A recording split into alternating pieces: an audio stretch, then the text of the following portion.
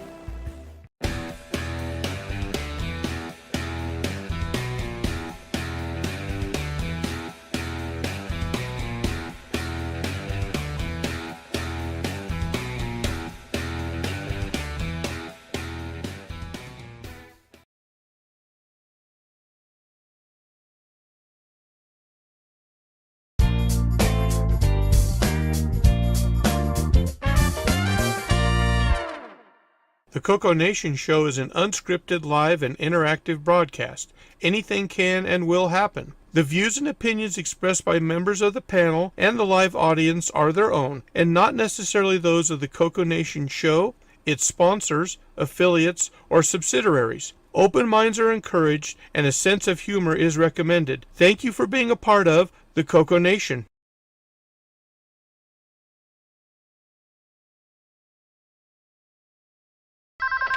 Radio Shack? Okay. What? The 80s called.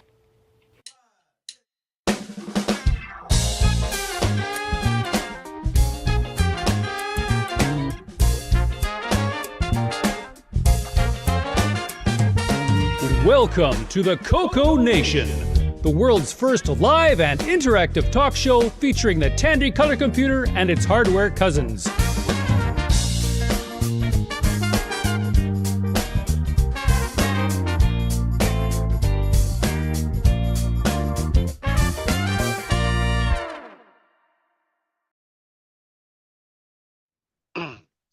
Hello, everybody. Welcome to the CoCoNation episode 408. How's everybody doing today? Grambling for batteries for my mouse this morning, but other than that, okay. Well, we got a lively bunch today. Right. We're right on top of it. What?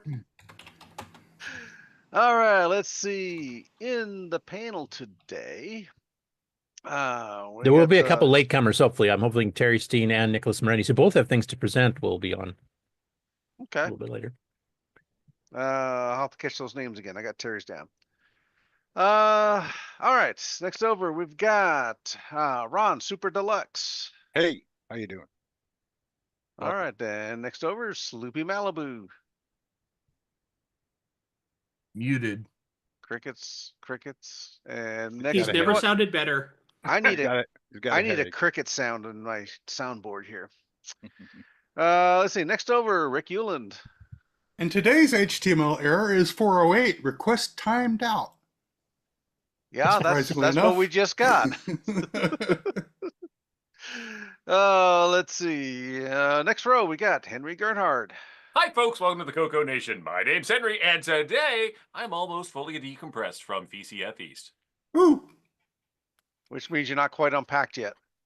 Exactly. I've still got my stuff in my trunk of my car. And we got Ken Waters.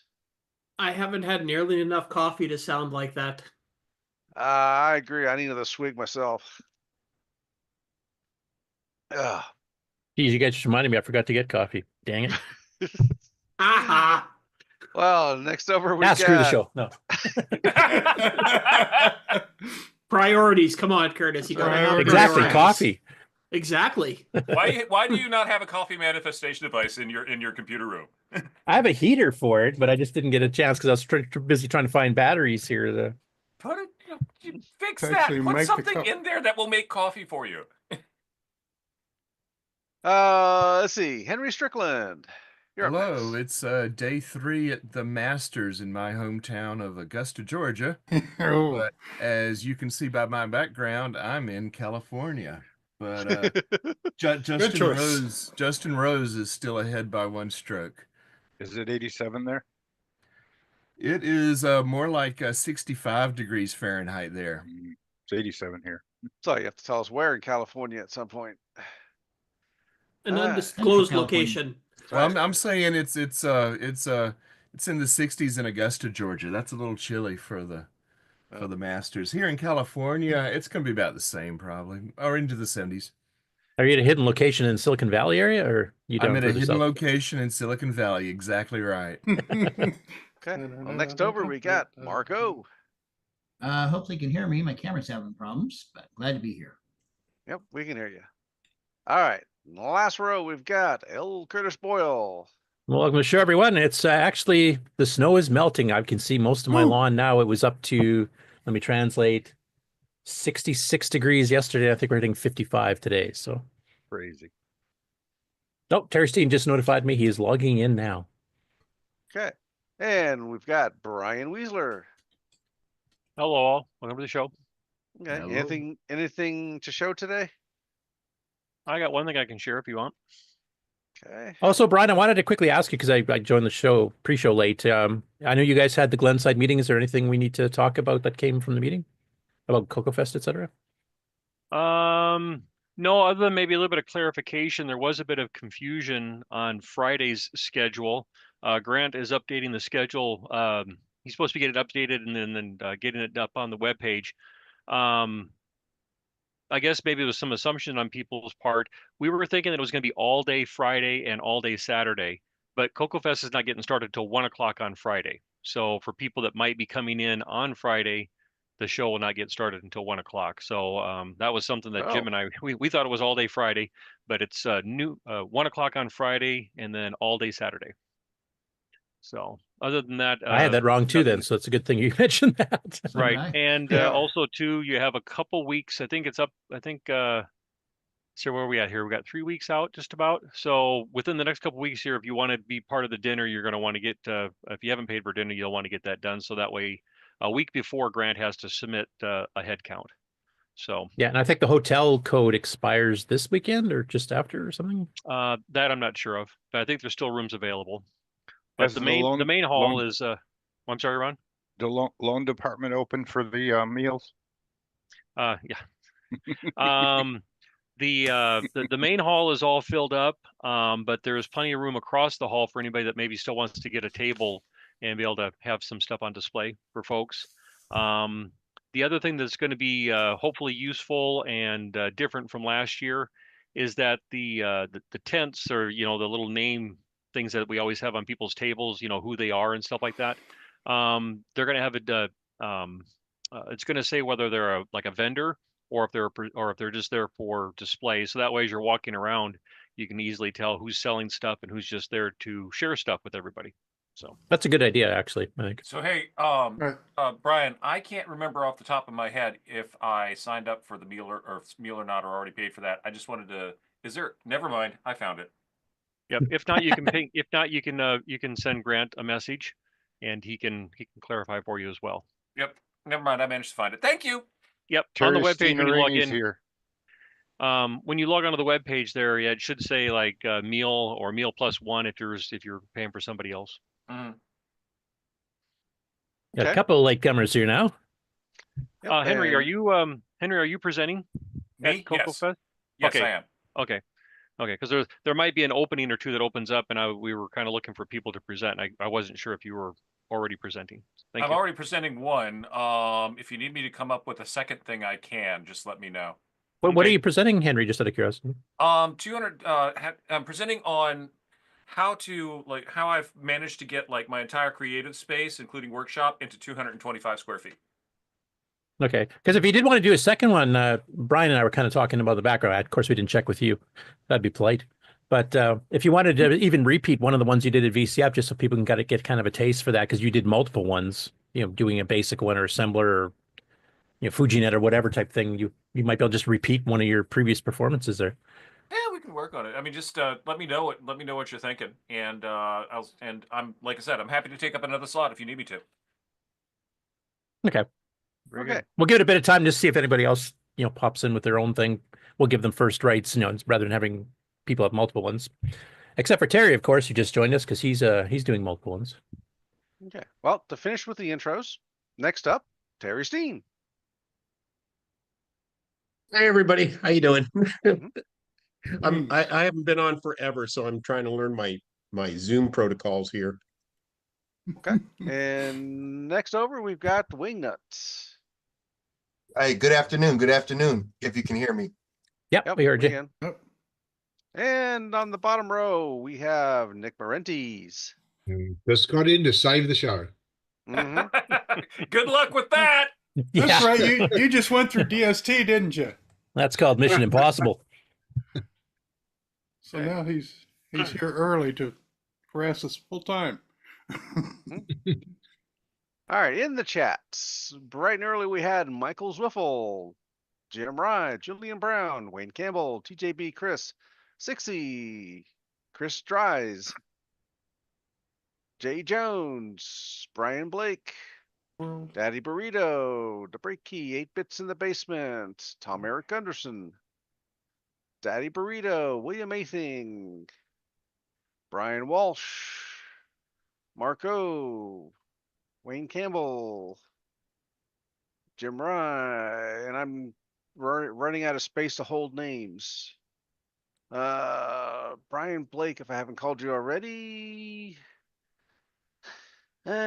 Scroll. And I think that catches us up. All righty. Where do we want to start today? Continue on with CoCoFEST discussion, or are we ready for project updates? Some of those will be kind of like crossing a bit too, so. Well, we could talk about CoCoFEST a little bit, in that I made the artwork for the the badges, and that's what it looks like behind me. Nice. Very nice. Where are you at? Oh, there you are.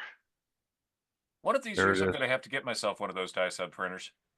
They look like fun. Yep, there it is. Hang on, let me get everyone else out of the way. There you are. I'm going to take. I have a guess question that's though, Ron. Ron's- Oh, go ahead. Go ahead. Go ahead. Rick. I'm just saying. I'm going to guess that's Ron's badge. You could probably. Oh, my joke. I was going to say, is everybody going to be named Ron Delvaux at CoCoFest this year? They are. There's always a smart guy in a bunch, isn't there? We'll all be named Ron Delvaux, and we'll have Yeah. little light up linky things around our throats that have a number between 1 and about 500. In binary, too. Right, Ron, number No, 243. no. It'll totally be like 1960s looking with a little light in the middle, and then If we'll you're- have this if you're guy in a adept pirate. We'll at have this moving guy in around a on the pirate in- thing. Have we got to You wear move- those gray jumpsuits? No, you can- that's the people who are going to come in and help us out. Oh, okay. Okay. If you can move around on the internet and you can get to Ron's garage, you can see the blank one. And you I can do- put your own name in it if you want. Print it. Very cool. But Yep. So you won't have as the you're- original. All The, right, uh, counterfeit CoCoFEST badges. Cool. Exactly. We have a question from William Anything in the chat. He's saying, is there any T-shirts for this year's fest? Not that I'm aware of yet. No, I don't know if Grant got that far down the road with ordering shirts or not. Grant has the artwork for the title that I made, and he can make that into a shirt. Anyone could. Grab the artwork. That artwork is Well, also on my. Last Hey. year's shirts are close enough. I mean, I'll be there on the 4th and 5th.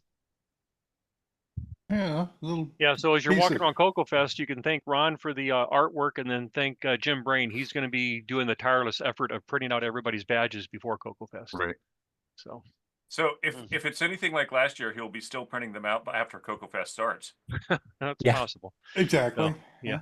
We should also mention he's actually not able to come on the show today if you want to do a CoCoFest update because he's attending another show this weekend in Indianapolis. Yep. Good problem. Right. Representing the Coco, actually. Yep. Very good. So I have a CoCoFEST question. I've been working on my merch table, as you can see, and there's not much merch to put on it because I can't order stuff, but maybe I'll be able to get that done. But if this will let me move forward, where? Can you highlight him, Mark? If I can find them. Looking for the There he table is. full of Coco stuff. So There you go. anyway, I'm working on my merch table. There's not a lot to put there. The network cards I can't get. Maybe I'll be able to get them in the last couple of weeks. But then I had a question. I've got all of these shrink wrapped Holy crap. stuff from Connect. Is there any interest in shrink wrap stuff for your display shelf? If so, I'll bring them. Otherwise, I won't. Cheap, $5 a box or something. Just here. It's pretty. It's still shrink wrap. It's original. I can see the one shelf. There's all Laser Surgeon and Microscopic Mission by Activision and Greg Zumwalt. And The then we top got shelf some- is what? I can't quite see the titles there. There's Interbank some Incident or something? Interbanks, Phantom Graphs, Guanabuanas. There's a color profile still sealed up. You have This to is check just- my shelf to see what I have. Yeah. This is just old Connect stuff that's still. Because I know some people do collect wanting the originals of stuff, even if they run it off of an SD card or something like that. Just have the original manual, the original box, collectors wise. So yeah, if you want to hit Rick up, Rick, do you have a list of these that people can see what they want? Well, I'll just bring them all to the fest, or here they are. Yeah, I'll make a list. I'll do something more intelligent. Yeah, and they're cheap enough. You can get two, one to break open and one to still have sealed up. Put on your shelf. And of course, we have to ask you: is the OS 9000 set in the upper right corner? Is that also available? No, I'm just kidding. No. Hey guys, I'm here. Sorry, I was having issues getting online. Oh, cool. Welcome. And anyway, that's me. I did share some stuff, Grant, from our meeting on Friday there. So. Oh, okay. Or Thursday. Yeah, the one question we neither one of us could remember was when does the code for getting the cheap hotel expire? That's pretty quick, isn't it? It will be ends at midnight on Sunday night. But if you need to register after the fact, just drop me an email, and I can work with the hotel and still get you the discount. But it just won't be automatic. We have to override it. So when I decide, is it worth talking to Grant to get a discount? So, and also just to back up here for a second, I will go ahead and open up the doors at 9 o'clock on Friday. It's just that I'm not planning to have like any talks or anything until 1 o'clock on Saturday. So, So the exhibit hall is opening at 9? yeah, I'll go ahead and open up at 9 because I had a talk with Okay. Brian about that. I mean, we're not going to not let anybody inside or anything like that by all means. So, yeah.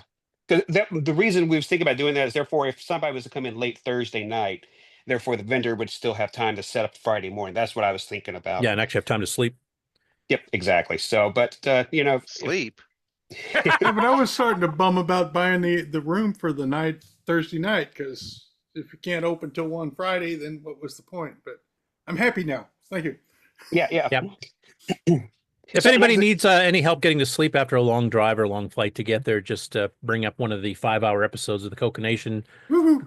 Fast forward it to the news, turn that on, you'll be out like a light in about 5 minutes.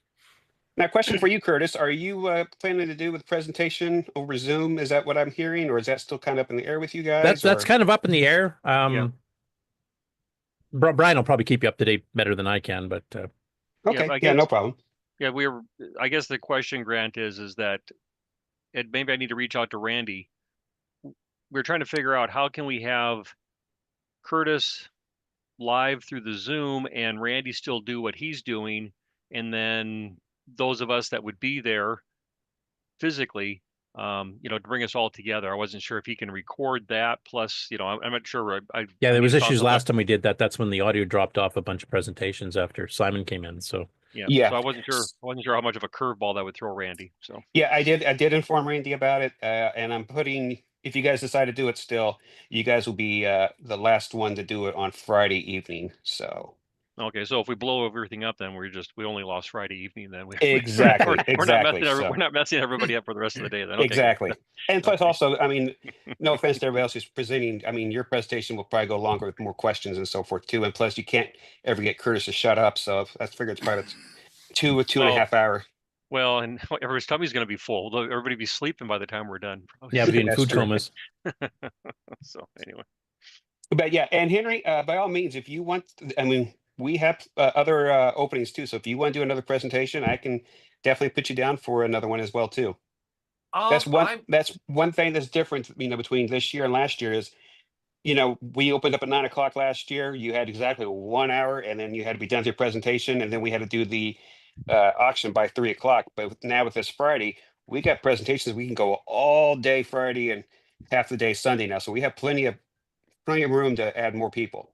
So what I'll do is I'll say I'm happy to. I'll figure out what the second presentation will be, and I'll throw it at you and say you don't have to if you don't need to. I can be a backup. Okay, no problem.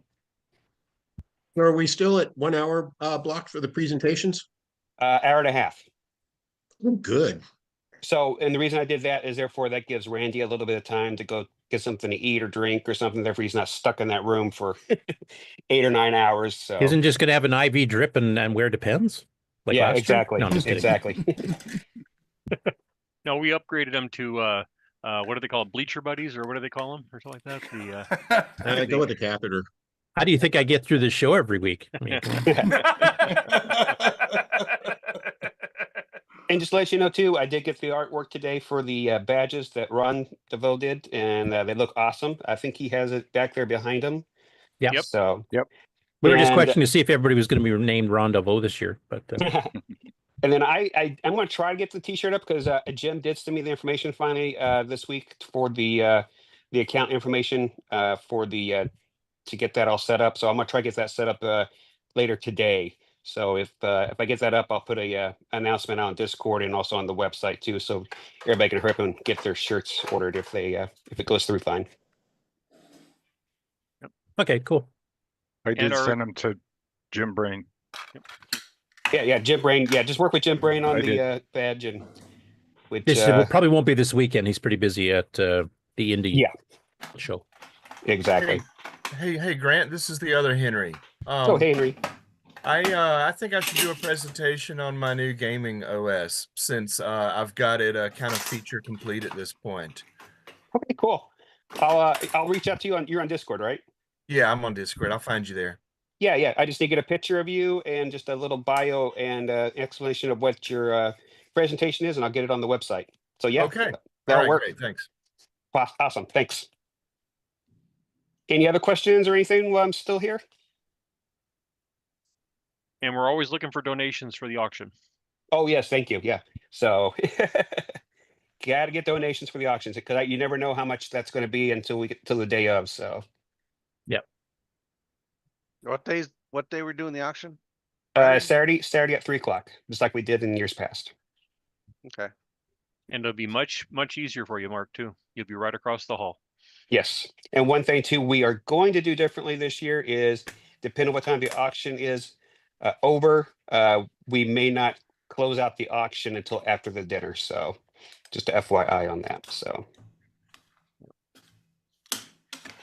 And that's by design for the people that are volunteering their time for the auction. It'll give them time to break, go eat dinner, and join us for dinner, and not come straggling in late, and then we can pick up afterwards. Yep, exactly. You can always use that time to check your credit references to see if you can afford some of the big iron stuff that might be on sale at the auction. When that Apple One goes, I don't think you can fit it on your credit card. Yep, exactly. So or the deluxe. Oh, Brian's not selling that. What am I saying? Go ahead. Right. And our coffee budget will be down this year too, since Curtis won't be able to. Yeah, join you probably us. cut it about 90%. We're Save cutting our tons coffee of money. budget. Yeah. Which actually will help because coffee prices have definitely been going up. Which we'll reminds have me, coffee all day, right? Right. What was that, Terry? I said we will have coffee all day, right? He's taking my place, Grant. You're no further ahead than you were before. Well, we're charging $15 a cup now, so. Yep. But to Terry's question, yeah, the as part of the room, they provide what do you want to call it, a coffee maker full of coffee that'll be there, but it's usually not enough to go around, and they do charge kind of a crazy amount of money for coffee. So I bring a big 5 what is it? I'm at 5 gallon. How many quart it is? I have a big coffee maker that I bring, that it'll be in a back room there. We can't necessarily bring it out on the floor, but just ask around and we'll point you in the direction of the coffee. So yes, there's coffee on tap all day. Okay, because I can bring a bunch of coffee and sweeteners and stuff like that to keep from using the stuff on the floor. Oh yeah, no, I have all that that I'll be bringing along, Terry. Thank you. Excellent. I mean, unless you're trying to unload some, but no, I need to survive. Ah, man, after my own heart. Yeah. Are you bringing some of that wonderful honey, Terry? Yeah, my wife is going through right now because I put her on the sales end because she stopped helping me with the harvesting and everything. So she's condensing a bunch of stuff and bottling stuff. So Excellent. There's going to be honey at my table. Okay, put a jar on my name, or put my name on a jar. So I'm there. So you call regarding your the wife auction honey. grant. Oh, go ahead. Cool. Yes. Regarding the auction grant, I've got a comment from Mike Zweifel in the chat. He says, "If I make it to CoCoFEST, I have some donations of non-working Coco 2s good for parts or repair." Yep, we'll take them. I thought there wasn't, that they didn't exist. What, non-working Coco 2s? Correct. There's enough Well, they might have been shows pilfered for on parts. YouTube that have repaired Cocos that you would think that there wouldn't be any left. I mean, it depends on what state of abuse they've been through, I think wasn't Jason that had detergent in one of his Coco 2s that he bought at the Remember yeah. the Coco that was left in the back window of the car? Yeah. I know there's been some left out in the shed in the farm that leaked or something like that, and they get pretty rank. Cool. So I'll have something to fix. Yep. And Fix them up CoCoNation before will the have auction. yep. We have the now one other thing too.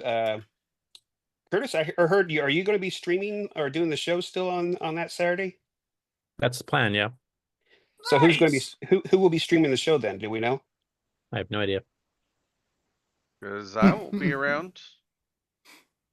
I won't be Mark, I around. don't think we'll be around. I just either. offered to do it I'll be if we around. can. If we can't, we can't. But Maybe we could do it at the show. Man, no, we can't do it at the show. Well, we'll figure it out. That's something we can talk about. because who are the backup streamers? I mean, Marco's one. Is there anybody else? Mark B. No, I think that was it. I Yep, haven't been cursed so with far. that responsibility yet, thank God. Exactly. And we got a good excuse not to do it this time either. I mean, we might possibly be able to do it at the show, but I don't know that we necessarily have the time to do it. And once the network falls down, when the Yeah. hall fills up, it's not going to work. Right. It'll work right up until you need it. What show number would that be anyway? Oh, which does remind me. Hey, Henry, are you guys bringing the Wi-Fi again this year? I'm not sure if Thomas is going to make it. I'm going to try to get as much kit from him as I can understand. Okay. But I'm not going to have the genius to set it together if he doesn't come. And right.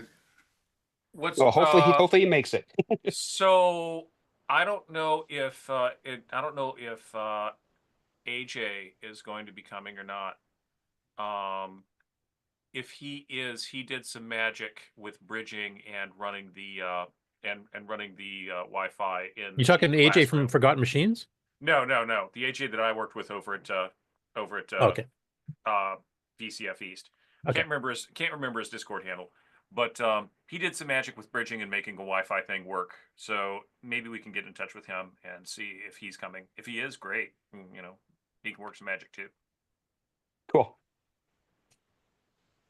hey, Patrick, Yes. did you have your CoCo connect to the Nekot Yeah. MCP? Okay, I've got two machines that are connected, and they showed your connection show up, but then it crashed the server, and it takes Cool. 60. There's a 60-second delay before the server restarts. Anyway, so you're getting in there, but it's And because killing I've got it. a bug with the CoCo IO cartridge right now that I have not no figured worries. out. Well, So sorry about that. progress has been made.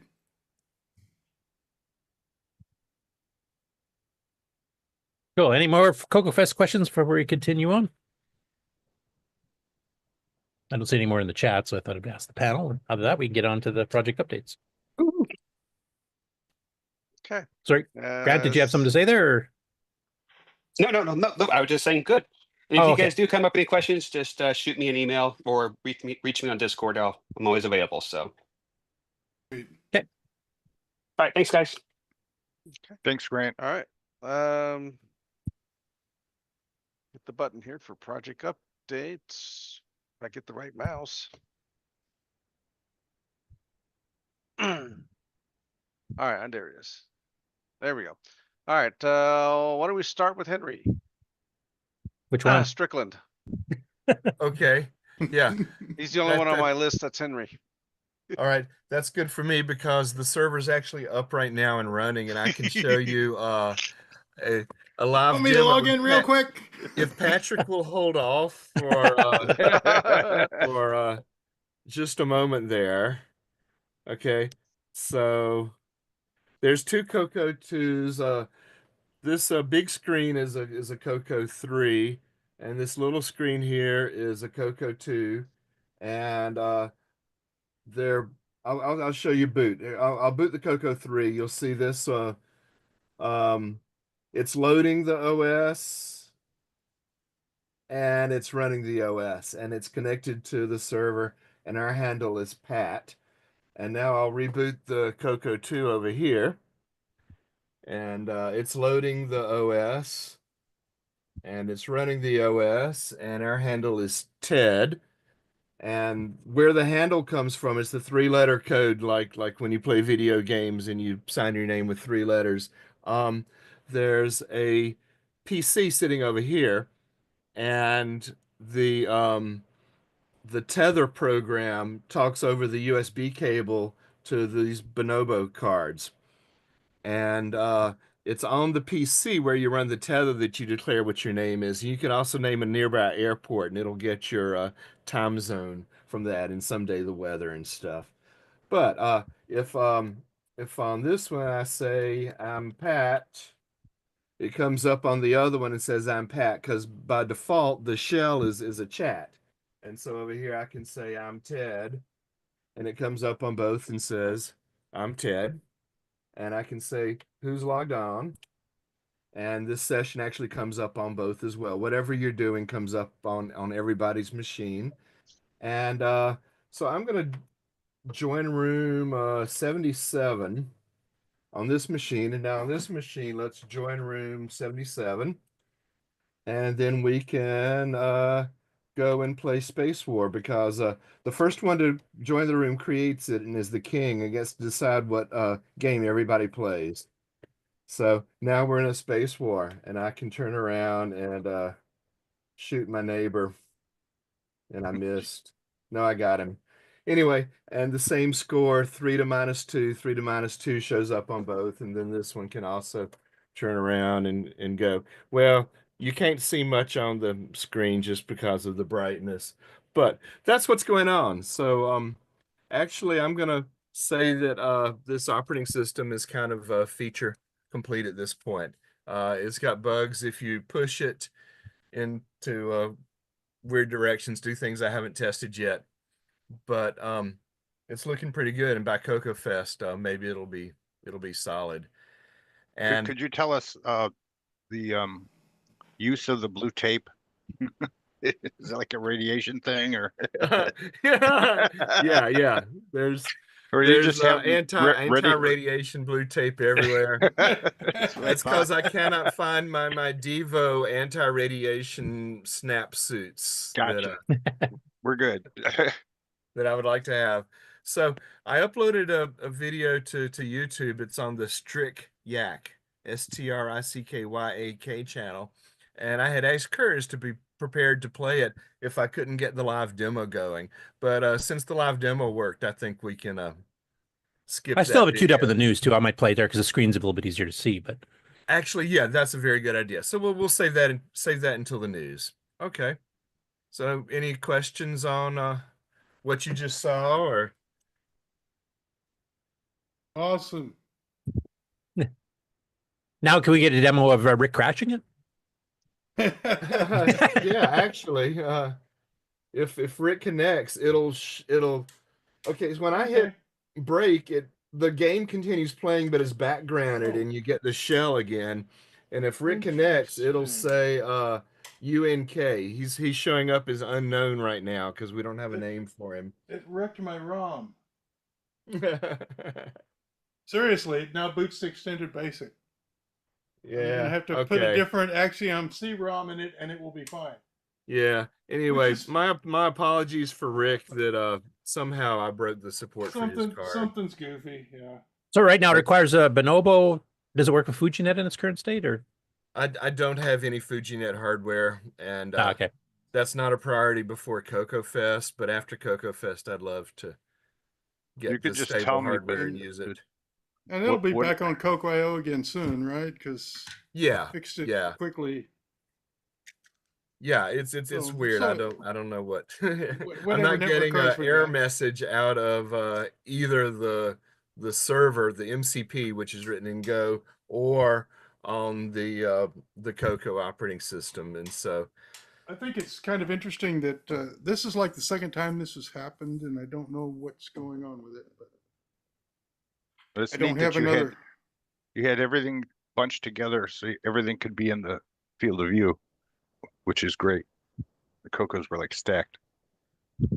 Yeah, the CoCos were stacked pretty cool. Dodgily, actually, but tried this one. Henry, are you sticking around for the whole show? Like when we do get to the video, you want to? Yeah. Because you cover a few things in the video you didn't cover just now. I'll be there to comment. Yes. Okay. Cool. All right, we'll move on to who's next. Okay. How about Terry Steen? Okay, doke.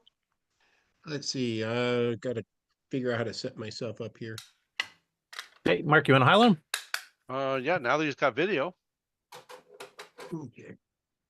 Yeah, I got my goofy looking backdrop for my projects. You also stole one of Ken's shirts, I see. I love the Hawaiians. But yeah, nobody's really, I haven't really talked to too many people about this. So a lot of people don't know that this has been going on for a while. It actually started about 3 years ago when I was at a CoCoFEST, and I was talking to John Strong, and I was like, it's like I want an assembler. I don't want line numbers. I want it to be CoCo resident and all this stuff. And And I said, well, I really love the Microworks. It's what I essentially grew up on after the Editasm cartridge. And I said, well, you know what? Maybe I should go ahead and disassemble it enough to go ahead and upgrade it, make it more modern and everything. And that turned into an obsession that I disassembled the editor and I disassembled the assembler. And part of the process was making notes and keeping track of how they operate. And then I eventually just said, you know what, there's enough information here. Let me go ahead and put this in a book form. And it just kept going on and on and on. So I finally got to the point where they're all done now. And I'm going to go ahead and release them at the CoCoFEST. And I'm going to be doing my presentations on the two separate packages. So I'll be doing a presentation on the editor and I'll be doing a presentation on the assembler. And 90 minutes is going to be a lot better, mostly for the assembler, but it's still going to be one of those things where, we can't finish. So we're stopping here and we can talk later if anybody wants to. But I've had a lot of fun and I've learned a hell of a lot. And I don't know if there's anybody out there that is involved with, writing their own editors or assemblers or modifying them or anything like that that would be interested in using some of the software techniques. This just kind of makes it available for everybody rather than me just saying, well, I got this big stack of information at home, but nobody else knows about it. So I'm really happy to be able to try to share it with everybody. Are you planning on doing any updates to the assemblers too, like maybe using like CoCo 3 80 column screen modes and stuff, or are you at this point just figuring out how the assembler and editor worked? Yeah, that was one of the reasons why I wanted to do it. The Microworks is limited to the 16 by 32, and I'm like, you can't make comments very wide. And I said, well, I'll see about using disk Editasm. And I said, well, with line numbers now I got less columns. And then eventually I said, well, let me go ahead and get Robert Galt's version. And I bought a version directly from him so that I could get 80 by 28 screen. And that was great, but I was still working with line numbers and I had to go back to the old Editasm methods. And so what I'd like to be able to do is take this thing and set it up with like module capability in the future. So if somebody says, hey, I want to do 64 wide, 80 wide, I want to do 6309 or something, I can kind of make it where it'll work with modular stuff rather than just this is what's hardwired into the software, because there is a lot of stuff that's just, hey, this is what it is because that's what it was. And it's not really made to be flexible. So I definitely want to do that. Okay, cool. Just for a bit of history for people who don't know, Microworks is actually a third-party assembler. It was actually available before Editasm, I think by a full year or two, if I remember correctly. And a lot of the early CoCo software actually used it. Like, for an example, Intellectronics, which is Harvey Brofman, who did Donkey Monkey and Starfire and Ice Hockey and Screen 64. All of his stuff was written in Microworks. So a lot of the early authors, because Editasm, the cartridge wasn't even available, I think, until, second or third year that CoCo was out from Tandy. So... Yeah, and for me, it was kind of the opposite because I found out about the Editasm cartridge, and then later on I saw Microworks in the Rainbow. So I evolved the other direction. I learned how to do stuff using cassette, and then I was like, wow, I can use a floppy drive for all this stuff now, and I can make multiple files, and it was a great expansion for me, But apparently, they were out there cranking this stuff out before Editasm hit the shelf. It's just, I didn't know anything about it. Yeah. Well, Microworks existed before the CoCo did. I mean, they did digitizer and stuff for 6 out of 9 SS50 bus systems and stuff way before the CoCo was even announced. So they were in the game for a long time. Is that right? Yeah. If you go back to 68 no microjournals, you can find Microworks ads dating back to like 79, 80. Yeah, I didn't know anything about their history before the CoCo. I just know that their system, I was looking at a book that Brian Weisler had there at the CoCoFEST, the last show, and I think that went with his XOR project. machine that he had. And I looked at it and I was like, holy crap, this looks just like what I've been decoding in the Microworks. And I wound up finding it on Internet Archive and I downloaded it.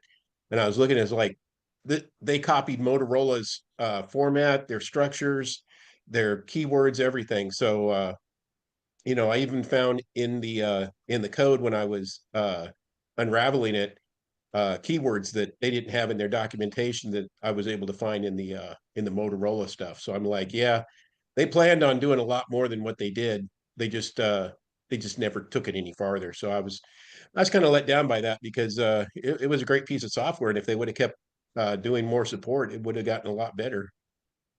Yeah. One last question I have for you, because I don't want to like take away all the stuff you'll be showing off in your presentations, which you have 2 of them at the fest. But what, for in your eyes, compared to EdTasm, even Disk EdTasm for that matter, or even the Robert Galt one, what are the main advantages of the Microworks one over that, other than just the fact you don't need line numbers? Yeah, the big thing for me was line numbers. You know, when you program, it's kind of like when you do C. It's like you don't need a line number. You just need to follow the program flow, and then throw in a label or something like that so you can reference it. And I really hated having to go back and edit and insert and renumber and all that kind of stuff. So I just really didn't like that at all. But the big step up that I got out of it was being able to do macros and include files, which I know the Disk EdTasm later on had those kind of supports as well. But I'd never seen it when I was working on it. I think the stuff that I had was Super Patch EdTasm back in the day, and it just basically was a ROM cartridge that let you save a patch to the ROM cartridge that you save to the disk. So those were the 2 things that I actually enjoyed the most was macros and include files. Okay. Was this Microworks guy the same that had the Peaks and Pokes book? I don't know if he made one of those. No, you're thinking Microcom. Oh, okay. Yeah. Okay. Yeah. All right. Thanks. And Terry, along the line that you were saying, and I can't remember if I mentioned this in our chat that you and I were having, but the exoterm that I brought, that was Robert Kilgus's, that he used when he was creating the first 4 games for the color computer. I am going to bring that along with me again this year, so it'll be there. I still have yet to fire it up.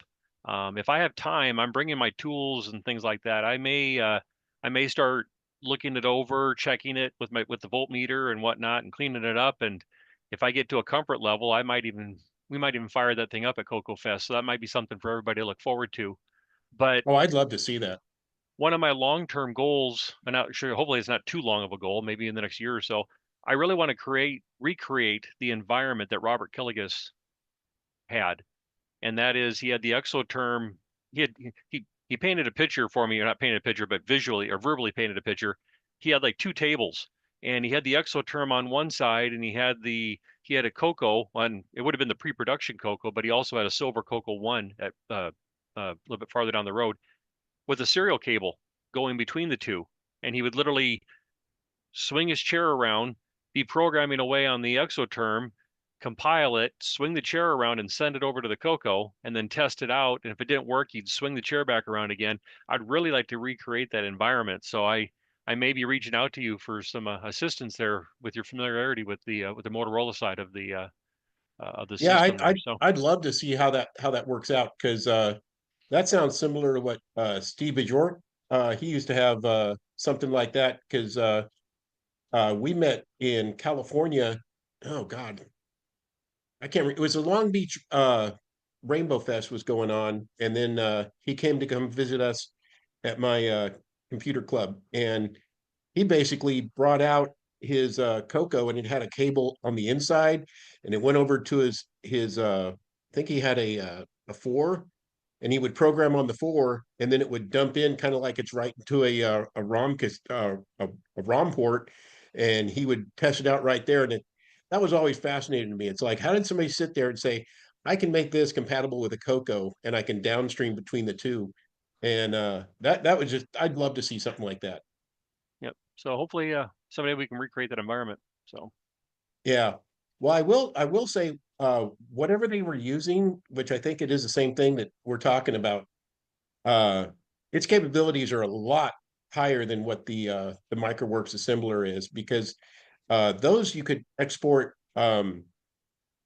data. So you could say, okay, I'm going to save all my variables on a disk or something like that.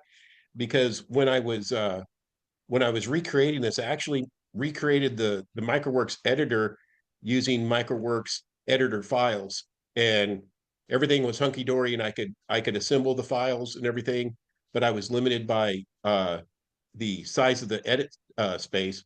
But then when I went to go do the same thing with the assembler, everything was looking pretty good, and I was like, okay, let me go ahead and start an assembly after I got done with my first run, or my first draft, I should say.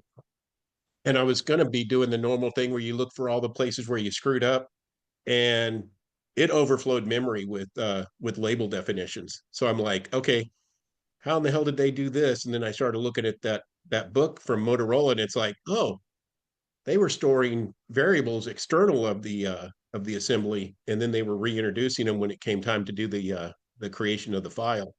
So I don't think that's necessary in the future if I do it in the CoCo 3, but in the CoCo 2, which any upgrades I already decide I don't want to do anything less than the CoCo 2 with 64K. And then I want to do with the CoCo 3 at 512K standard. But then if they have the up to 2 megs, I want to be able to use that.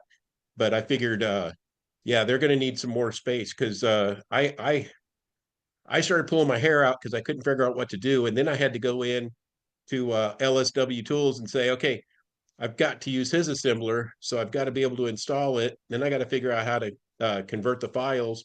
And there were issues with uppercase and lowercase and tabs and everything.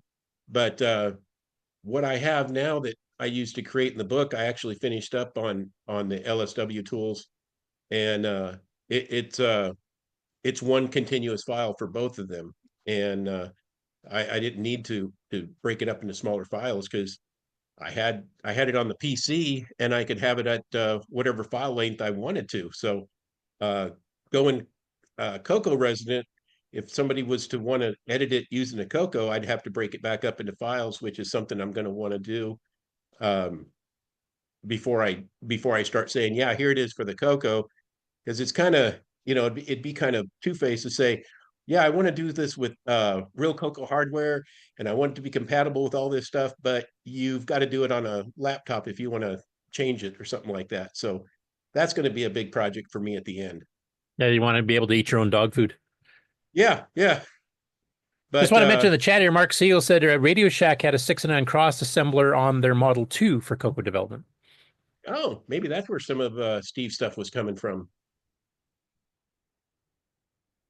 But yeah, I can, let's see, am I able to do presenting?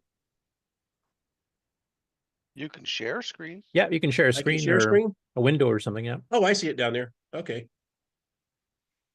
Let me see. Yeah, I don't know how much people would be wanting to see, but this is basically. Oh, we don't want to steal away from your presentation at the fest. This is just no. This is not taken away from the presentation. I just wanted everybody to see. Basically, it's not.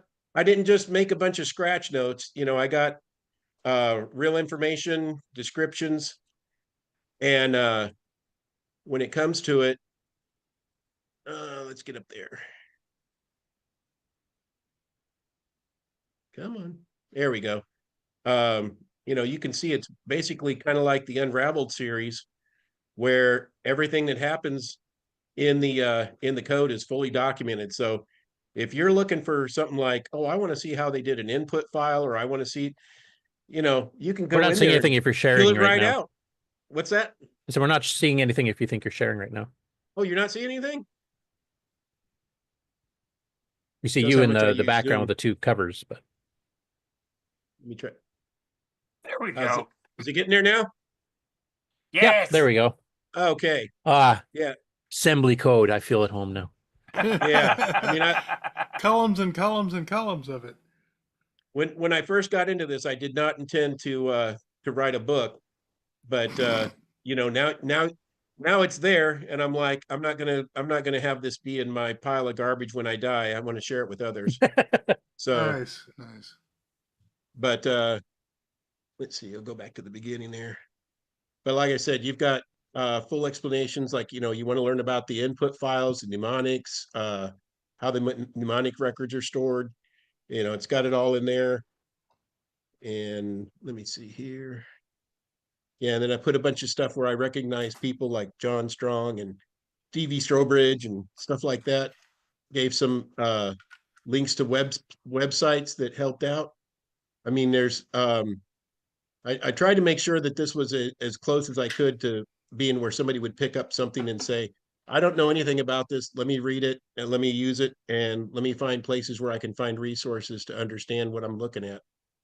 And hopefully it'll be something that people will enjoy.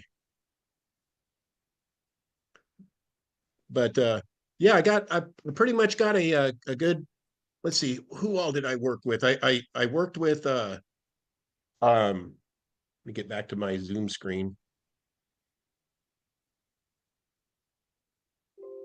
It says I'm still sharing. Okay. Now I got to figure out how to unshare. I might be able to help you there. Do you know how to help me unshare? Look at the top of the screen. There should be a.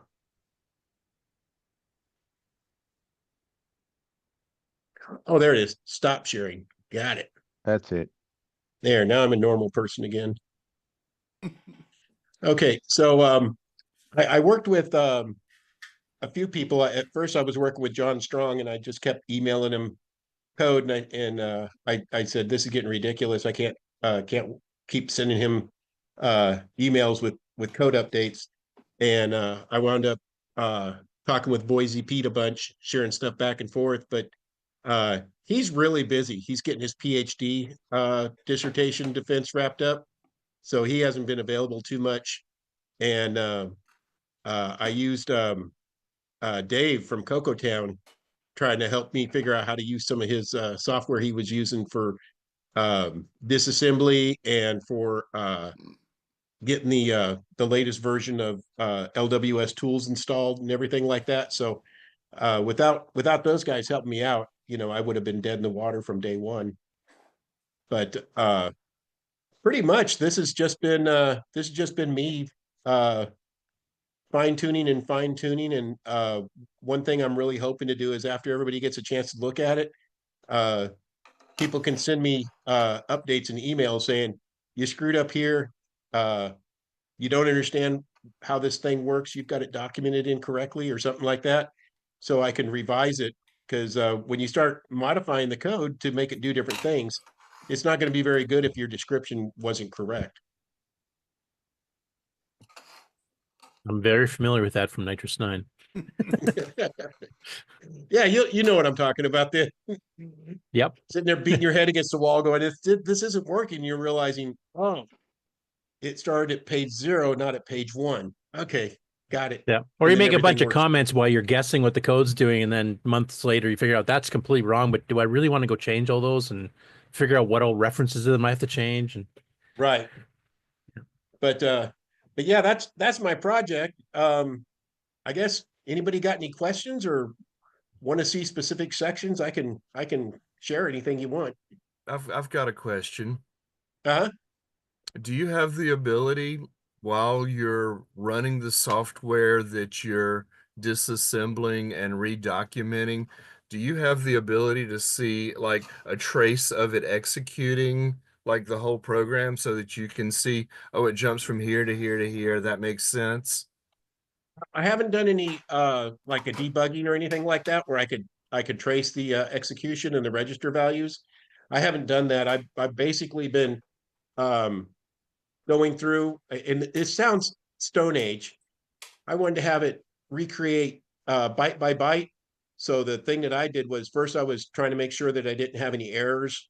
And then when I'd assemble it, I went ahead and I mapped out the entire source file that I was using for my disassembly. And then I went through the output code and I checked byte by byte so that I got an exact representation. Then I went back in and started figuring out exactly what it did, rather than saying, okay, let me do some debugging, because some of the stuff, you'll be sitting there running along in code, and then all of a sudden, oh, there's an inline string or something like that. I was looking for those kind of things so that I could make the code correct rather than actually following the code and seeing how it executed. So But I've been doing some debugging in OS 9 and other things, and I wrote my own little emulator, but and I gave it the feature that it can look up the source code for Nitros 9 and print that line of source with the symbols and the comments alongside of the execution of the instructions. And it's much easier to understand assembly language when you can see it in the context of running, and you can, like, jump ahead by I generate a long listing. I mean, it can be tens of millions of lines, but I can jump through it in the VI text editor and see where it's going to, see where it's coming from. And you might want to look into some emulator that can do that, or maybe we can help you. I can help you get mine running. Yeah, that'd be something I'd like to have in the future, because I am trying to set it up to be an IDE in the future. So, you can have the editor, you can have the assembler, you can have a debugger, all of that, and that would be something nice to have, because when you're going through the code and you're like, I don't understand what's happening, and you can set breakpoints. That's really nice. So yeah, I'd like to have something like that in the future when I start making it into a serious program package. Okay. Yeah, and I know Dave on Coco Town, he did a lot of stuff doing debugging using the emulator. Which one did he? MAME. Yeah, MAME, that's it. Yeah. I've been talking with him also about his debugger, and he loads one listing into it to show against, and in mine it actually understands that you've got multiple OS 9 modules, and it can figure out which module you're in and show you even the correct version, because in the OS 9 modules there's a checksum at the end, and I can find out what version we're in and make sure it's even showing the correct listing that matches that checksum. So there's good stuff to be done in this area.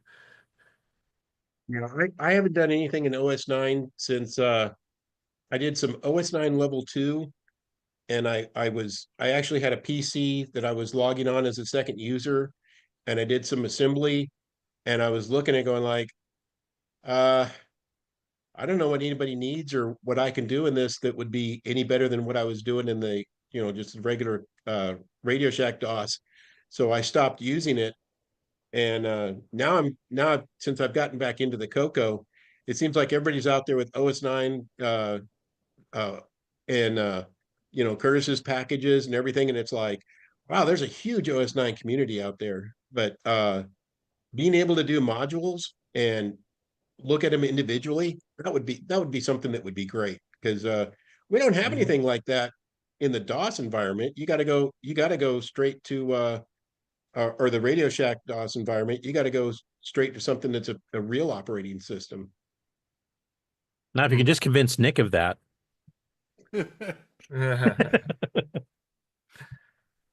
Well, Nick might be like me. It's like I'm kind of locked into my ways. I want to do this stuff in OS 9, but it's a lot of trouble to learn something new. Right. And what I'm doing works. I want to learn skydiving, but I'm not going to. Yeah, I wasn't trying to advocate for OS 9, but I'm just explaining that we have vast stretches of OS 9 code that still has not been redocumented. And so I'll be looking at IO Manager in my traces, and I don't have comments for what's going on, but I should be adding them into our source code as I figure things out, and I've done some of that. Yeah, the latest listings for stuff like IOMan's all on EOU. If you want to grab it, that you can just copy it off the hard drive image. Ah, okay, thanks. Yeah, now OS 9, you guys write assembly in OS 9, create modules that you use. Some of us do, some of us don't. Right. Some people use LWASM because LWASM actually has OS 9 features, like doing module headers and CRC checks and all that kind of stuff. Yes, it does. And if it's a really big project, I'll cheat and sometimes use it too, or I'll just use an emulator and overclock the living crap out of it so it doesn't take an hour type thing. But I tend to, like you, I like to eat my own dog food. I figure if you can't assemble the OS in the OS, it's not a real OS. Yeah, and I remember when I first got LWASM working, I thought something was wrong because I'm used to saying, okay, assemble, and the screen would fill up with a lot of garbage, and it's running for a couple of minutes. Yeah, and go it's grab a like, coffee, a sandwich, talk to the spouse for a yeah. bit. And The first time I said, okay, assemble this file, and I hit enter, and it just came up at a prompt, and I'm like, okay, what happened? And then I realized, oh, it added a listing file, so it's done. Yep. But yeah, like I said, I'm wanting to consider that for the future. I figured I'll give people some time to send me some feedback and see if anybody wants to get involved with a little community of upgrading it. And more than likely, I'm going to want to do a my own, get it out there in a year or so, and then say, okay, over the next year, I'll probably want to take it something like an open source because I'm not going to work on this forever, but I just wanted something I could do wider screens, and I could do 6309, and it could be like my old environment. So that's basically what got this started. So it's kind of like one of those things, it's like, well, I'll wash the car. And then it's like, well, those hubcaps are kind of dingy. So you say, well, let me polish them. Well, they actually need to get replaced. And it's like, well, now they look much better. Maybe I should get the car painted, Well, if you want some test code for it, like Harvey Brofman sent me source for most of the commercial games and stuff that he did with Intellectronics there, and I've actually got some of my website plus they're on the Color Computer Archive, so like Donkey Monkey and some others. If you ever want to grab those and run them through, because they were written in the Microworks assembler, and just see if it's hitting any bugs in case you disassembled was a little bit off, or it doesn't sound like it if you actually did a byte by byte check. But because the only thing I've got to test it now is I go ahead and I create it, and then I take the object code and I execute it as if it's the assembler I'm using to write things, and I'll recompile some of my code. But my code's not very long and extensive, and so if somebody's got some really good in-depth assembly code that I can run through just to make sure that, hey, there's not something missing someplace, because you never know. Like there's the pseudo op code for long variables. I can't find the damn thing. I found where it enables it, but I can't find the actual text where it says, okay, you've defined long variables. So I'm like, all right, it should look like this, and it should be in the pseudocode table, but I can't find it. So it's like, okay, somebody help me find the Easter egg. Yeah, I can't say if Harvey used those or not, but the source code for Donkey Monkey's fairly long. Screen 64 is fairly short because it's more of a utility type thing, but there's a few there that you can grab off there. Like I said, they're on the Color Computer Archive. I think I even got them on my site as well, so that'll give you some anyway. Okay. Well, I think anybody that comes and attends the sessions, it's gonna the editor session's gonna be a little bit easier because it's just basically, hey, how do you write a full screen editor? And it's based on how theirs works, because there's got to be, an infinite number of ways to write something like that.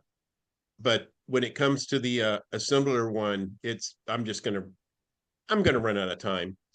But I would like for people to be able to say, oh, I got what you were saying here. How does it work? And then they can look at the book and say, oh, okay, yeah, I see what you're doing there. I don't think you understand why they did it that way or something. And it's like, oh, good. Give me some info for comments, that kind of stuff. Okay, cool. But yeah, that's where this is at. Pretty much finished it and then said, oh, CoCoFEST coming up. Let me go ahead and issue this there. Nice.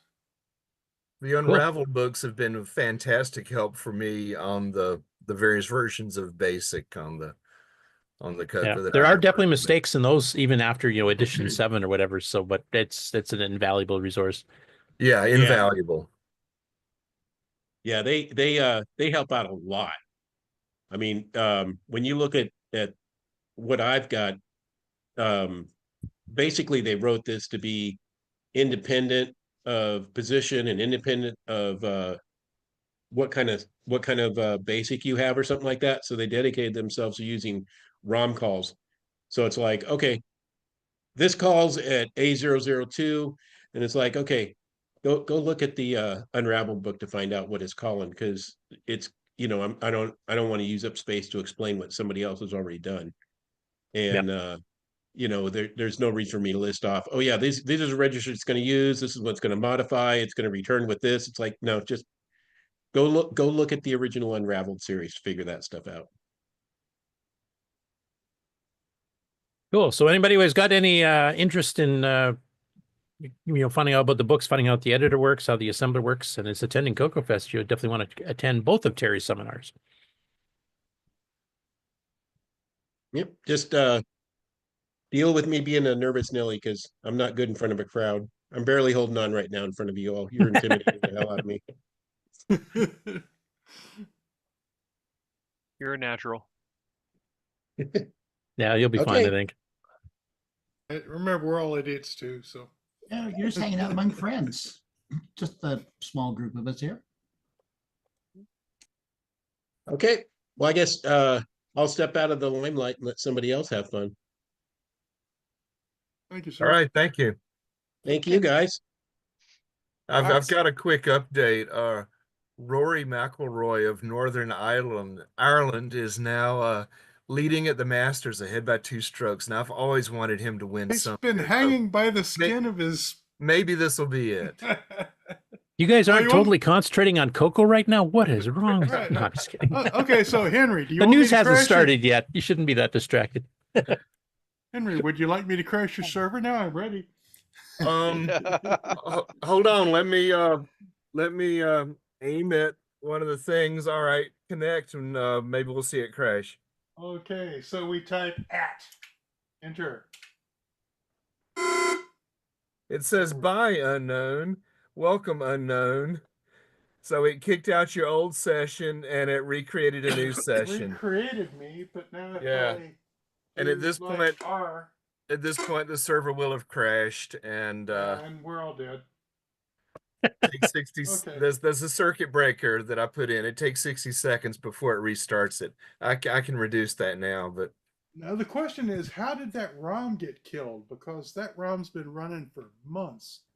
It's been rock stable, and it just kind of I don't boot anymore. I don't think it's the ROM. I think it's my server's down for 60 seconds. Well, no, I mean I can't even get the Axiom ROM to.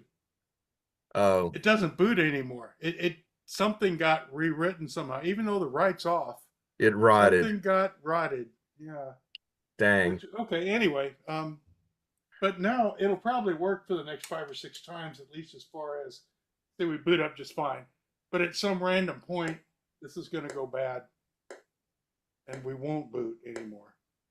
So I don't know what that's all about. It found some extra RAM. Right, or something. So yeah, we found a new cool thing to trip over. In any case. Okay. Well, next up on my list is Brian Weasler. Okay, let's see here. Make sure I got things set right. Okay. Let's see here. I think I got everything kind of set here. You ready for me, Mark? Yep. There we go. Okay. The first thing I want to share here is, let's see here. Let's do this. And I want to share this. So this is a mug that I'd like to buy for Curtis. If it's coming through, can you guys see this?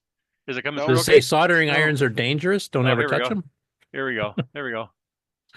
Oh, yes. He says that. Actually, I've never smelt that. I've never burned my skin with it. I've only burnt my hair. Only burnt your hair, then okay. Okay. And that definitely does not smell like chicken. It smells really rank. Anyway, I just thought it'd be a good coffee cup for Curtis there to use there. And ironically, that's the exact same color handle on the soldering iron of the one that I burnt my hair with. Oh, there you go. Oh, right. There you go. So, I saw that the other day and I saved it. So anyway, let me go ahead and switch the camera here to the real thing here. That was just. Oh, I thought you were going to say that was the only thing. And they were done. No, a little more than that here. So okay, let me go switch cameras here. Boom, there we go. Okay, anybody recognize what this might be? A black box. A box, yeah. Box. Just solid black. Can't see any details at all, so I have no idea. With a knob. With a knob. And a cable. Could be a knob. Oh, switcher. Yeah, switcher for like serial I/O for printers and modems and stuff, I guess. Yep, there you go. Now you can see the ports there. Oh, so. yeah. Yep, Must be. 4-pin, yeah. Oldie schooly. The CoCo switcher. Oh, a Morton Bay one. Yeah. Yeah.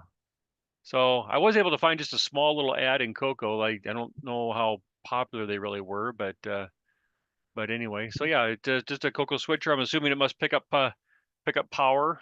You know, you would plug this into the back of the CoCo, and then you could have hooked up 3 different serial devices. You know, maybe a so you get the Your ports there, modem maybe a and your modem printer or yeah. a couple printers or something. You know, that you would have had that would have been serial.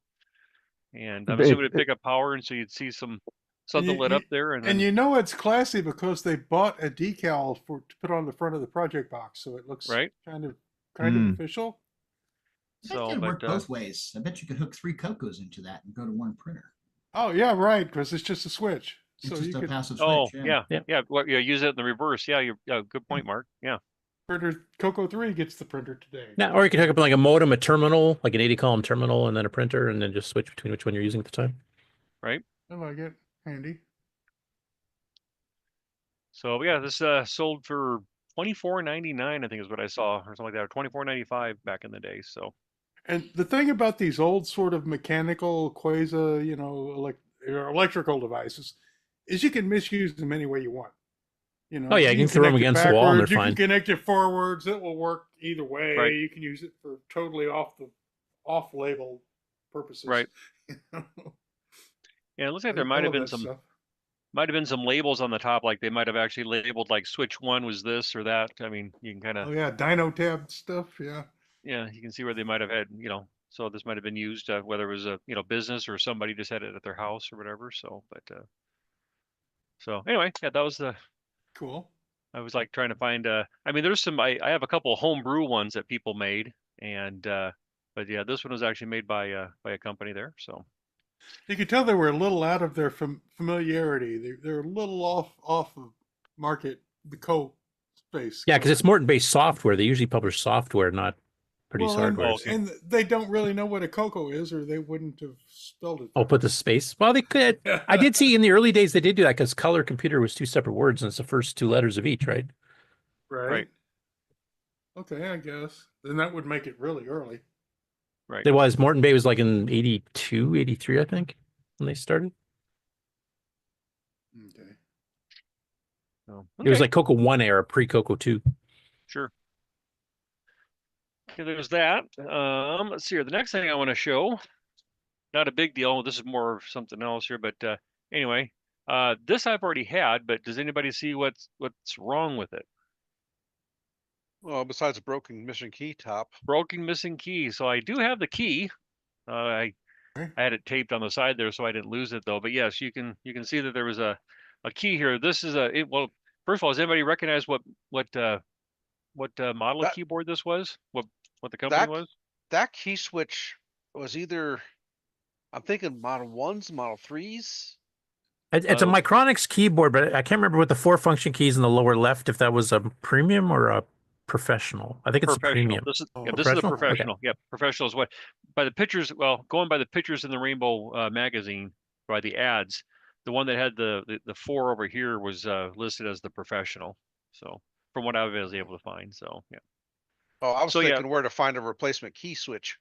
Well, there you go. Let's at least. Thanks for the lead in there, Mark. So yeah, so you can see you can see how the key there is kind of broken. So I've been kind of looking off and on, and then finally I saw a guy that was there we go, selling some on eBay, and he actually had them listed as Model 1, Model 3 key switches, and boy, it might not come through here very well. Maybe you can kind of see these were probably unsoldered. He might have taken maybe a bad keyboard or a damaged keyboard and salvage some of the switches there. I think you maybe see a little bit of the soldering.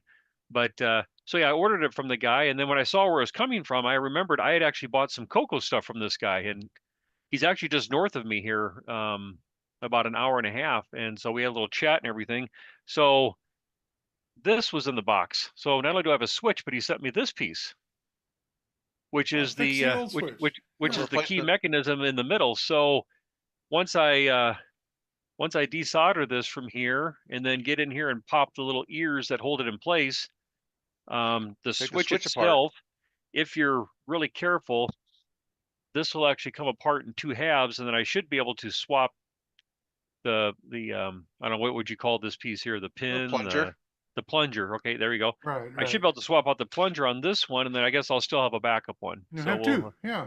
So we'll see. So yeah, that was nice of him just to throw this in there with it. So anyway, so yes, that's a future project that I got on there. That's just gonna be hopefully a quick little desoldering, and then kind of holding my tongue out the side of my mouth there as I try to pop this thing out of here. But I think no, it's not really got a good reflection here. Am I? It's kind of hard to see it though, but you can see the little.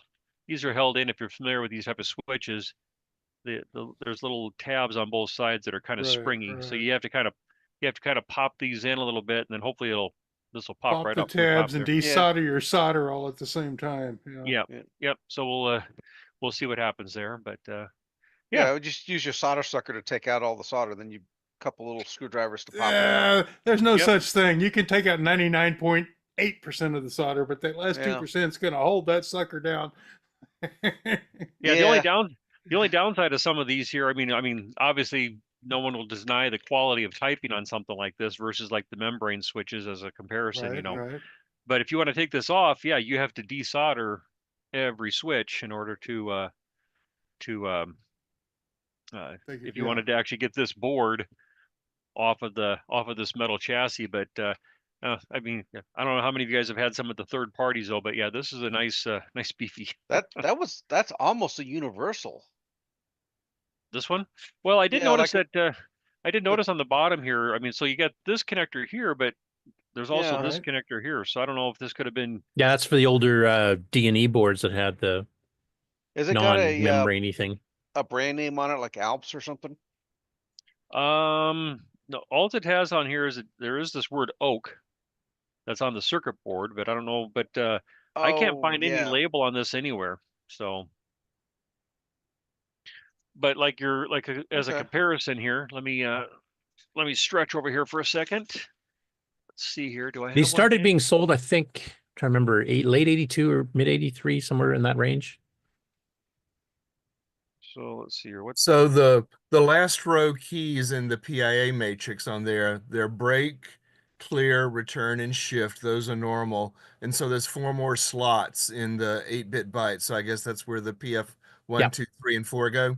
Yeah, the HGL and the professional and the premium keyboard, and there's some other that also did that as well. I mean, the CoCo 3 did that as well too when they filled it in with Alt Control F1, F2.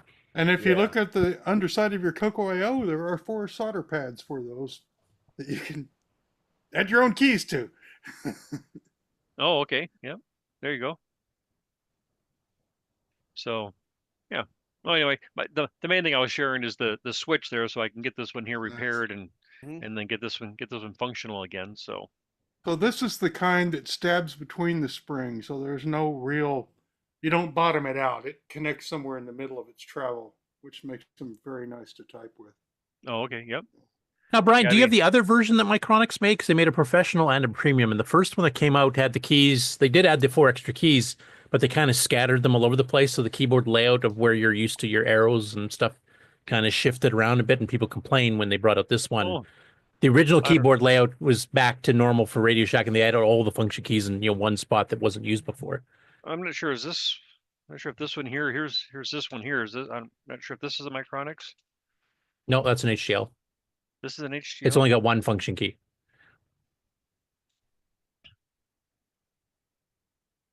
Okay, so I got that one there. Let's see here. I know I got some other keyboards here. Let me reach into my box here of goodies. I got a box with all my keyboards. Just let me get to Brian's loading dock number 4. And okay. Oh, here's this one here. Hold on here. I got something teetering on my lap here. This one's in its original box, so I have to unpack this one. I know when they brought the one that actually had the proper keyboard layout that matched the CoCos, This one actually was in its original packaging and still everything. So yeah, and that's not one of Micronics either. That's a this one here had the two. That's HL 57, the 57 key one. Yep, there's that one. Not sure if I had the other one. I know there's a couple that I've been looking for a while.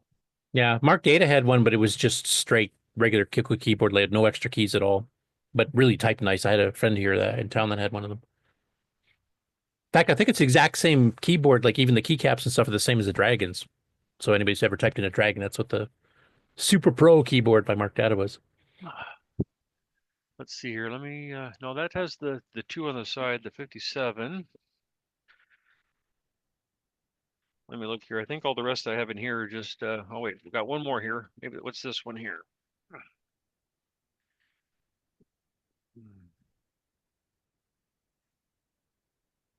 Okay. I've been slowly trying to get organized and getting everything compiled into by the way, the one that you showed with the one function key, I thought was an HL. It's not HL. It's another company. His name escapes me, but they had full page ads. Yeah, that's the one. That's by the same company. But you can see like they kind of moved function keys all over the place, like where the clear key used to be. And so it's a little bit odd to type on. You notice clear is now left of the space bar. Right. That return is going to be impossible to get to. Yeah. That was their first version, which, like, you know, type wise feel great, but keyboard layout, if you're used to a CoCo keyboard, terrible. And then the one above that is the revision one that they did a few months later that they charged an extra 10, 20 bucks for. But that was the much preferred one because everything was where it was supposed to be, plus the extra 4 keys. The guy that designed it must type with 2 fingers. Right. To come up with the bottom one. Exactly. Yeah. Yeah, but yeah, this layout here was all. And this is kind of an odd spot for the return key only because it wouldn't be natural for your. Well, it could have been done better so easily, right? Well, just look at the clear key. I mean, there were some games that used the clear key, and I'm used to it being the upper right, and all of a sudden it's left to the space bar on the bottom. What? Right. Yeah, actually, that was one of the thoughts. It won't be this year, I don't believe, but I was thinking about doing some kind of a display of all the different keyboards that I have that might have been available, and so people can see them and touch them. Yeah. So, actually, the At key is another one they moved into an odd spot, which if you program BASIC, you know, you have to shift F to pause a listing. Yeah. Now it's up, you know, by the F1 key beside the break key up in the top row.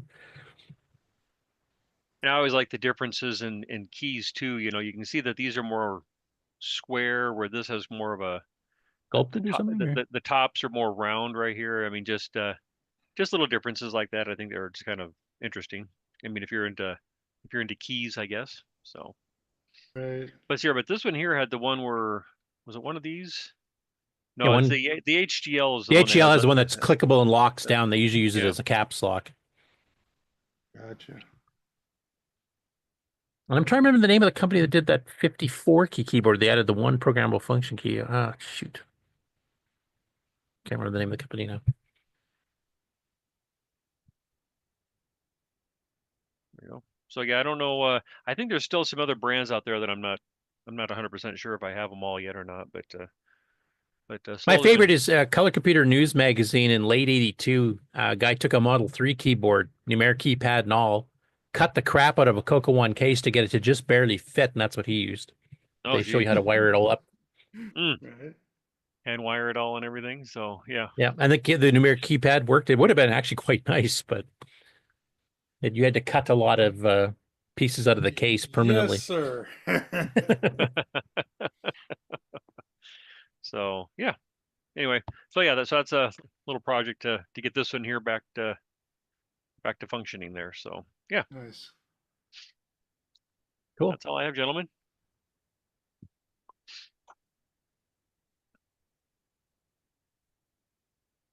Oh, did Mark walk away? Do I need to? I'm here. Oh, there he is. Okay, I thought maybe you walked away. Like, oh, Brian's going to go on for a half an hour. I'm going to go get some Right. coffee. And, Go grab some lunch and stuff. you know? I'm gonna go run down to the pizza joint there and wait for him to cook the pizza.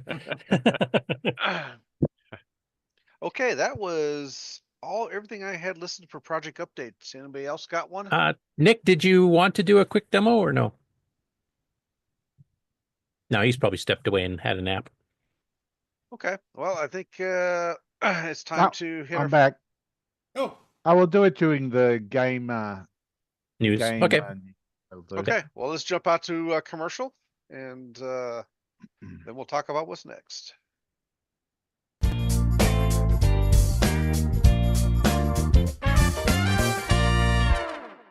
Hey, Amy. Hey, Taylor. We're watching the CoCoNation show. Yeah, we are. Woo! You should too.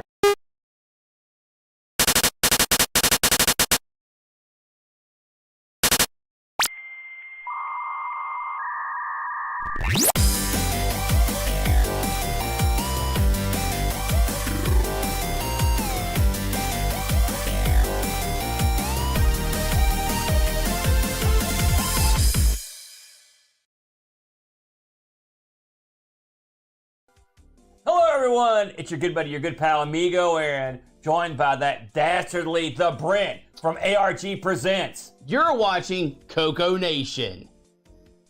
I feel like that should have been longer.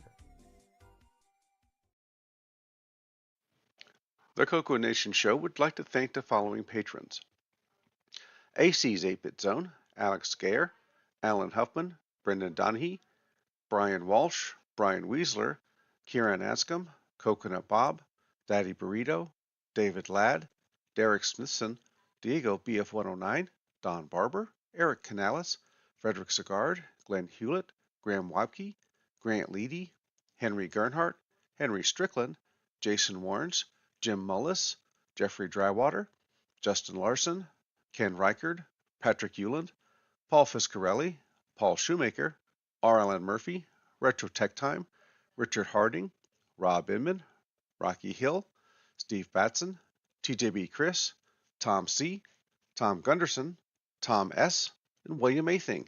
Thank you so much, patrons. If you would like to support the CoCoNation show, sign up at patreon.thecoconation.com.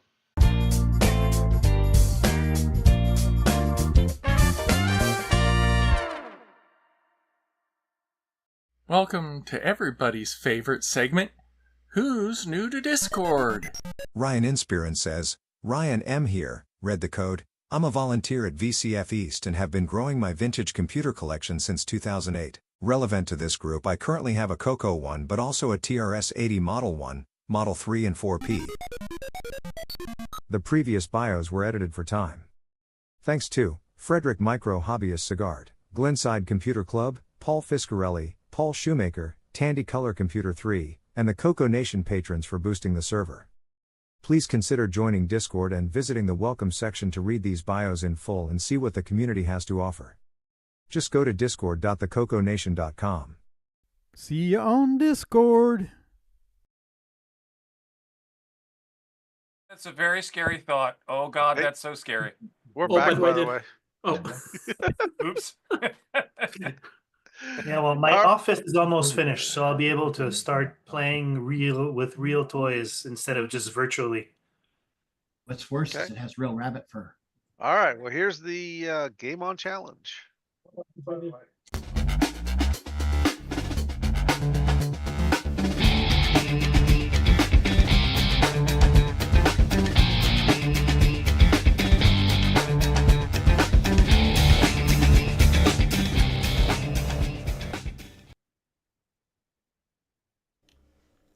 hello everybody, and welcome to the CoCoNation Game On Challenge of the Week results video.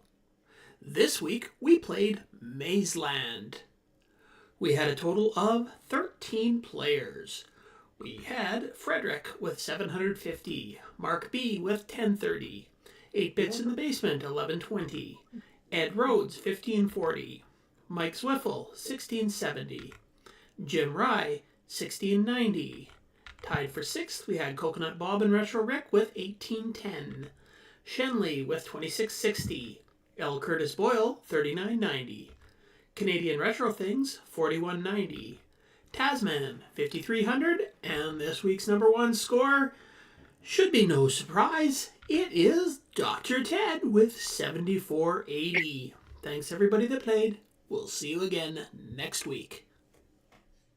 And the CoCoNation salutes Dr. Ted.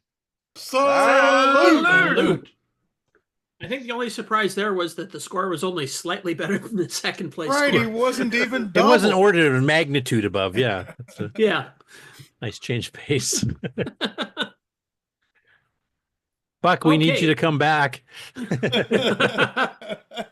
Well, I've been assured that this next week's game is, or the game that we're playing right now is not Dr. Ted's speed, so somebody else will probably win it. Okay, that's good. Or is he just Or- psychologically psyching yeah, you out? That's He might just be psychologically psyching us out. I don't know. So with Mazeland, I didn't find any kind of reviews of it, and I was going to this morning look up the magazine that it was in, but I forgot to. So yeah, I don't have anything to show about that. So tips and tricks for that game are definitely pick up the power pellet to go faster, because it's way easier to catch everything.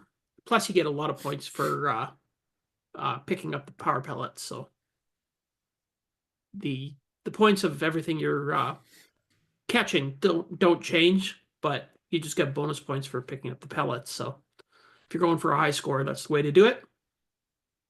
It's 3 repeating screens, so it doesn't really change all that much. I guess it gets a little bit harder as you go through, but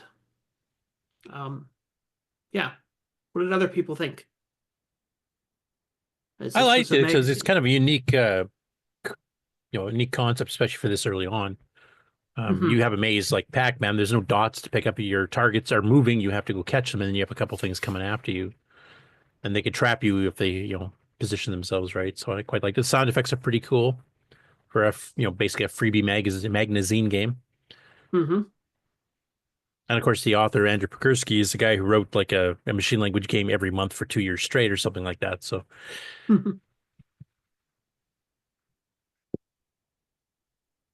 And I noticed that Mr. Sloopy Malibu didn't post a score this week. Shame on you, Sloopy. Was he playing it on the stream? I think he was, yeah. Pretty sure I saw him play it at one point. I don't know if he's around because he's not responding whatsoever. No, he's just ignoring us. No, Or ignoring us. he's talking to us and he doesn't realize he's on mute. Yeah, that's it. No, 'cause none of us would ever do that. No. No, never. Never. As far as tips and tricks, I don't know if there's too much to say. Don't die. There's a couple places in the maze where you can give yourself some maneuverability so that if the guy comes after you or they try to surround you, you can get in a bit of escape and kind of go in circles around to suck them into following you one way so you can get out of there. But and the other thing, I guess, is trying to anticipate where your power pellet's bouncing to, and because sometimes it's a very long hallway to get there, and it jumps just before you get there. Yep. But one thing about it too is that the bad guys do actually move towards you, so they are attracted to you. So if they are kind of further away, avoid going into any long hallways where one will follow you into one end and the other one has enough time to get to the other end of it, and then you're dead. I just like the fact there's a game that's attracted to me. I'm also trying to remember the speed of the opponents. I think is closer, to your speed without the power pellet vertically than horizontally. I think one way you can kind of outrun them a little bit, but the other direction you can't. Or am I remembering that wrong? Yeah, I think you can. Well, I think you can. Yeah, you can get ahead of them slightly by in certain spots. So I think maybe it might be like Pac-Man. The cornering thing gets you a little bit of a speed advantage, or something like that. And screw you, Paco Atakte. Just kidding.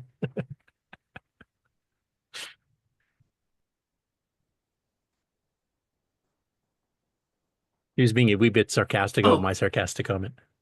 Ah, okay. But That's you've a got nice little cat. original game. 3 screens, Yeah. decent sound effects. Runs on any Coco, or I would imagine runs on the Dragon too. That had 16K or more. Although it might need a little bit of a change because you do have the option for keyboards, so or Yeah, joystick. the joystick should work fine though. The keyboard, Joystick yeah, should they'd be work, already yeah. mapped. Yeah. I did actually find it was, well, maybe it could be because my joystick's really crappy, but I scored way better with using the keyboard than with the Yeah, joystick. I did too. That's what I used. Actually, both games this week I was using the keyboard. Yeah, me too. It's easier. Yeah. Well, speaking of that, then I guess we should also take a look at or talk about Beanstalker, which is the other game that we're playing, which is basically a load runner style game. Yeah, I can't quite call it a clone. It's a little bit different in A gameplay. little bit different because you do have different things that you're going after. It's basically bugs are all trying to kill you, or kind of bugs, I guess. No, because there's chickens, it seems like, or ducks or something.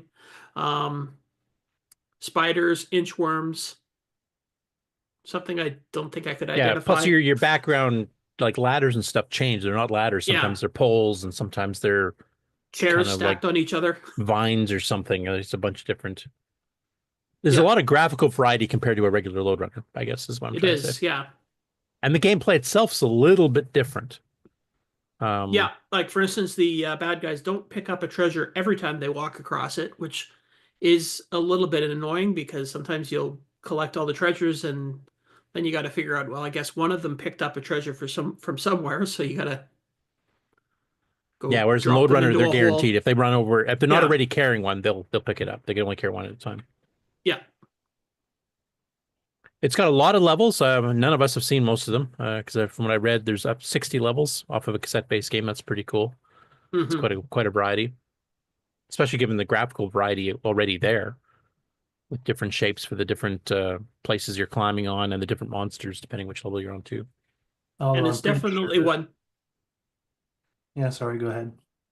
Oh, I was just going to say it's definitely one where you got to use a lot of logic for some of the areas. Try to figure out. Yeah, that ramps up a lot quicker than it does in Load Runner. Like Load Runner, eventually you have to start figuring, okay, I have to do this certain thing first before I can dig here, otherwise I get trapped. Whereas in this game, I think, just a few levels in, that's happening. I will give a tip and trick here that I don't think you can do in Load Runner. That if you walk right up to a wall and you dig, you actually dig the space out underneath the wall. And that has to be used a couple of times to get out of spaces. Yeah, you dig diagonally down. Yeah, so even if there's a wall there, you still dig. Which I don't think in Load Runner you can do. If there's a wall there, just you can't dig that way. Yeah, you can dig the floor that's beside the wall, but not under the wall. Yeah. And in this case, there are several levels, even early on within the first 10, that you have I to do think that. Yeah. I think the third or fourth level, you have to do that to get by it. I did find the controls are a little bit harder to time exactly right, because it seems to be like it draws smooth graphics as your players and your opponents are moving, but it doesn't let you dig unless you're on an even tile. And it also won't let you go up or down a vine unless you're perfectly centered on it, or like a ladder or chairs or whatever. Think of that I level got a is. trick for that. This is one of those games where you basically have to hold down 2 direction keys, say up and right or something like that, if you want to go climb the next vine to the, going up towards the right, because then it'll automatically switch to that climbing one. But if you try to just do it by tapping it when you want to turn, you got to catch it on the right pixel out of 8 to basically get it to line up. Otherwise, you just stop. Although the problem with that is you got to take your finger off the forward key or stop moving in the forward direction immediately, because you'll go part way up the vine and then you'll get off center of it and then you can't go up or down. Yeah. Or you might just run off. You'll go up one tile and run off the side or something like that. Yeah. Yep. So the controls are a little bit more difficult. It does not have left and right separate digging keys like the original Apple II version of the transcode that we have. It's just which direction you're facing. Yeah, which is similar to the Gold Runners and stuff from Diacom. So I guess that's not too much of a change. I did like the variety of the levels. I like the variety of the graphics. I think out of all the Lode Runner clones we have on the CoCo, it's actually the best that way because there's a bit more variety. It's designed to be black and white, high res, because of course PAL didn't have artifact colors. Actually, this is one of the ones that if you have a CoCo 3 and an RGB monitor, you're jealous of everybody having artifact colors. Don't be jealous in this one because it actually looks better. Yep. You don't have this, red and blue fraying of color all over the place where it wasn't designed to be. Actually, I found if you set it to the green screen, it looks better if you don't have If you don't have the RGB if you're monitor. in RGB. Yeah, if you don't have an RGB monitor, set it to the green screen, and then you don't That get kills the most of the color artifacting frame. entirely. Yeah. Yeah. That's visually a very nice looking game. I do like the initial screen with menu options Mm-hmm. where you can like change some of the stuff, like do you want to play with keyboard or joystick, number of players, etc. So that's good. It has high score table, which is nice.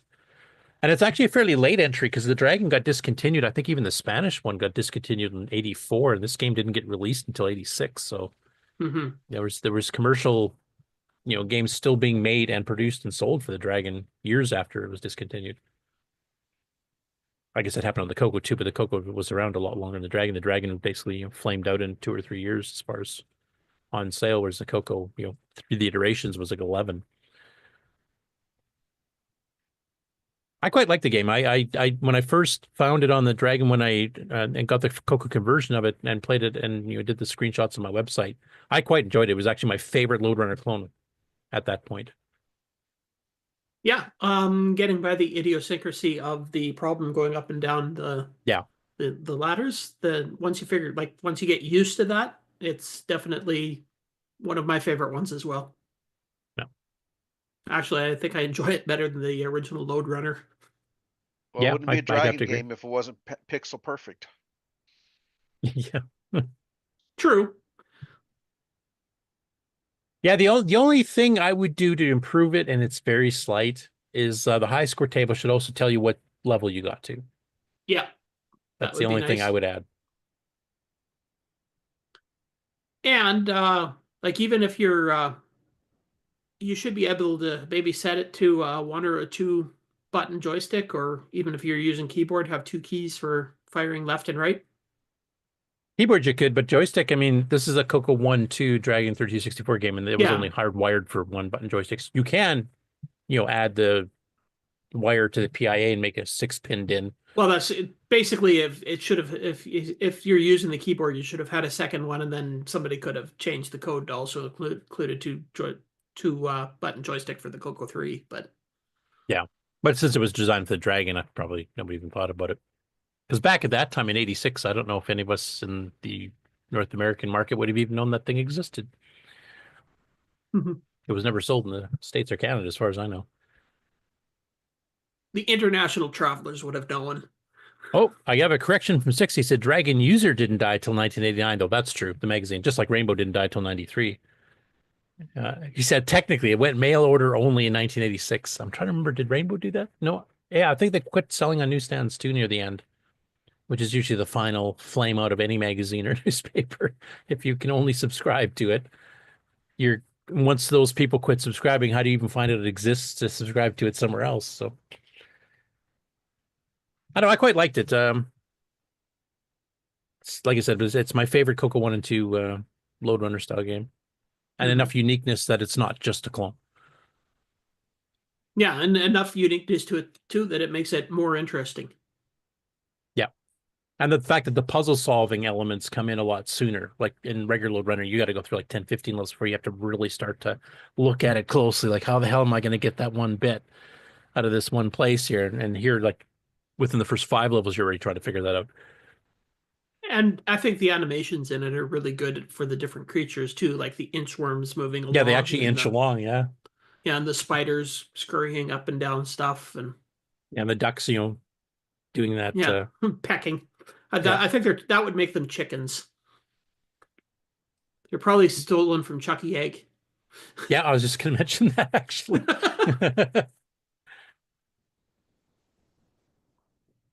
60 in the chat here saying, I had a lot of enjoyment out of Beanstalker, not played it for this challenge yet. Oh, he's going to kill us on this because the last time we had a couple of Dragon games we liked, he just stormed past us.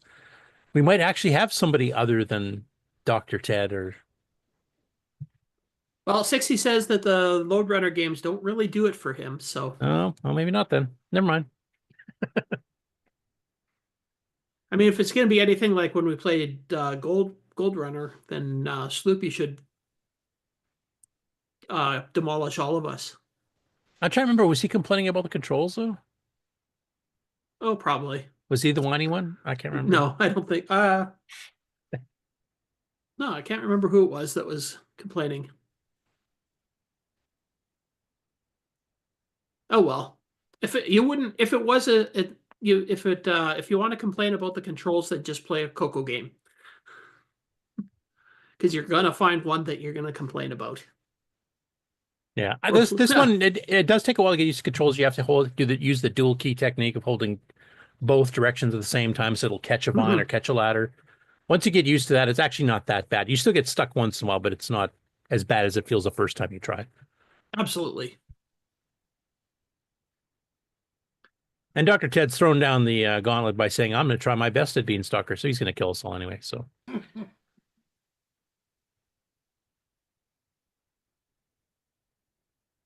All right, so 60's adding a bit of subtlety here. I don't know if I even recognized happened, but he said, like the spiders clamber around on the webs, but that's because there are webs. The ducks seem to narrow in on you differently to the giants.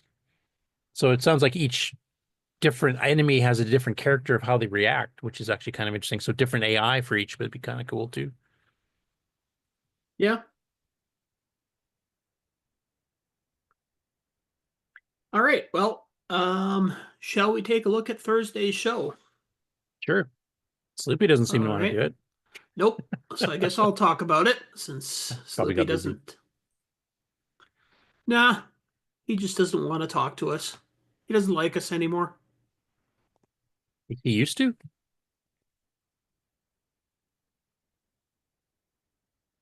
All right. So at one point we actually had 7 people playing. So as you can see, there's some Beanstalker and some Mazeland going, and Mark was reading the instructions to Beanstalker before he went off to bed because he was tired. Out. I did want to mention that I did have something funny kind of happen to me in Beanstalker. Actually, it's the game that's playing right now. Actually, here, just a second. Anyways, I'll show you in a couple minutes. I have to load that scene in. But my character got trapped, and not normally trapped. Like, I didn't get stuck in a place where I couldn't get out of. I actually got buried halfway into the ground.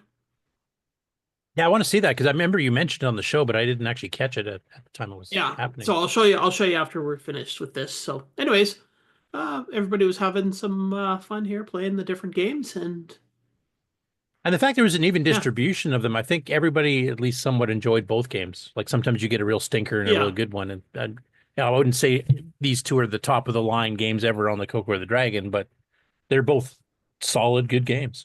Oh yeah, it's definitely gonna be all Beanstalker this Thursday. Yeah. Well, just to see how many levels we can get through. I think you got a lot further than I did. I got up to 8 or 9, maybe. I got to like level 12, I think, or 13 or something like that. Yeah, so you're almost a quarter of the way through. So it got really hard on the level that I finished on. Let's see if I can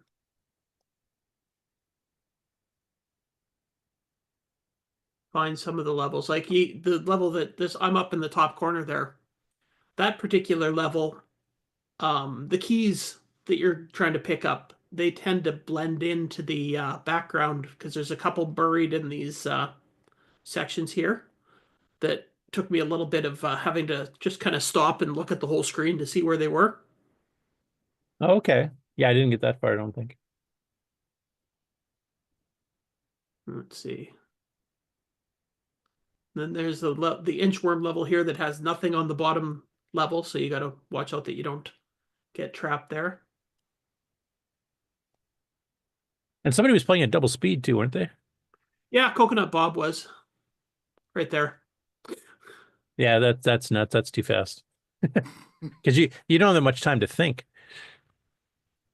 Okay, so there I am on level 13. And Oh, there's another pit in the bottom there too. Yeah. Oh, maybe not. Well, that's just one of the areas where you got to watch out that you don't get caught in it because they come in at you quickly. So if you get caught in this bottom part, you're dead because you can't take any holes. Oh, right.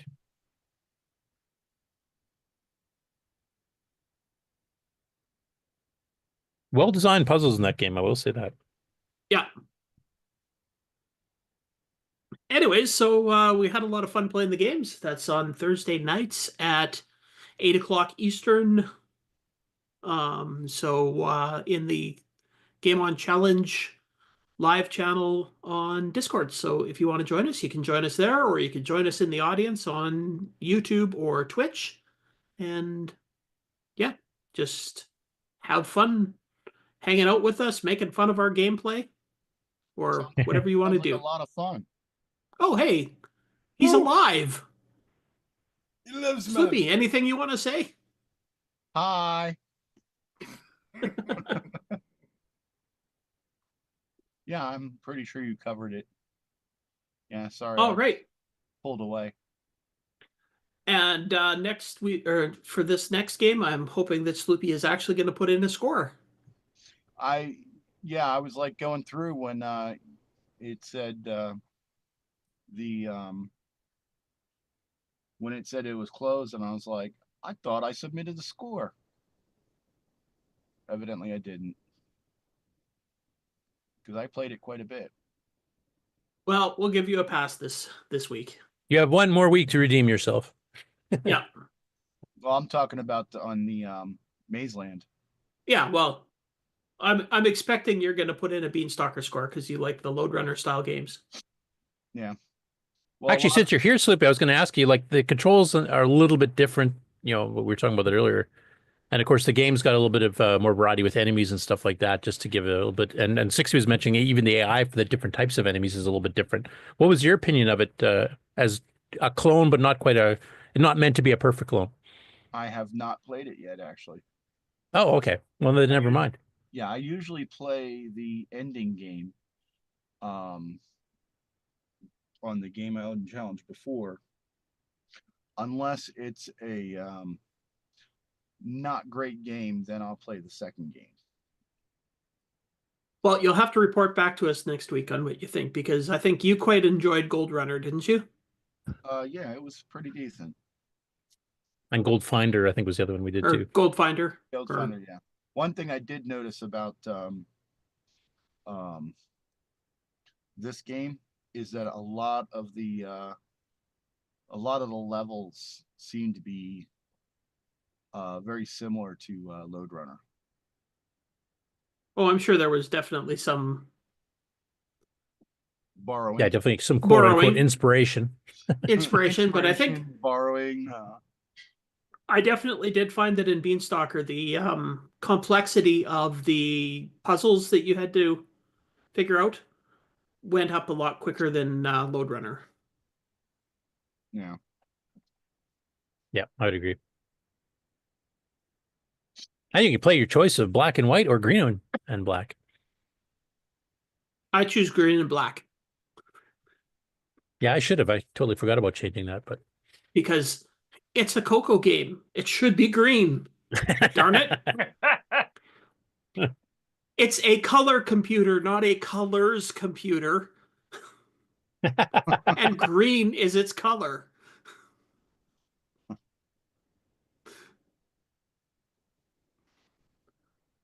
All right, so yeah, Thursday at 8 o'clock Eastern. That's 5 o'clock Pacific time. So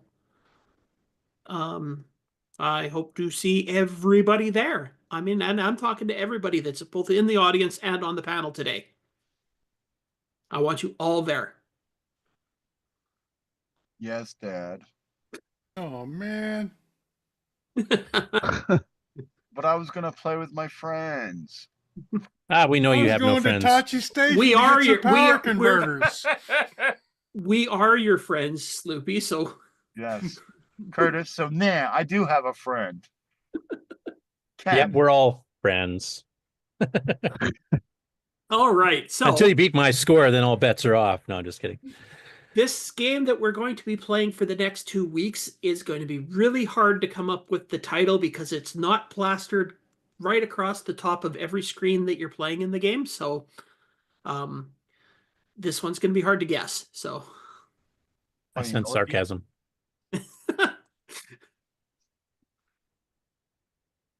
Oh, we're playing pole position.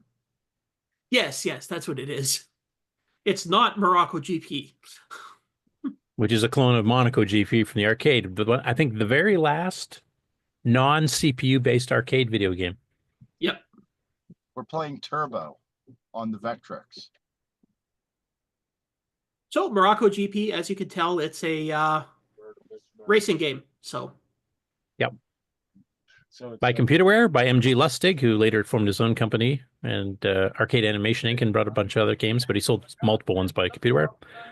I will mention, like the arcade, this has, if you last long enough, extended play, and then it also gets some stuff like ice driving, where the background suddenly turns white, but then your steering goes like twice as fast as normal. Try not to hit the rails or other cars when you're sliding that quick is fun. There's also and later on roads. a country road where your car bounces a bit. There's also night driving where you can only see a limited amount ahead of you. So it's got some good variety in it once you get good enough to see those. Oh, it sounds like Enduro for the 2600. Well, it's based on Morocco GP from Monaco GP from the arcade. Except that this game doesn't have any corners in it, so the only thing that happens is that the screen gets wider and skinnier just in a straight line. So yeah, it's a little bit of a simpler edition of Enduro. If anybody knows Enduro on the Atari 2600, which is actually my favorite racing game of all time. That came out after Monaco GP in the arcade, didn't it? I don't know if Enduro was ever an arcade game. No, but this is based on Monaco GP, hence the name Morocco. They just changed the city. Yeah, like Enduro didn't come out until I think about 84. Well, much later than the arcade game, because I think. Oh, okay, yeah, because the arcade game I think came out in 1980, maybe late 79, and this one came out in 82, if I remember. There's also a version of this game on the Apple II that I can't remember the name of right now that I used to play a lot. Yeah, looks familiar, but I don't. Autobahn. It was called Autobahn. Oh, right, Autobahn. Right. Yeah. If you have a self-centering joystick, though, I would highly recommend it for this one. Yeah. And you do have speed controls. If you move the joystick up and down, will change your speed, and then left to right steering. I don't think the button does anything except start the game. Yep. I will definitely have to find my joystick then. And there's a timer, so you have to get so many points or pass so many cars, I think, or something to extend play. I haven't looked into it enough to see how to extend the play. I just know that I used to play a lot of Autobahn on the Apple II back when I was a kid. So one thing I will mention for those of you that get frustrated or get like go insane if you hear like grating noise too long, you may want to turn the volume down on this one after a while. Yeah, definitely. Especially when you get hit and you spin out of the side, like that gets pretty annoying after a while. And it'll happen a lot. Yes.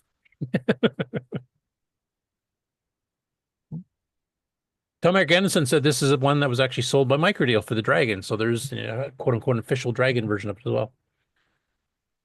I'm guessing it, well, maybe. I don't know how they would have had to play it non-artifacted, I guess, because for the night driving and the ice driving and stuff, it does have to play with the palettes a bit, country driving, etc. Switching the graphics mode, so you can't really shut it off to prevent the artifacting, because otherwise you'd lose one of those, country or ice or tunnel driving stuff. But that means that the Dragon people have long experience with this game too. We might have some competition from the Dragon people for high scores. Yep. I'm expecting amazing scores from everybody. Yeah. In both games, I'm expecting amazing scores. Oh, yeah, I was just, if you want to just give me a second here, I will see if I can load up that picture. Oh, yeah, your bug. Come on. Come on, computer. You can do it. There we go. And now share my screen.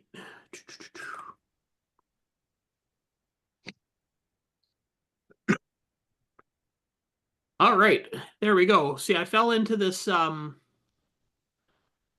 this little area right here, and then I dug a hole, and I was waiting for the guys to go away from below me.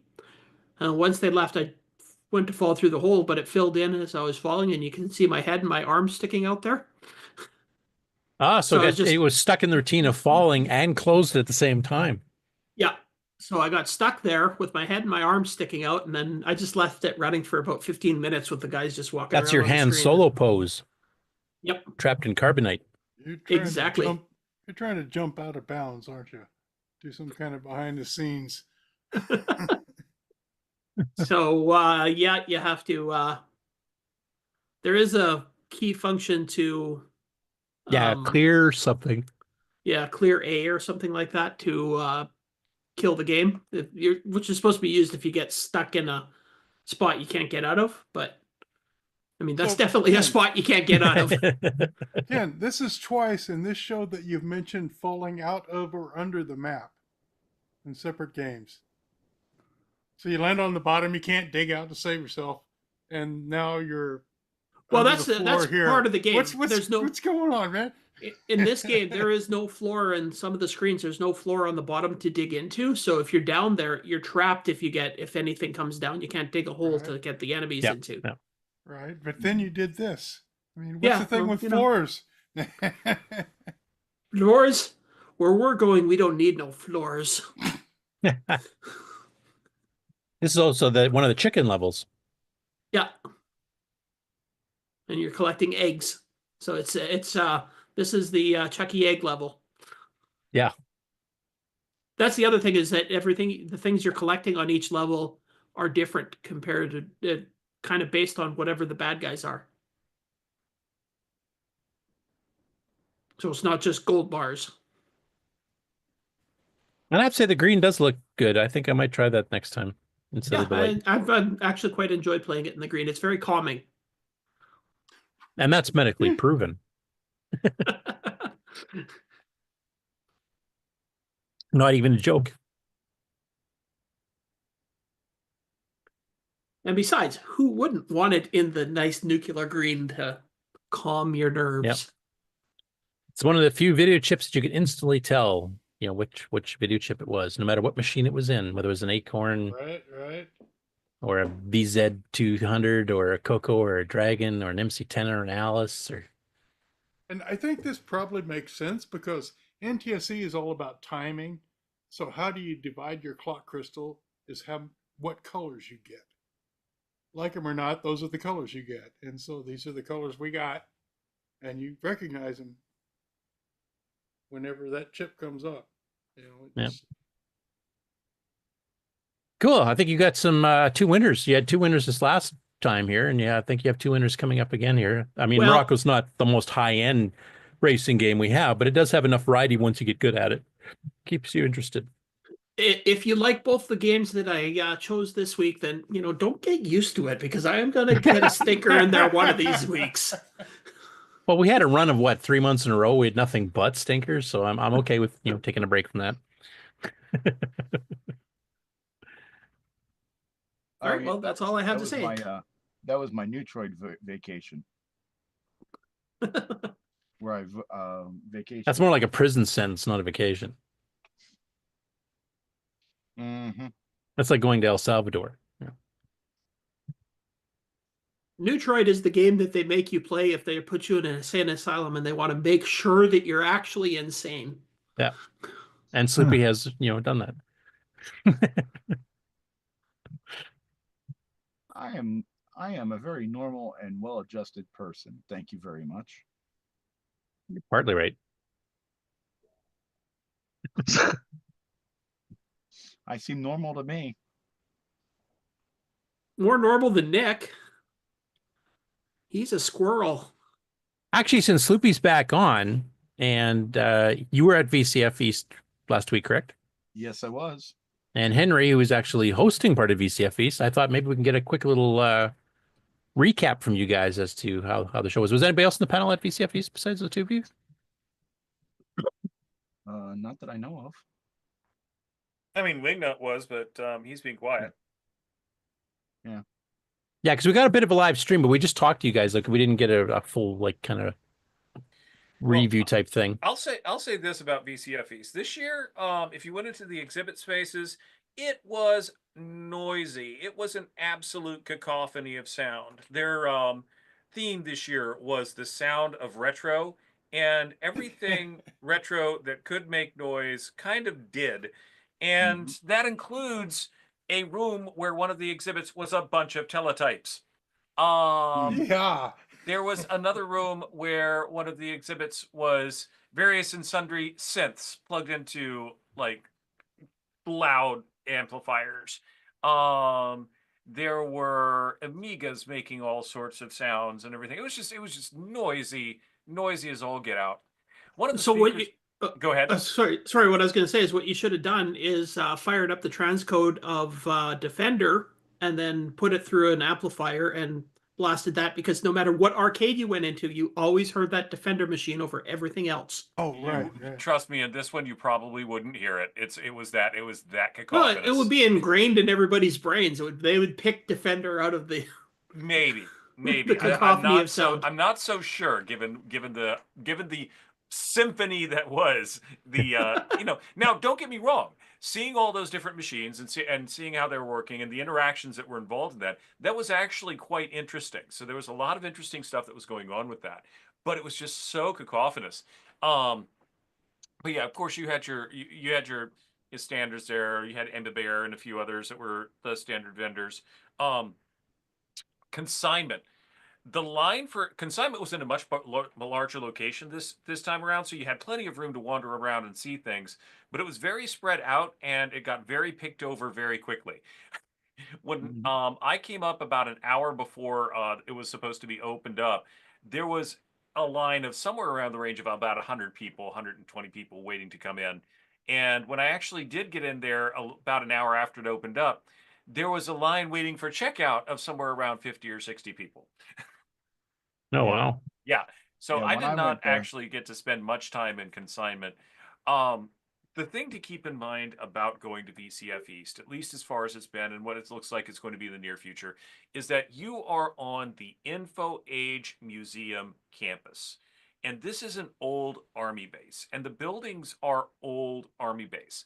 There's been a lot of rehab work done with the buildings, but you still have like a campus to walk around on. Things are spread out. The talks are in a completely different building than the exhibits are. And that's in a completely different building from the classrooms. So yeah, I lost almost 10 pounds. Yeah. walking around. And only part of that was dehydration. Actually, now that we got you kind of like, caught your breath after it, Henry, I was going to ask, how did the classes go? Like we kind of asked you live on the show and I don't think you'd done them all yet. And I was just wondering, like, how was attendance? How was feedback? Did anybody go out and rush and buy a CoCo after attending your classes? There were a few people that wanted to go out and that went out and got some Fuji nets, but there weren't that many CoCos up for sale, so not many people go out and buy a CoCo. But what I did see is I saw a interest in the processor architecture itself, because just about everybody who's dealt with retro computing and have dabbled in assembly have one of two ISAs under their belt. They've either got 6502 or they've got Z80. Maybe they have a little bit of both. 6809 and 6309 still seems to be a little bit of a niche, but those who were first introduced to 6809 and had some idea of what was going on were quite enamored of the relocatability of code in that. There's a lot of potency in the 6809 that people weren't used to. As far as attendance of the classes were concerned, Friday was medium to moderate. Saturday, it was chock full. Everybody was there on Saturday. And Sunday, it was just really laid back. Not that many people were there because everybody had already done what they wanted to do and they wanted to do some other things maybe. But there was still interest. There were people coming in for the lab time and people playing with the actual real hardware that we had on display, which was a lot of fun. And we were right next door to Glitchworks where they were soldering, where there was like you could learn how to solder over there. And Glitchworks was also where you saw the gimmicks machine, just a lot of fun. Cool. Sloopy, how about you? The room that had the teletypes, I was waiting for the song Dirty Laundry to start playing. Don Henley? Yeah. Banging along to the beat? It literally sounded just like the teletypes in the song at the beginning. Oh, okay. But yeah, the like when I went to consignment, there was like no line to get in, which I was shocked about. But then when I did go in, the line to check out to pay went the entire length of the building. Yep. And it was like probably like 80 feet long, I guess. And some of the prices were okay, but many of the prices were Yeah, I saw some photos. Somebody was putting out like Amiga stuff, and they were charging like $2,000 for a not uncommon Amiga, from what I gathered, like a 1200 or something like that. But yeah, there was a 2000 that was $12.99. Yeah, the prices were very optimistic. The only thing that I really saw that was really of an interest to me, that I would have liked to have was they had a Commodore 4040 disk drive, and that was 150. yeah, that wouldn't be too bad. I mean, even a disk drive, the CoCo, fully functional with the controller and stuff, would be Yeah, I saw like not too much cheaper than that. Yeah, I saw absolutely nothing CoCo. All the Tandy stuff that I saw was PC related. Now, we're talking the consignment here, or are you talking like the whole show? Consignment. Okay. Yeah, so the only real CoCo stuff that I saw out of consignment was mostly in the classroom. I don't remember seeing much of anything beyond that for the CoCo or for Tandy. One or two people had like there was a Tandy Model 1, I think it was, hooked up and running, and there were several of the Tandy PC models, both laptop and desktop, that people had set up and running. Was Pete Satinsky there from Trash Talk? I think he had a big TRS80 display, didn't he? I think he might have been. I'm trying to remember. Thought I saw somebody send a picture of it. Yeah. Yeah, I think I do remember seeing him. So the only real support for the Tandy outside of the CoCo classroom was Mike Hill from Tech Dungeon selling a lot of. Yeah, you're mentioning he's got an analog joystick now for the CoCo. Yeah, and there's one of them here somewhere. I don't know what I did with it. You had it 3 days ago. I will say that it was a very nice looking unit, and rather good, nice in the hand. Yeah. So hopefully I find it soon, because I want to play Morocco GP with it. Right. So while we're here, I have a teletype tech tip for everyone. All you have to do is go to Cabela's, get yourself some of these. They're called the Shotgunner, and put those on your ears, and you're good. But you want to hear the teletype? But I like to hear the teletype. Well, not the like as Henry just recounted. Yeah. You would like a pair of these on your head, and there's Yeah, if you have a whole room full of them going at once, yeah. I experienced that at work way back in the 80s. It almost fits in your pocket. You know, it holds 102 dBs at bay, and you're good. I only saw one running, but it was a very large one and a very, very mechanical one. It had a lot of moving part. I mean, the whole unit was like 4 feet wide, 4.5 feet wide, and it was probably about 4 feet tall and probably about 2.5 feet deep. And it had like an array of all the letters that would move around, and then it would punch into them. Right. So.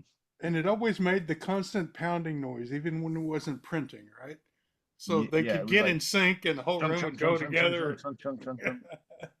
Yeah, the most interesting thing is the video that I sent to that I put on Discord that I tagged you in, Curtis. That was the one that was owned by Linux Hua, I think it's called. Oh, I don't. I think I saw that after the show last week. I don't know if I showed it. Yeah, I tagged you in it. Do you remember what channel? I'm pretty sure it was the VCF East channel. Or the VCF channel. Yep. There it is. And what section is that under here? I gotta find it. Events. Scrolling. Here, I'll Still haven't found events yet. Lost interest. Oh, animated Nick. There, I just tagged you in it so it'll show up in red. Yeah, just literally went into it as you did that. And that's a separate video, so let me download it because I'm not going to share my whole Discord screen. Yeah, it's a close-up of the gimmicks. It has a 6800 processor, not a 6809. Yeah, it's probably one of the older Flex level 1 ones. Yeah. Yeah, because the guy that replied to me in that channel is the one that owned it. Linux Ha. He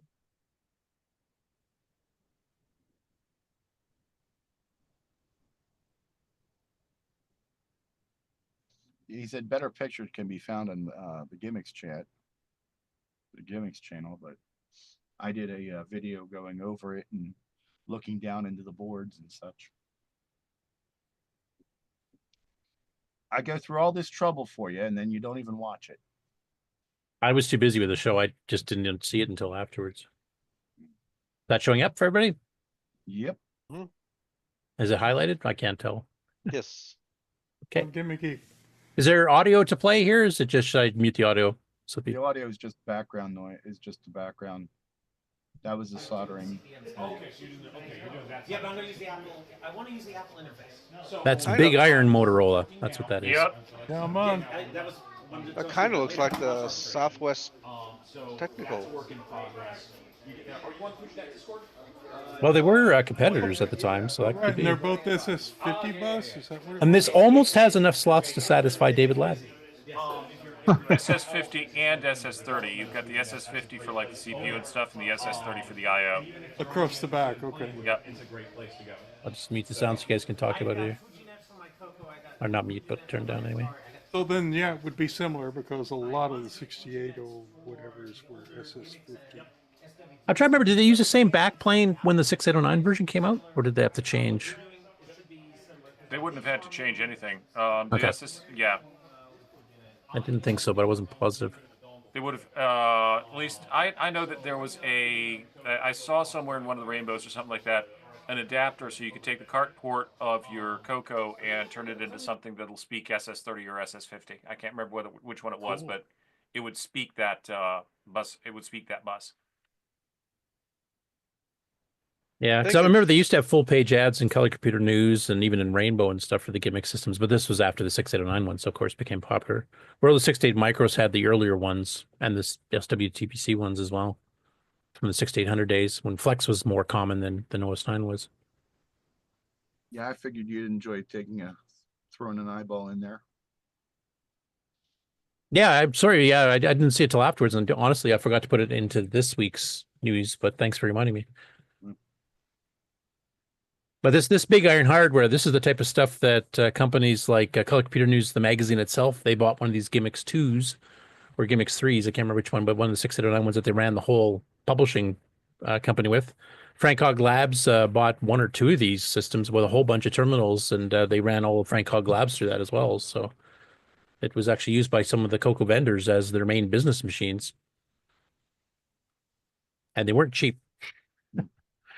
They started at what 2-3 grand, I think, for a minimal system of like 56K of static RAM or something, and up to like $6,000 if you wanted a full blown MMU level 2. Holy cow! 8 serial ports and 4 parallel ports. Yeah, I saw that it has 3 memory cards in it. Are those 16K memory cards? Probably it's 1600. Yeah, it's probably 16K, I would guess. Unless it had some bank switching hardware or something in there. I'm not as familiar with the gimmick 6800 systems. I'm much more familiar with the 6809s. I'm not that familiar with those, but at least have a little bit of a rock to cling to on those.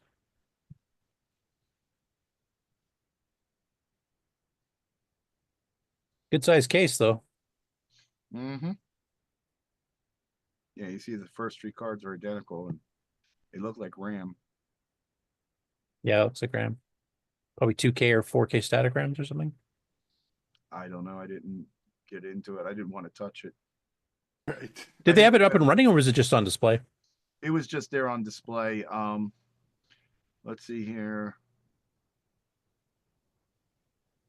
Yeah, the person who owned it commented in the VCF channel about it.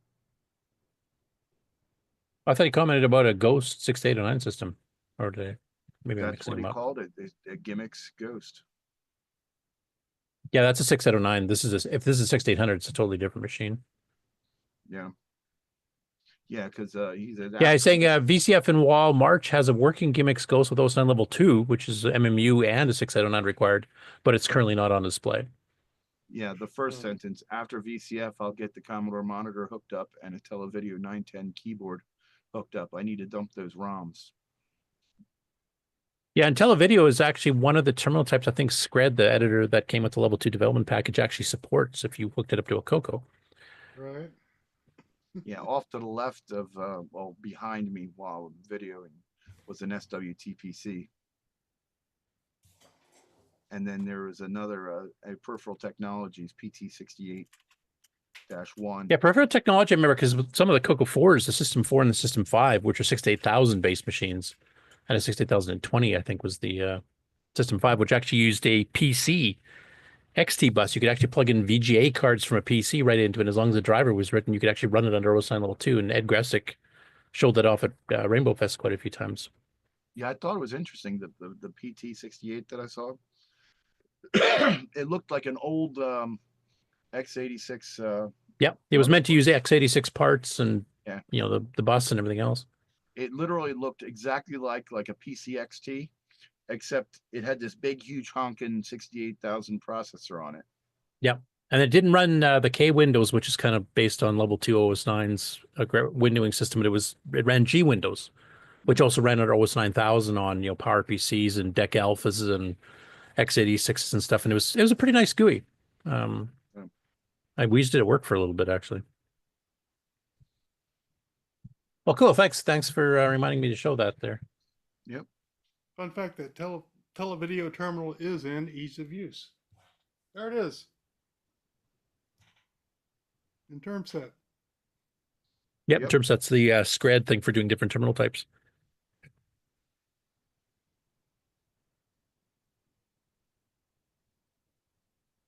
That's probably in term cap too for the programs that supported that.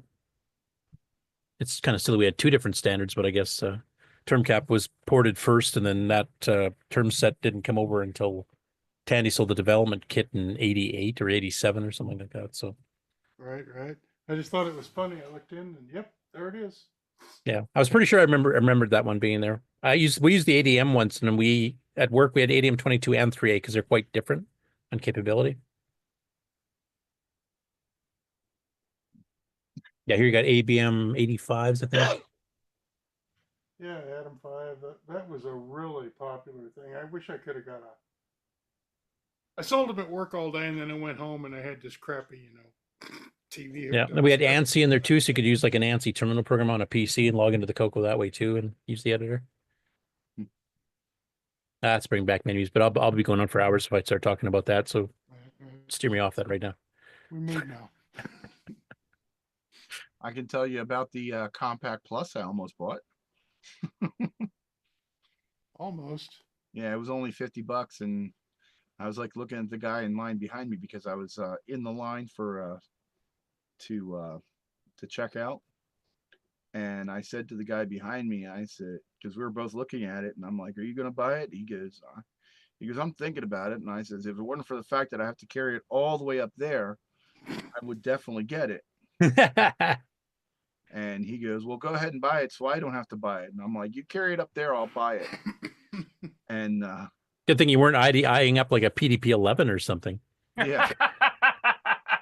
Well, the nice thing is that because I actually had a VIP badge, because a friend of mine who was an exhibitor there got me a badge. I was just going to ask who you stole that from, but okay. Yeah. Yeah. Well, originally they were going to give me an exhibitor badge. And when I said, ooh, cool. I like to be an exhibitionist. And Jeff was like, no. And then you were no, banned for 10 years or what? He's like, no, we don't need any of that. So then they gave me the VIP badge because they couldn't find the exhibitor badge immediately. So it was really nice walking around with the VIP badge because, like, I remember one time I was walking into the building where the talks were being held, and it was getting close to the end of one talk, and there was probably like 30 people, maybe more, just standing on either side of the hallway in there. And I'm walking in and they're looking at my badge and it says VIP, and they're looking at me and they're saying hello, and they're like, yeah, who that is. Yeah, why are you famous? Yeah. So because I was like, ooh, I'm a VIP. But yeah, when I was done at the consignment, because the consignment's like way in the back, so literally you've got like over a quarter mile to walk from consignment to the parking lot. I was able to drive in the back, and I just drove up to where the consignment was and was able to just be right there. Now, my last question for you, Sloopy, before we go on to other things here, is did you get to attend any of Henry's CoCo related seminars? Yes, I learned about FujiNet, and I learned about a 6809 assembly language programming, and I held a mini seminar on fixing Shenley's CoCo with the CoCo DV in it. Oh, cool. So. And Henry, was he a good little audience member? Did he like ask intelligent questions and stuff? He actually kept quiet and didn't heckle me, and I was very thankful for that. Not the keeping quiet part, but the not heckling me part, I was very thankful for. Yeah, the not heckling part was took some major effort on my part, because there was a few times I was going to be like, I had a few very 6502isms things to say. Stuff like, what is 16-bit? What are you talking about? It's what do you mean moving the stack around? You can't move the stack around. Moving direct page or zero page. Yeah. Cool. It sounds like it was a very successful show. I'm really glad they took a lot of time to do a lot of these seminars with CoCo related, because I don't think any of the VCS have ever done that before. So that was nice. Yeah. And I'm hoping it won't be too long before we see the videos of them, because I would love to see what you guys were all showing off and teaching. Yeah, the only thing that I really had an issue with was I felt that it was a large mistake not having CoCos there in person for people to get their hands on.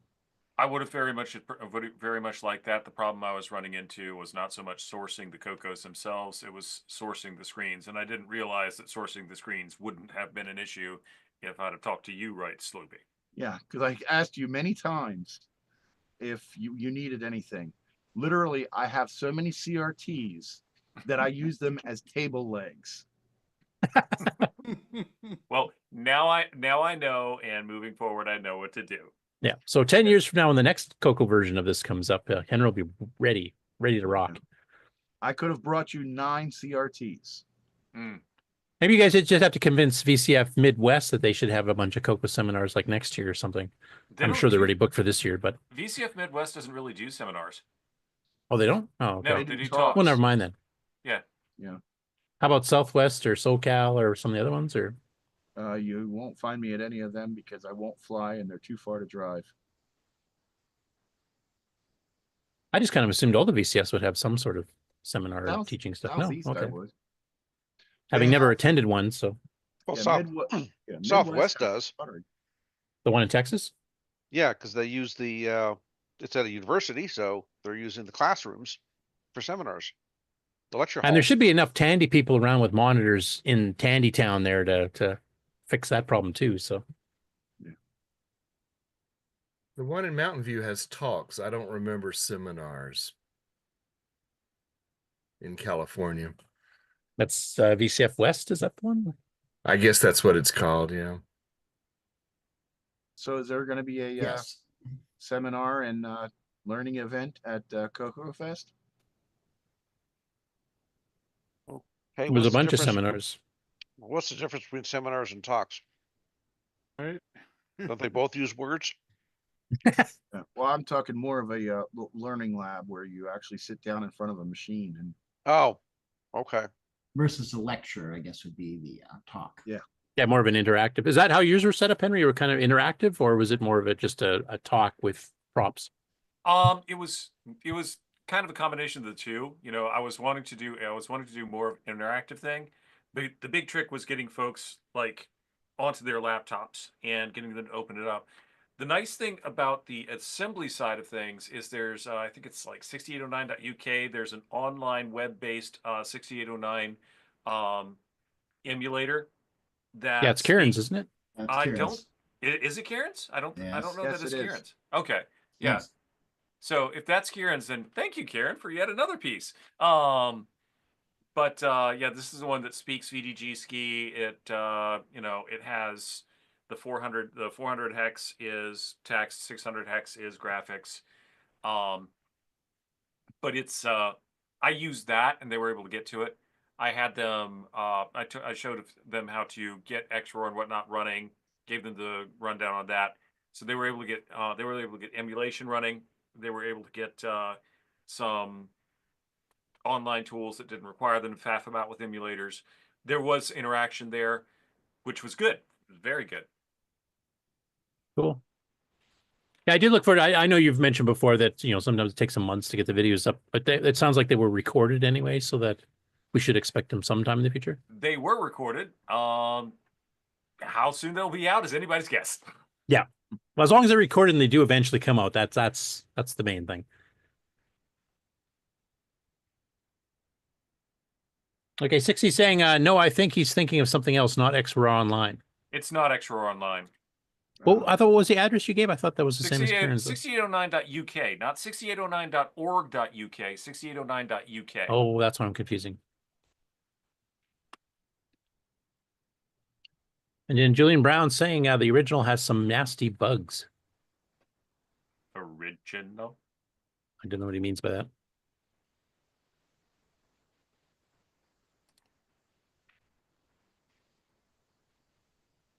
And of course, there's a bit of a lag between chat and us. So, what's a bug?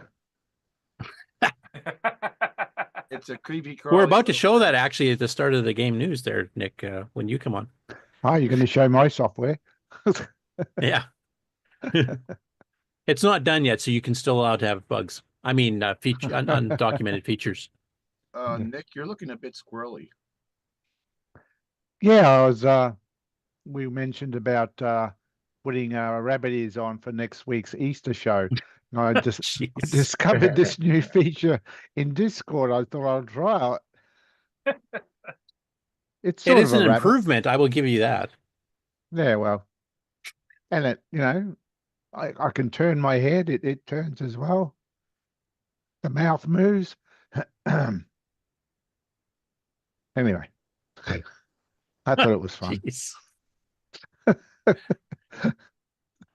That is not the avatar I would have pictured Nick picking. No, my image of Nick has changed. Well, we were talking about Easter next week, so I thought I had. Now I think he's a furry or something. I don't know. Oh God, here we go. Furry Nick and a pink sweater. Yeah, I'm going to call asparagus on that one real darn quick. Probably a good idea. Anyway, thanks for the update on VCF East. It did sound like a really good show. I'm looking forward to seeing the videos later on. And you said you did a mini seminar, Sloopy, on doing a repair. Is that something they would have recorded, or is that just something you just kind of did to the side? I basically Shenley just said, "Hey, there's something wrong with my my CoCo, and I was like, well, what's wrong with it? And he goes, yeah. Henry looked at it, but he was kind of busy, and I'm like, well, pull it out and I'll throw an eyeball at it. And so I just repaired it there on the spot while several people watched. Was it the missing solder joints that I thought it was? I'm not going to publicly say what it is, what the full problem is, because I don't want to embarrass anybody. I don't want to embarrass people. Okay, I'll admit it. I tried to solder it for him, and look what happened.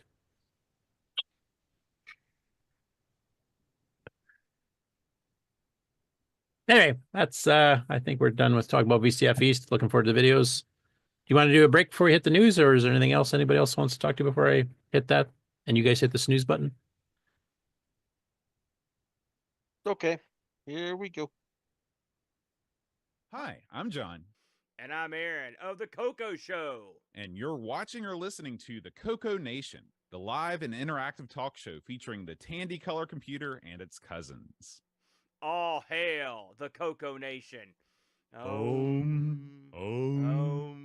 Future Vision Research is your source for FujiNet platforms, including the FujiNet for Tandy color computers.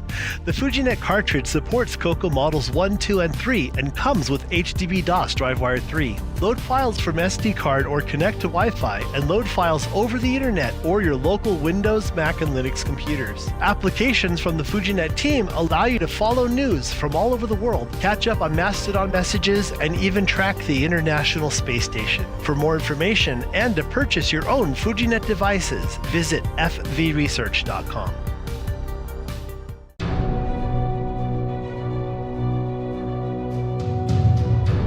In a world where RGB produces black and white video,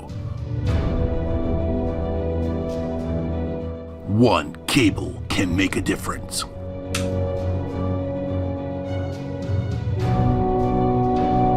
Switcheroo. CoCo3SCARTcable.com.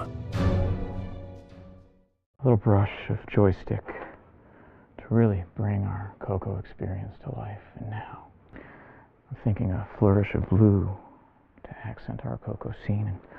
And this scriptset blue might be, but as I'm looking at it against the canvas, it wouldn't be the right blue for me. We don't make mistakes on this show. We just have happy accidents. Now let's go for baseball blue. A nice hue to accent from our CoCo, but not overpower the scene. Hi, I'm TJB Chris, the Bob Ross of the CoCoNation, and you're watching the CoCoNation live show. Now isn't that fun?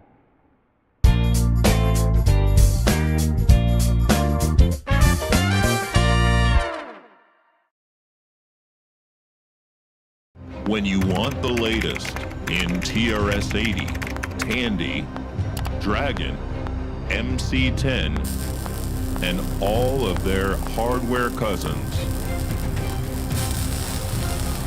no matter what it takes, or where news breaks,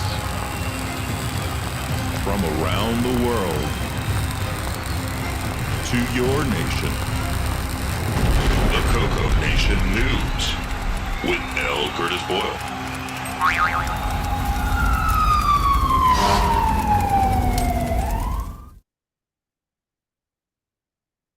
Okay, first up, we're going to go through the upcoming shows. So the first one here is the Indy Classic, which is on right now and on tomorrow as well. And this is the one that Jim Brain is currently attending and representing the CoCo at. I don't know if anybody's heard anything back from pictures-wise or video clips. I haven't gotten anything. So, but if you're in the Indianapolis area, it's on right now and will be on tomorrow. This is the one that's co-sponsored by Randy Kindig of the Floppy Days podcast fame, as well as the Antic podcast fame.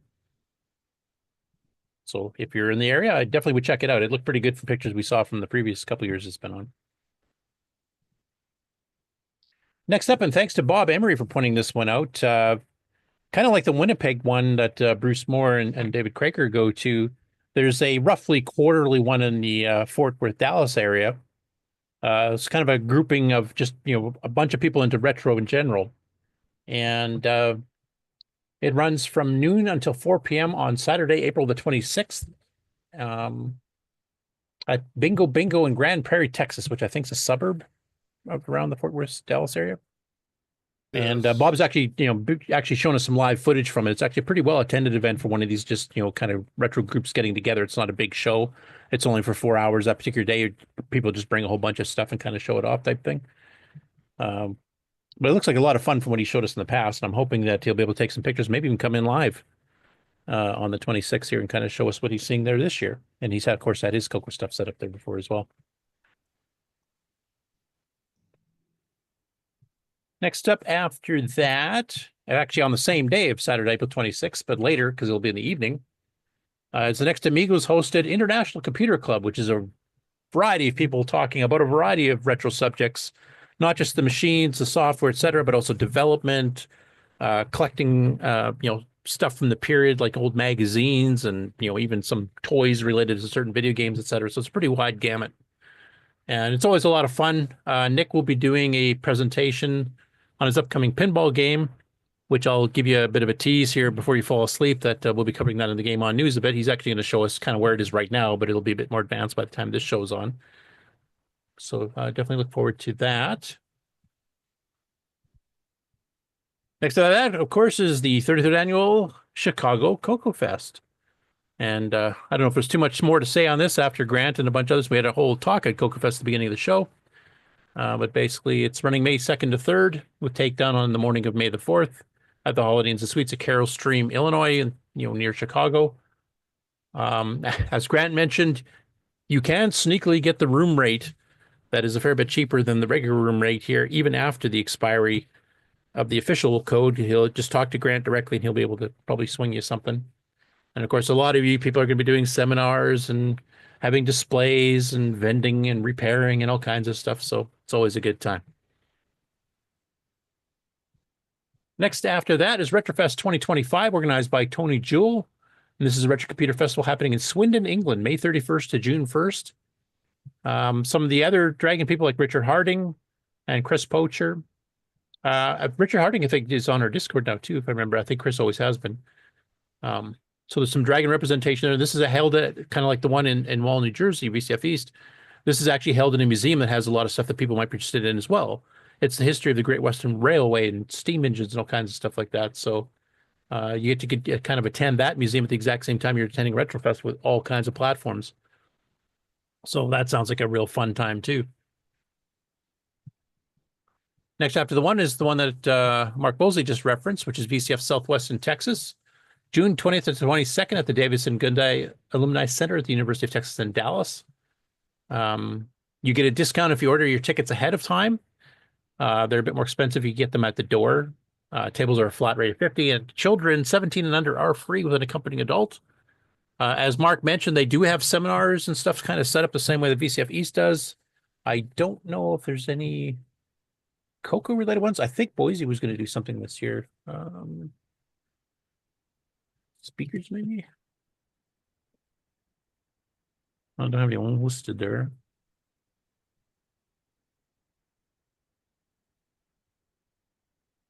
We go to the calendar. Oh, yeah, here we go. They're not all booked yet. As you can see, Fridays has got 3 slots open for presentations. Apple stuff. Spray chip. FujiNet State of the Union. There we don't see go. any. SMT soldering workshop. My brain skipped right over that automatically. So yeah, that's one I probably need to go look at. I know Boise's going to be there, and he's going to have a table, and he's offered me to share the table with him. So I'm going to try to be there too. Okay. Nice. I thought somebody had mentioned to me before that he was actually going to do a presentation, but maybe that was mistaken. He's done it before there. He's definitely covered the history of the CoCo and stuff. Next up after that is the renamed, formerly Boat Fest, now called the International Retro Computer Expo. This is, of course, organized by the Amigos, which is Brent, Aaron, and John Schaller, nicknamed Bodo Carr. This is a general retro fest. A a lot of gaming stuff, some hardware stuff, people displaying, obscure hardware, obscure computers, etc. A lot of interactive game playing there. You get to play against people. They have some multiplayer games. There was one I know that really stuck out. I've seen there a few times now. There's a I can't remember the name of it. It's an Octo something, but it's basically 8 joystick ports you can hook up to an Atari 8-bit, and then you can have 8 players on the 2 or 3 games designed for that thing that you guys can play all head-to-head type thing. And now we can kind of rival with some of Henry's stuff here. Like you could definitely with networking. I mean, he's got some games already that support 4 players, and maybe we'll have to break the 8 record and go for 16 or something later on with a Coco 3 game or something. Yeah.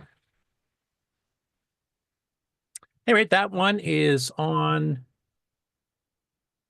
July 11th to 13th in Hurricane, West Virginia. They have a bit of a promo thing. You can actually order tickets online with Ticket Source. Once again, all links in the news and on upcoming shows, etc., are in the show notes that are in the Discord, the Coco Discord, under the news section.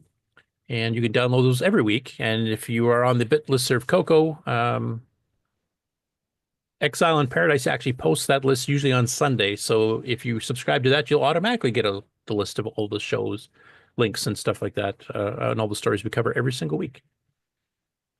So big thanks to Mr. Alan Murphy for that. Next up that is Vintage Computer Festival Midwest, the big one. And that one is September 13th to 14th at the Schaumburg Convention Center in Schaumburg, Illinois, former home of Rainbow Fest. And this year is the 20th anniversary of the show, so expecting this one to be a big blowout. And it's already a big blowout already. It's the biggest show on Earth as far as retro computing goes that I know of. And this is also one that is free admission. Quite a few of the VCFs charge admission, and these guys are militantly staying free. And we've had whole Coco sections there with a bunch of people like Rick and Ken and a whole bunch of others down there. Pretty well every year the last few years. I'm assuming most of you will be trying to attend that again if you can. And we'll hopefully get some live footage from you guys as well.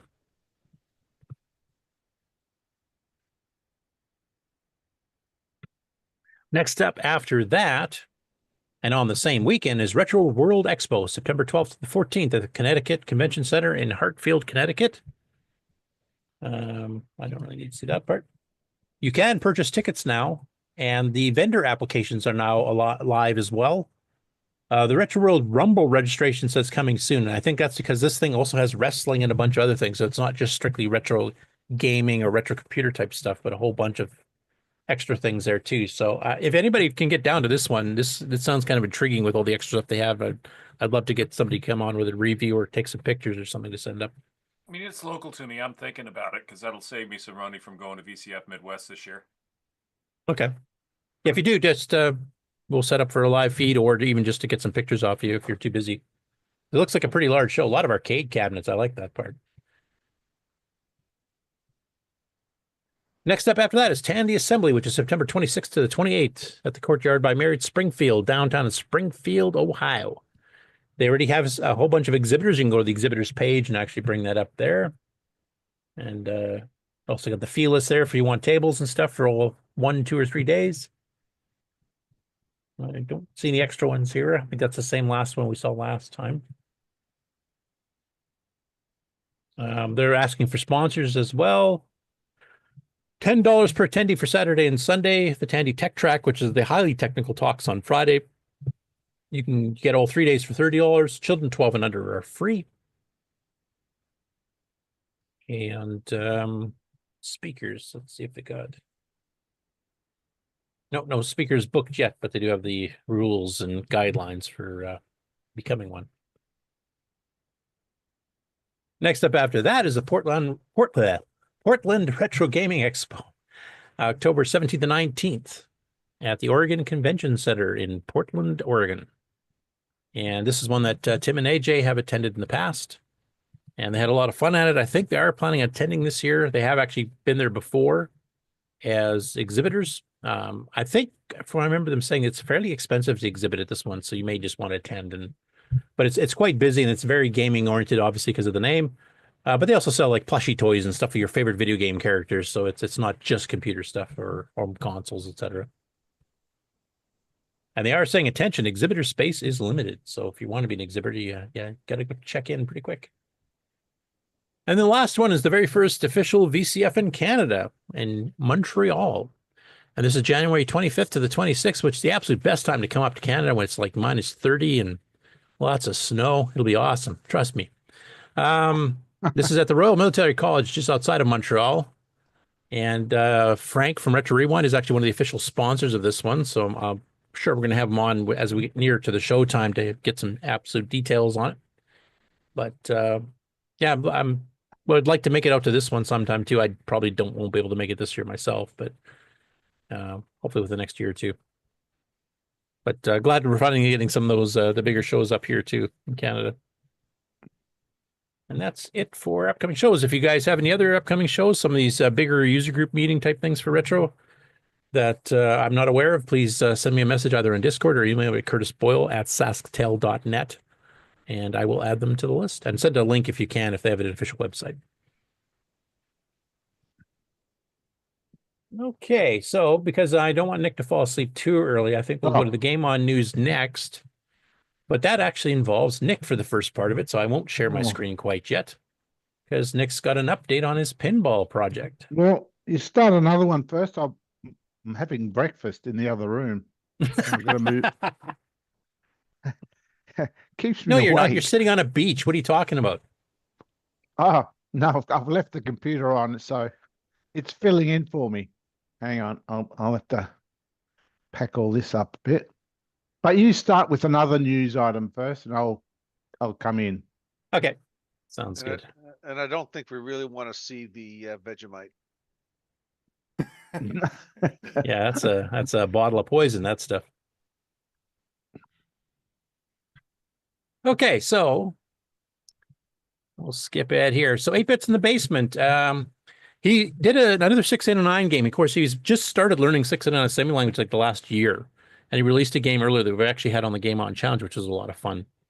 And he decided to do a second one, but he was going to do it a bit differently. He's actually really commented because he knows a bit about a 689 assembly language, how the VDG works, etc. now.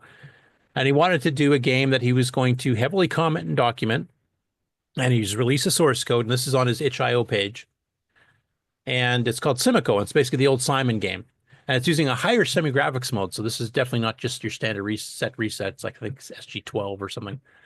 But he's released the Dragon version of the CoCo version, but he's also released the commented source code that you can download. And this is all free. It doesn't cost you anything. And he had intended to actually make a whole video series, kind of like Coco Town and stuff has been doing here with, teaching assembly language, but from a much more beginner's perspective than Coco Town is doing here. But he decided he just doesn't really have the time to do a whole video series and everything else. So he decided rather than just wait until he got time, which could be months or years or whatever, he would just release it as a download with all the comments. And if you have any questions, you can ask him because he's active on our Discord as well. He's got a little video here. I'll just play a little bit. That's kind of way in the corner here. Maybe I'll watch it on YouTube just a sec.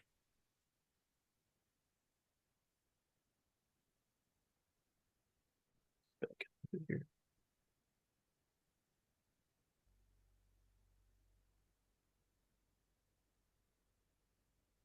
So 3 skill levels.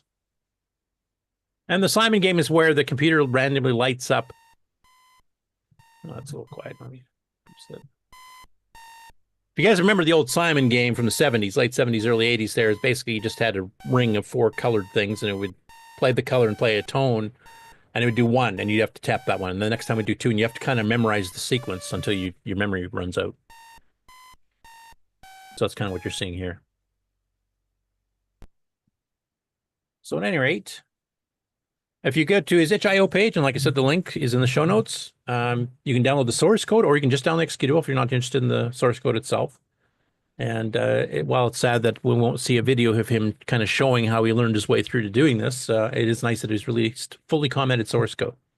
And even the differences between the CoCo and the Dragon, you can get the 2 versions there. And he's working on some other stuff too, which I'm not at the liberty to talk about quite yet, but I've seen a little hint of some of the stuff he's working on. So I'm looking forward for that too. Speaking of itch.io, Erico Monteiro, he's been working a lot with UG Basic and with Glenn Hewlett's 6-in-1 basic compiler for the CoCo 3. has been working on some 10-liner stuff, which we've covered a little bit before. And I think the 10-liner contest ends pretty quick, or might have already ended. I can't remember. But basically, he had 2 entries that he's actually put up on his itch.io page as free downloads as well. So the first one here is called Ack-ack-rec. And this is one we have shown before. It's just an anime GIF. I can't really show you too much more. Hopefully this is viewable. But basically, it's using ASCII text characters on the standard 32-column green screen where you're shooting diagonally at targets. And if I remember, this was on the 10-liner 80 character per line limit, because there's different levels of how much complexity you can put for combining lines to fit it into 10 lines. And the second one he did, which we have shown on the show before, is the 5 tides at the Purple Oyster Beach. And this was actually done in Microgames Basic. So this is actually one that could be made, cross-platform. But this one actually has multiple levels. It's compiled, so runs a fair bit faster.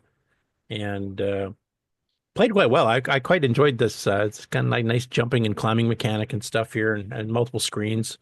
A finite amount, so you actually do complete the game if you make it. And the object is to jump between all these different hills and mountains here and gather up all the oysters, which is the magenta blocks, before the tide rises up and you can't get to them anymore, because if you hit the water, you die. So another freebie download you can grab from his itch.io page, as you can see here. And then Paris Surratt has been busy. He seems to be on a schedule right now of releasing 2 game packs from the AGD engine per week at this point.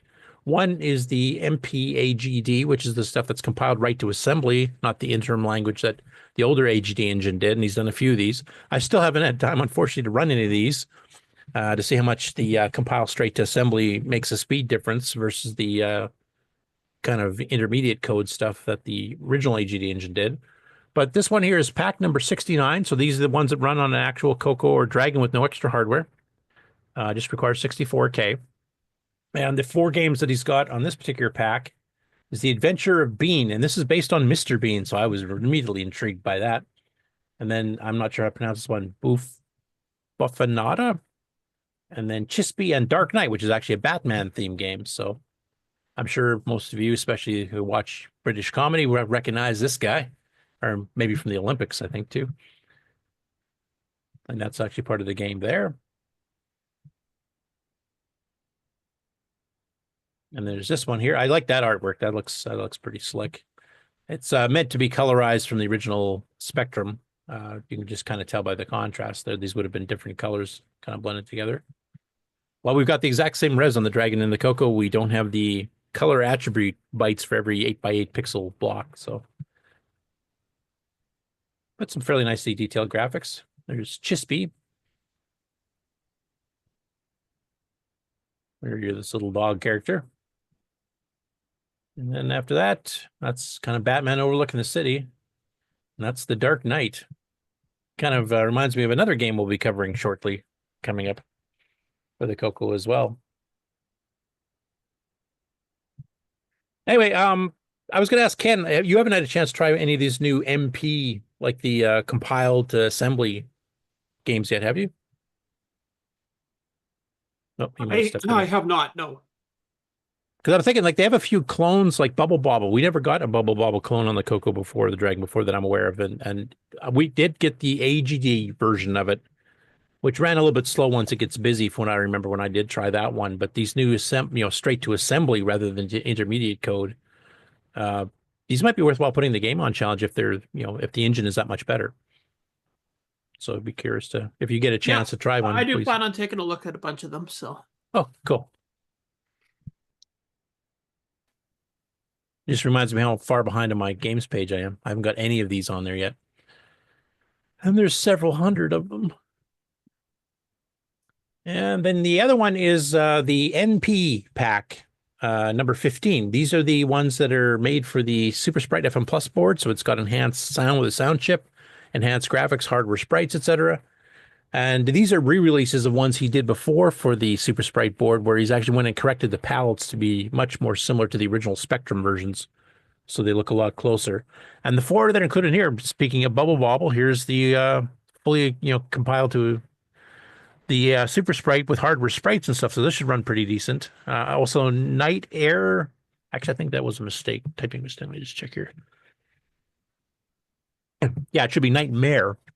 Bed and Breakfast, basically, is what that stands for. The Adventure of Bean. So this is the full color version of Mr. Bean. And the Incredible Shrinking Professor. And you can see the Adventure of Bean there. And some of those levels that we showed earlier in color. And here's Bubble Bobble with the enhanced graphics and sound, which actually looks pretty good. I would like to see if this one runs fairly good. Now, this is not the full compiled, but since it does support hardware sprites, it might make up the speed difference right there. And maybe you have like background music and stuff playing because of the hardware that's built into the board. There's Nightmare B&B.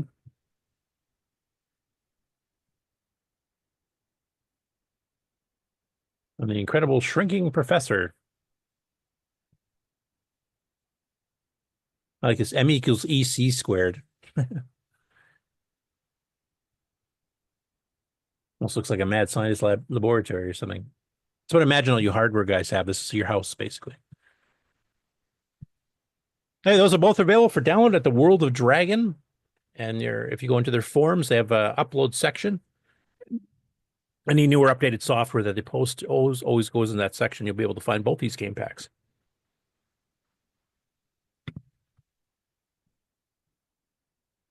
Next up, we have, I'm not sure I pronounce his name, Gio Popos has put up a video on YouTube showing the 9-hole golf game by Aardvark, which actually out of the original Coco 1 golf games is kind of my favorite. It's not the most visually stunning. There's some other ones by Tomix and others that try to do kind of a 3D angle on the, like once you're on the green and stuff like that. But this one actually plays well and it's quite well done. Just 9 holes, but don't even need a joystick. It's all keyboard controlled. Won't bother playing it because I've showed this one a few times before. Next up, LMS, who's actually on our Discord, has actually done a whole bunch of speed runs again, and he's been covering some Coco and Dragon stuff in there. Sometimes they're unique to the Coco Dragon, sometimes it's a cross-platform, and this week is no different. It's a mixture of all of that. So the first one here that's up is Marooned, and this was originally put up by Suguro Software, and it's a graphical Coco 1 and 2 text adventure style game. I'll play a little bit of here because I'm not sure how many people actually played it. And this is one I don't have on my website yet either, though I do have the game and I'm familiar with it. Now, one thing I'll mention here, the emulator is using has some popping noises and it kind of has little bits of slowdown and speed up. Part of that is I think he's using XWare, if I remember. And I have that same problem on XWare. If I ever try to put the focus out of the window, I get this weird popping anytime I move the mouse or something, and I'm not sure what's happening there. And I've seen some other people have that on both Windows and the Mac. I think Linux has none of those problems because that's where it's developed. But he also mentioned he's got an older machine, and his video capture software that is live capturing this gameplay might be interfering and causing these little glitches too. But you'll definitely be able to get an idea for the game anyway. I'll play a little bit at the beginning here just so people can kind of see it.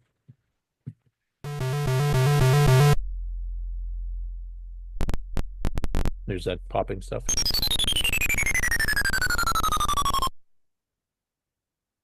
But it's not a static graphic. I mean, there's some animations like the little saucer flies in.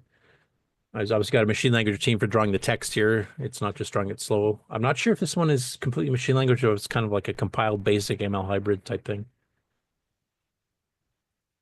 And of course, since he speed runs all these, he's trying to get through the game as absolutely quick as possible in as few moves with as few typing mistakes. So you will catch a few typing mistakes on these. So if anybody wants to join the speed running adventure game genre, you can definitely beat him. If you can type as fast as him and you don't make the mistakes that he did, then you can probably beat his scores.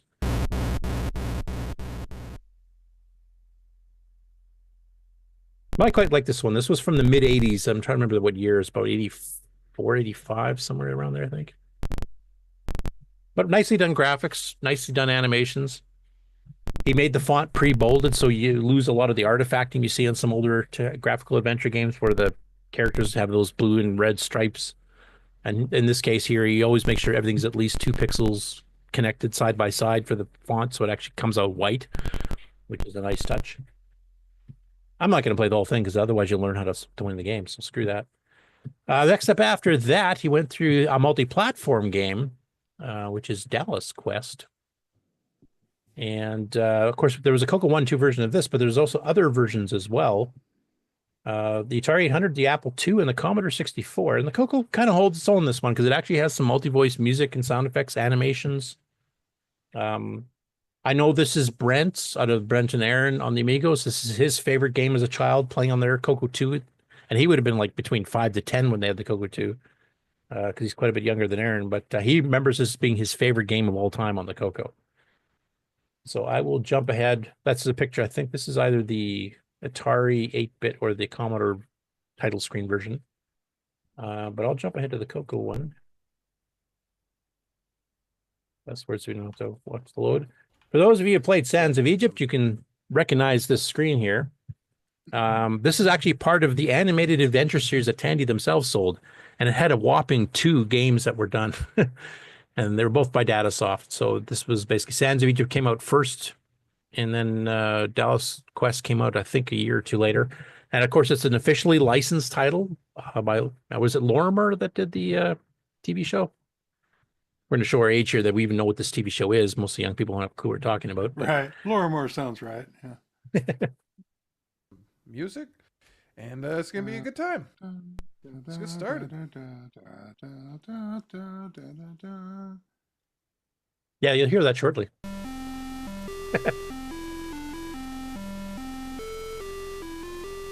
And even multi-voice.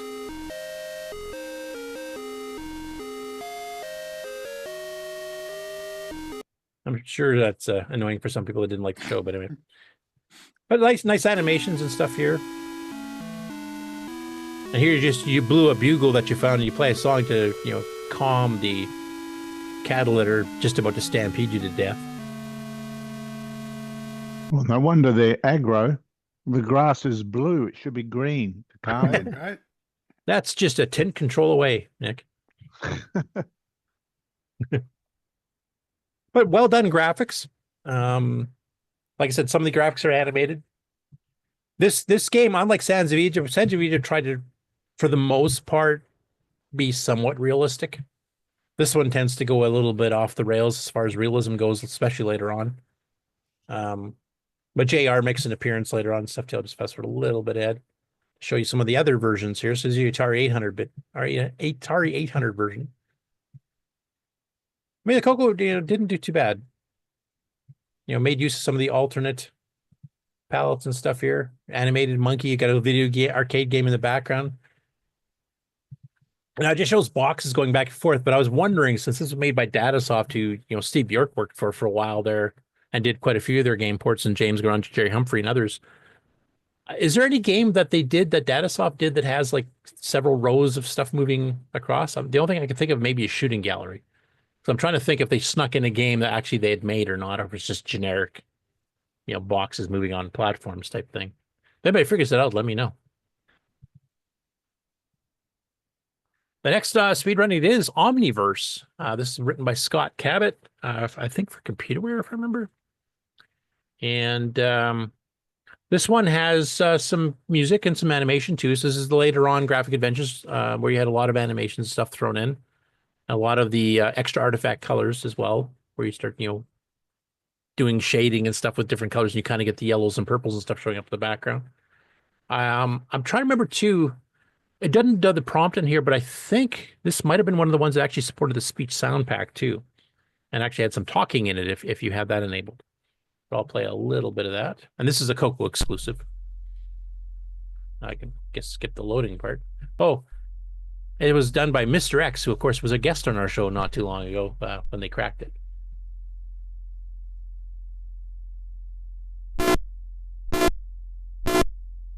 There's some weird sound effects there.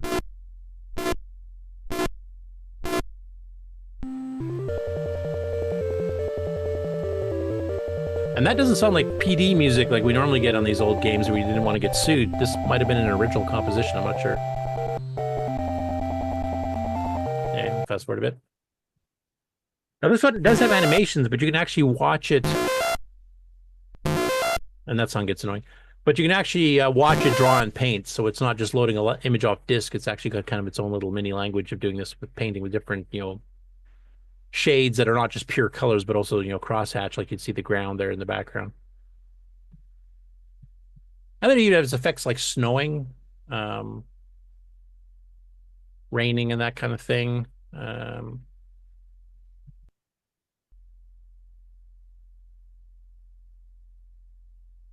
It's not too bad speed-wise, doing the drawing and stuff here. All right, if you want to see the whole of that, just, of course, go to his YouTube channel. And the next one, and the last one from him this week, that covers the CoCo or Dragon, is a text-based adventure game, Mysterious Adventure number 9. And the subtitle of this one is Perseus and Andromeda. This was for multiple platforms. And because this is actually a UK game, one of the platforms supported is the Dragon. So they got the BBC, the Dragon 3064, the Acorn Electron, the Commodore Plus 4, Commodore 64, Atari 800, the Oric, MS-DOS, TRS80 Model 3, and the ZX Spectrum. And I will mention most of these are strictly text adventures, including the Dragon version, but a couple of these actually did add graphics. The Spectrum and a couple others did that. So this is one that could be upgraded at some point if somebody wanted to spend a lot of time. But it's one I was familiar with, so I thought I'd show a little bit of its gameplay. Hey, Moon Crew, what's going on? Today, we are playing Perseus and Andromeda for the Dragon 3264. When it comes to the Dragon 3264 system, a bunch of the old adventure games from both the Mysterious Adventure series and like the Scott Adams Adventure series, they've been lost. Like, there's no ROMs out there, so we're pretty much dependent on somebody just coming forward with a copy from their attic or their barn or something, and so we can preserve it, but nobody's come forward thus far, and it ain't out there in ROM form. But unlike those, Perseus and Andromeda was pretty highly rated. Greek myths, everybody loves that, and so we do have a copy, and it was preserved, and today we're going to be playing it. It's time to knock it out. Here we go, team. I will mention, I have that same problem on the CoCo side. There's dozens and dozens of games that have been advertised in the various magazines and sometimes for like a year straight, and they're nowhere to be found at this point. So if anybody goes to the Color Computer Archive, which is much more up to date than my website, so don't go by my website. But if you have a game that you find on an old tape somewhere buried or an old disc or something like that, and you don't find in the archive, please upload it. Even if you don't have the original directions, even if it was a pirated crack copy, it's better having something preserved than nothing. So I encourage people to check through their collections if they have some that or inherited them from somebody else or bought them on eBay. See if there's anything that's not on the archive, and please upload it if it is. But you'll notice right off the bat, for a text adventure game, they're not doing the standard green screen 32 column. They're actually wrote P Mode 4 with their own font and stuff. So actually, it's much more pleasant on the eyes, but doesn't have the soothing green. Let's rock.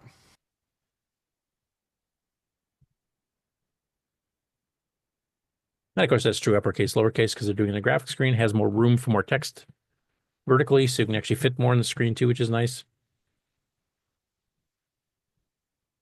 And basically, other than that, it's a Greek mythology themed text adventure game. Now, if you take a look at some of the ones that actually have graphics, like here's the Commodore 64 version, they've got this weird painting algorithm.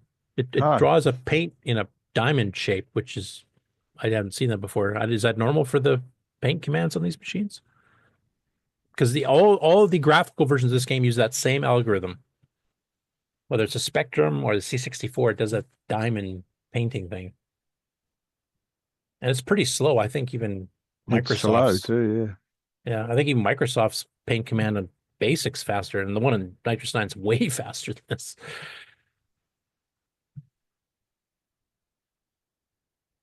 It's just a weird effect. I don't know why they would have done the algorithm that way. I can't see an advantage to it unless they just wanted to make it look different. They just wanted to make it always the same between the different machines, I bet. So they use their own, and whatever quirks it had, they could draw their pictures to fit those quirks. Like here's the Oric one, which is even slower in drawing some of these diamond shapes. And of course, different palettes between the machines. This one actually has key click, which Nitrous 9 EOU people should be very, very familiar with by now. Yes, we are. I think the Oric has hardware key click. Oh, does it? Always there. I think so, yeah. And this is the MS-DOS version, which is just straight text. MS-DOS are much more powerful than most of these other 8-bit machines, and they just went straight for text. Didn't even do CGA. TRS80 Model 3, standard text adventure. And the ZX Spectrum, which also has key click, but also has graphics.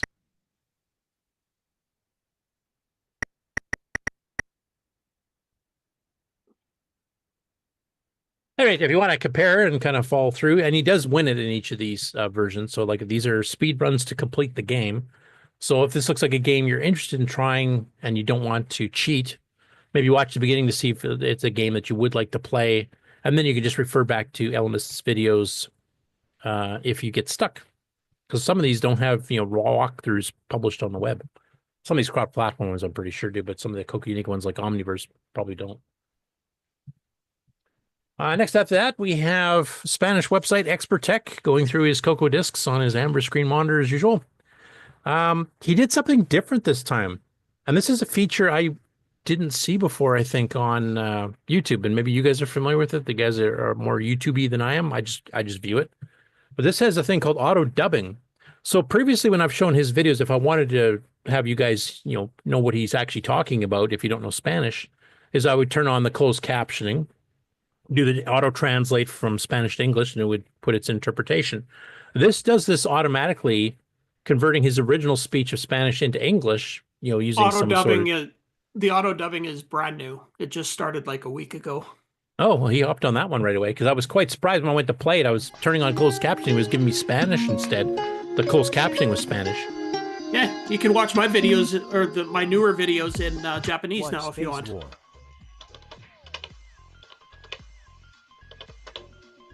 Let's see what it's all about. That's obviously not his voice, so it's like a AI generated voice. So you use just on yours, Ken? Running color space 981 is on the edge of the known galaxy. Yeah, this last video that I just released this week is the first one that it's done it for. It's identical. Okay, I didn't realize that because I did watch your video. I even commented on, but I didn't realize you were using that auto dub. Well, if you want to watch it in French or Japanese or anything like that, then yeah, it's auto dubbed. Yeah. But that way you don't get distracted trying to watch the video and the closed captioning at the same time. It just auto translates the words. It did make a few mistakes. I did catch because they don't make sentences don't make sense. But basically, as long as a human wrote the script, the auto translate works okay. Oh no! It's not perfect for sure. Right, but when a robot writes a script and then a robot reads it, you end up with especially in any kind of technical videos, it trying to figure out some words that you say, like in mine. Yeah, like we might have acronyms and stuff that we're used to using in retro or something that aren't quote unquote words. It gets really creative. When you see my video that I did, anytime I mentioned JDOS in it, it translated it as JS DOS. So, okay. Right. JavaScript DOS or something. Yeah, it mistranslates a lot of things that it doesn't understand. What it is. I earn points. No. That's cool. I wasn't even aware of that until this came up. I didn't even realize yours had that. Probably because yours is in English to begin with. Yeah. Right. Well, this is in Spanish. Anyway, he's playing Space War by Spectral Associates, which is one of their Space Trilogy, which is their very first multi-game pack they ever sold.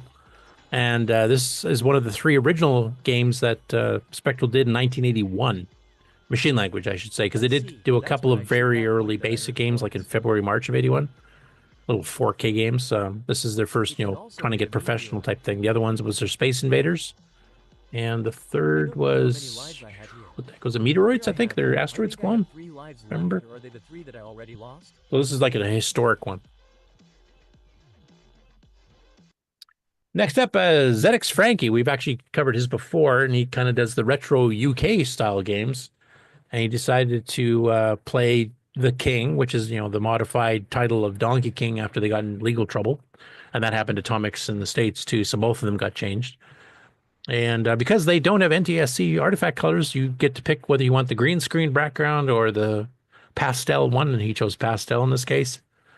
And this is one where I think we could have maybe redesign the graphics a bit for the dragon if you're porting something across the pond, because you can just tell by looking at some of the color changes on the word bonus and stuff here. It's changing colors like every character because nobody changed the graphics one iota from the artifacted CoCo version. And you could have gone in and kind of fixed them up a little bit so at least they were consistent. Or some nice solid colors where they should have been solid colors. But I mean, the gameplay is the same. He says slow speed. I don't know what he's talking about there. There's no high speed in Donkey King or the King that I'm aware of. There is a practice game, which gives you 12 men and your high score doesn't count on the list. And then the standard 3 character, but I'm not sure what the slow speed is referring to. If 60's still in the chat, or Tom Eric Anderson or somebody, and they know what that's about, I don't. Next up, Retroist, which is a web page I've never frequented before on the web, did a review of Poltergeist for the CoCo, including the author mentioning that he had some friends with a variety of 8-bit machines back in the day, and one of them had a CoCo, and one of the games they all liked and actually all played together was Poltergeist.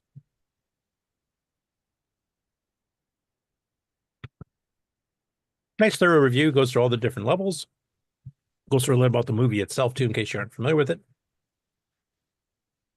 And of course, the dreaded level 3, which is darn hard, and he said it was darn hard. They never actually won the game.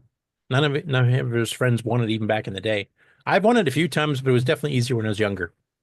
Because your reaction time to try to get the last couple Poltergeists or not shoot Carol Ann, because basically you're in this energy field with all these lines streaking at you, and a little dot appears in the distance, and it kind of gets bigger and bigger as it gets closer. And the last couple frames of the animation of it zooming up, it turns into Carol Ann or it turns into the Poltergeist head, which is what you're seeing here on the screenshot. And you've got literally like it's of a second to react to it and shoot it or let it go. And it starts to go off to the side pretty quick at the very end too. So if it is the Poltergeist, you have to like kind of follow and shoot it at the same time, which makes it incredibly difficult. And I don't think I've been able to do it since probably my 20s or early 30s. So if somebody makes a video and kind of shows it, I've seen Poltergeist reviews on YouTube, etc., by quite a few people, but I've very rarely seen anybody finish it and actually win the game. They usually shoot Carol Ann, and then you go back to the beginning and just, go for points. But yeah, we've even got a picture of the cart there with the actual shot from the actual movie poster. He thought it was quite an expensive game. I'm assuming that's mostly licensing rights from Metro-Goldwyn-Mayer, etc.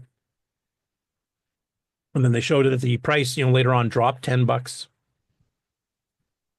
So they did a pretty good thorough review of it. So I'm not familiar with the site. I'm going to afterwards try to go through it somewhat and see if I can find out if they covered CoCo games in the past that I've just missed. Or if they're just starting to get into the CoCo games, and then, maybe I can help them with suggestions or some history if I know it for certain things. But they seem to do pretty good research on their own. So next up, Jim Jewett. Oops, let me minimize that. He's been doing this Space War game, which is kind of a Star Trek style game, and it's mostly text, but there is some graphic stuff in it. And he's done a few screenshots before on the CoCo Facebook group, and you can download it there too if you want to try it. He's got several versions over the months. But this month he decided to actually go through and make videos. And one nice thing he did in this, it's not just a video of gameplay. He actually has little overlay text to kind of explain what the game's doing in spots. Now, these are like quite long each, so I'm not going to play them all or anything, but I'll fast forward. So, and let the mission parameters set up here. So that's where it's, kind of running in the background. One moment, please, while it designs the layout of the galaxy or whatever. And it says Delta Quadrant establishing planetary basis, ship status. So he's kind of giving you an explanation of what all the screens are, what everything means on it, and then some of the actual gameplay itself and stuff too later on. Which that's kind of a good way to do it, especially if you're doing a game that's fairly complex. Like this is one you need to read the manual or at least memorize a lot of commands. It's not like pick up a joystick and go, where you've only got up, down, left, right, and fire. And I think that's a good idea. So maybe instead of manuals, Nick, that nobody ever reads, maybe you need to do an overlay video like this that kind of explains, shoot up and hit something and then pause and then a little overlay. This is a foobla and you have to do blah blah blah. And, that type of thing. Might be an idea. Yep. What do you guys in the panel think? I'm kind of curious about just going away from the PDF style manual to something more like this. Yeah, I think that's people watch a video before they'll read a manual. Yeah, that's kind of what I'm thinking. What do the rest of you guys think? Ken, like some of the other game players here? Or Marco? Both approaches. I think both approaches have a good thing. Some people like to read the manuals, like to have it laying there, but other people are just like, just get into it. So force them to learn as they go what's going on. See, I've had a different experience. I've very rarely seen people read manuals these days. They just don't. Even when you're fighting against, okay, I've got a video and a video game that I have to watch at the same time. they'll still do that rather than read a manual. Where I would rather look through the manual and, oh yeah, W, okay. Yeah. Like Tim and AJ, like when they played Nick's game recently, they said they read the manual, and then, you know, as Nick mentioned on the show, they obviously didn't read it too much, and there's only 2 pages. Like, it's not that, and most of that's pictures. So yeah, I'm thinking this. I think going the video route with this kind of overlay text that kind of shows you what's happening. I think, particularly for the younger crowd, like maybe you're right, Rick. It's some of us older people, we're just used to physical manuals and stuff here, so we don't have a problem doing that. But I think some of the people not too much younger than us, like even in their 40s, just don't do that anymore. And maybe this is a solution to that, because it gets frustrating for Nick and some other game authors that they spend all this time making a manual explaining all the different things and what they do, and then what does the guy do after they buy the game? They email him and ask, how do you do this? What does this mean? Well, it's in the freaking manual. You downloaded that too. So yeah, your example playthrough, and then maybe a quick reference, single page PDF or something for us old parts that don't relate to video. Well, I don't even know if the PDFs were there, because I mean, Nick's literally done 1 or 2 page PDFs and they still don't read them. I'm surprised they can actually figure out what a title screen is at this point. Well, I'm thinking maybe just having the manual on the actual CoCo disc, so that, because the people will lose the manual, or the manual they don't know where they put it. So if it's on the same disc as the game, they can always just run it on the CoCo, read it on the, or on the have it in the screen. game itself, and they can just bring it up. You know, I haven't played the game in 6 months. It depends on how much RAM you've got available. Yeah, that's true. But Right. but yeah. Anyway, I thought the video thing is actually, that's not a bad way of doing it. I think that actually has some merit, especially with younger players. No, but it's so irritating now. I want to exit by, and I can't remember the :WQ right away. So I have to watch a 5-minute video to remember that. When I should be able to just look up a little page and go, oh yeah, Q. Yeah. But I mean, I've hit this with Nitrous 90 of you. Like, I've put in, like, every time I release one, I have a document that shows everything that's changed or updated or added since the previous one. And then I invariably get emails that, you know, people are asking, geez, I wish you'd put such and such on. What's in there? I mention it right in the documentation. Or they find out, yeah, Shell Plus is in there. How do you work it? I have a whole separate document on just that. Like what keys do insert and whatever else. And no, they still ask me. So my manuals just don't get read that often anymore. I think some of us diehards, especially the programmer types, I mean, we're used to trying to document stuff, even if it's comments. So you kind of come in and do it. But yeah, it seems to be a lost art, the reading of a manual. Yeah. That's where Mark Bosley comes in, because he's keeping the grand tradition up of reading a manual every week on the Game On Challenge. Right. Yeah. And he does it dramatically. Maybe we need that too. We need a dramatically read manual. Maybe that'll keep them fired manual. Up. Yeah. Mark, do you want to become the official document? No. We can call it Manuals on Tape, and we can have Mark Bosley narrate. Yeah, I was just going to say, you could do Nick's next game. He can read the manual dramatically before it comes onto the show. Yeah. Just include a book on tape with it. Yeah. And the young kids will go, what's a tape? Right. What's a book? A track for period correctness. Or chapter book. And this one here was, I'm trying to remember who sent me this. I forgot to write down who it was. But remember last week we covered Tilt magazine, a French gaming magazine, and they had a review of the Dragon. And he was the one that was showing those quick little, like, 1 or 2 second clips of every page for the, like, 3 years worth of the magazine run. And this is kind of a rough translation of the actual review of the Dragon 32 when it first came out. And I especially like this one thing here. This probably, you know, made Kieran feel good and stuff here, but an almost perfect device. And it says, appearance of the Dragon 32 is reminiscent of the Apple, both in its design and its dimensions. Installation is quick. The transformer is supplied with the device. You can use either the SCART socket or your television's antenna. And of course, this is in France, so they had SCART. Dragon 32 software library is quite comprehensive. Cartridges or cassettes. Now, the 300F and 200F, is that quantity or something? I'm not sure what that means. Cover the range of games, puzzle games, arcade games, Othello, chess, and adventure games. Francs? And Francs? Unit of No, money? maybe. oh, price maybe. Maybe. Yeah, that could be. Yep. And they talk about Phantom Star, which is my favorite games of all time. So obviously he knows what they're talking about. Anyway, this is kind of like a Google Translate version, so it's probably not perfect either, but it does give you a pretty good idea of what they thought. But they really liked it. They thought it was quite a well-done computer, talking about the extended basic, multiple extension possibilities, advanced software, has color and sound, which not all machines did at the time. Good price, they mentioned as well. And then the importer is Gold Computer in Paris. So obviously the Dragon had a presence in France. Maybe someone who took it up the Eiffel Tower to that hidden room they have near the top and tried it. Huh?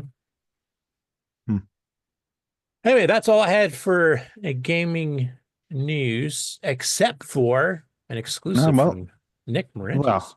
Well, not I'll just show what I've done so far, basically. Well, the game so far looks like it sucks. And it's Neutroid 6. Yes, that's right. Okay. I'm just bringing it up. Is that coming through? Yeah, we see pinball. All right. Well, we've seen all this part. So, anyway, the game is Pinball, written for the CoCo 3. It's machine code 6809. So, basically, I'm not going to read the manual, so I throw that away and I just start the game. Not sharing sound. Oh, damn that sound option. I wish they'd do it by default. Hang on. I wish that too. Right.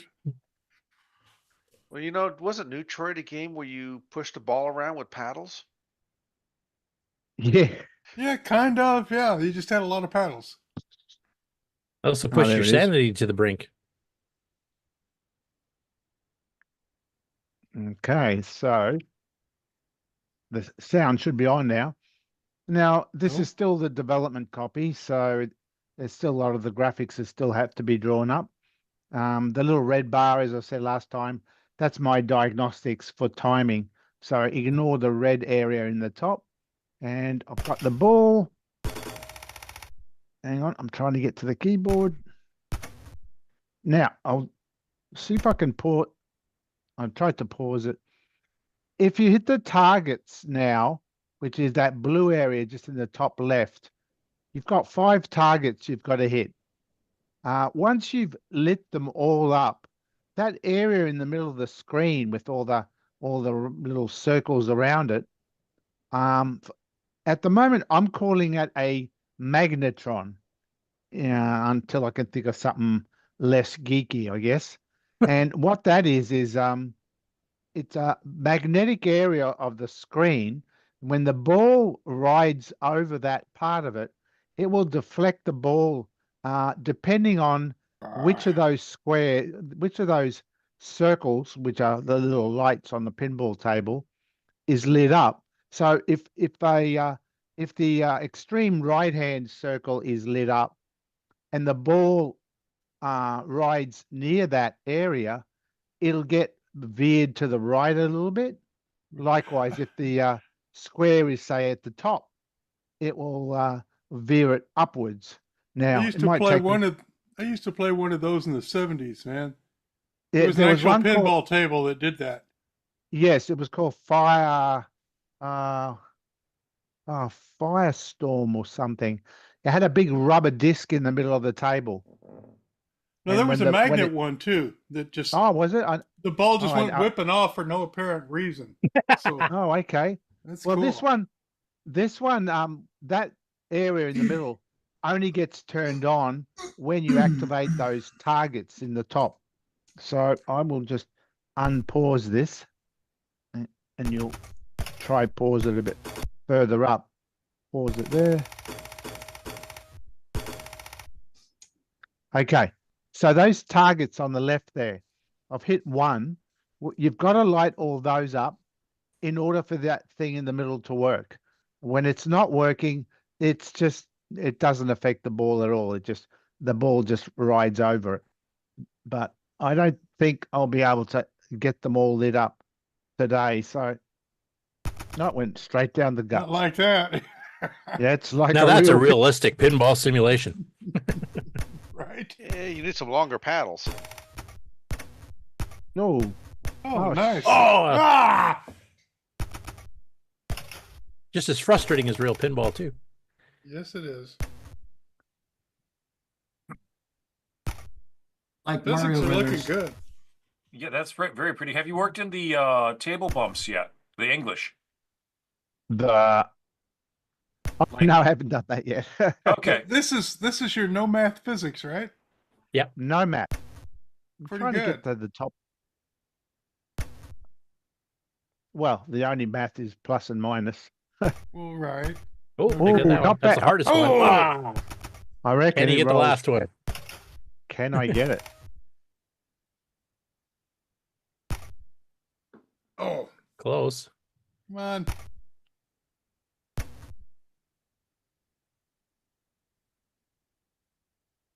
Yeah. The pressure's on. Like in Mario Brothers. Yes. Oh, yes. Oh, I'll try and I've just hit the composite button. Oops. Well, watch it. Now I've just paused it. Now, when you do light those targets, that thing in the middle, notice you see the purple. That's where the magnet is, and that'll spin around and round, lighting up each of those circles. So that way, the magnetism is changing, and depending on where that magnet is, that's the direction it'll divert the ball. And also, you get a 2x comes up in the middle. All scores are multiplied by 2 while that is on. If I lose the ball, it gets turned off again. And it resets all the targets, and you've got to do it all again. But you just have to do it all again and reactivate it. But when you activate it, you got to try keep the ball in play for as long as you can, because every score is doubled. Now, I'm not too grand on this, so I'll see. Oh, what you can do, you can catch the ball, and you can see the purple area moving around. I will. Oh, do you like it? Yeah, just see it. Did you see it move? Yeah, it hold looks the like it ball till ricocheted you off like that where circle. where it's going, and yeah, then you let it go. Yeah, I'm trying to see if I can. I'm holding the flippers down with the hope I can catch the ball. There you go. Wait till you And like now it. I will flip it up. Yep, you see that? Yeah. It was going to the Fired. left. It was and going left. It fired off to the right because your purple light was on the right. It was over there. That's right. I'll wait for it to be a bit lower. Right down the chute, like it could happen. There we go. Did you see that? It pushed it over to the right. Oh, And then it accelerated it up reset and to the left because it was on the upper left. So Yeah, that's right. So the idea is that you've got some degree of control of the ball if you do what I just did there. Capture the ball, wait for the magnet to go into a position that you want it to deflect the ball, and then see if you can fire the ball through that area in the middle. So that's the one game mechanic that I've just been working on lately. There will be a few other things to put in there, but little by little. Anyway, and I do like your score spinners, the sound effects with it, because you actually have the sound of an authentic 70s pinball machine. Right. I've tried to give it a bit of a mechanical feel.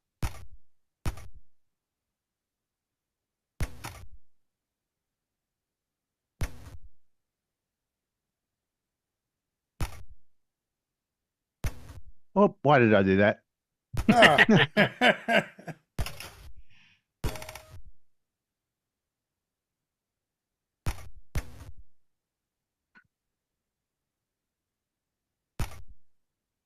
Oh, where do you got that one? Nick, are you using the programmable timer interrupt to do the For audio sound? samples? Yeah. Oh, damn. Anyway, so that's where I'm at so far. I'll just Yeah, they stop sound there. really good. Getting there. I don't get as much time as what I used to, but anyway, whenever I have some spare time, I just do what I can. Yeah, and everybody should send encouragement for Nick to do this because he actually hates playing pinball in real life. So I this is don't like a like real chore. pinball. Right. Oh, He's well, threatened the to quit this project entirely multiple times to me, and I keep no, this would be awesome. So butter him up, folks. So guest host for, the guest host for the Game On Pinball Challenge is going to be Yeah, with optional manual. Sorry, go ahead, Henry. Yeah, it's a very nice looking pinball game. I very much like what I see so far. Technical question on that: are you treating is that magnet an area of an effect thing, or is it more like a bumper that just moves? It's an area it's affecting. Okay, all right. Nice. So you're effectively saying it's effectively acting like a little bit of a charge in that it's always pushing the ball away. It's trying to, push it in the direction towards that magnet. Okay. So, so if you're to the left of that, well, I'm still playing with all that, but yeah, that's the idea. All right. Cool. By the way, Nick, you have a question from Paul Fiscarella in the chat here. Says, what are you running for frames per second? It looks great so far. At the moment, it's running within the, 60s or 30 frames per second. Well, that's your red line dropping down as you start. Yeah, that's slowing. right. Yeah, you can see the red area bouncing up and down all the time during the game. But it's trying to do it all in one. Currently, it's doing it all in one frame. So I'm trying to keep it to that. And that means just being careful with what I code and trying to be as optimized as I can, not making anything overly complicated to make it eat up too much CPU time. Because I think it's important. It has to run at 60 frames, or is it 30 on the CoCo? What's the fastest frame rate on the CoCo? It's actually 30, isn't it? Effectively 60, because you're the VDG is set up. The type of VDG that's used is non-interlacing, so you get each field is effectively a frame. Right. Okay. So that's what I'm aiming for. Even if you had to cut it down to 30, I think it would still run pretty. Yeah, 30 It probably would. It probably would, but I like the speed it's got at the moment. So if I can keep that, that'll be good. And mind you, this is still running as a 6809. It's a 6309. If you put it in native mode, it does give it a bit more speed too. But I'm keeping it to 6809. So I like the worst case. That's because you're greedy for sales. I know. All right, everybody. Yeah, everybody should play. But anyway, and that's it. Cool. No, I'm really looking forward to this. I'm not good at pinball, but I really like playing pinball. And the fact that I don't have to put real quarters into it is awesome. Yeah. Bit funny looking at myself as a talking fox, though, at the moment, isn't it? Right. I'm trying to resist a whole bunch of jokes I want to say that aren't appropriate for our show. Hey. Oh, okay. I think it's very pleasant. There you go. You know what you should do, Nick? What? Instead of having a little animated avatar like this, like every time you come to promote a game on, you should actually make your screen the manual so people are forced to read it because they have to watch it while you're talking. That's an idea. And as I go into level 2, click a page down in your PDF and have that displayed. And yeah, there's another option. Yeah. Anyway, back on to the regular news, which does have some game stuff that's in development. Now, Nick, we originally wanted to put him on earlier, but he wasn't quite ready to for project updates and stuff here. So we've got some game development news coming up, but rather than completed games, they'll be showing up fairly shortly. Oh, is that what he looks like? It's got 3 eyes. Okay, this is the right one, I hope. So Paul Fiscarelli reminded me of this, but I had seen it already earlier. But there's a person named Craig Alsop who's released the graphic Zapper utility on the Color Computer Archive. It's there right now. This is not one where he's uploaded and you have to wait. It's already available, including the manual, which I'll show you here. This utility will allow you to view graphic pictures from within other programs from disks, images, or real disks. So this works on a real CoCo, on a real floppy too. It even works on DOS discs. If you have a 360K, 40-track double-sided disc from a PC, you can actually rip the graphics out of there too with this graphic zapper utility. And it works on the CoCo 1, 2, or 3 as well.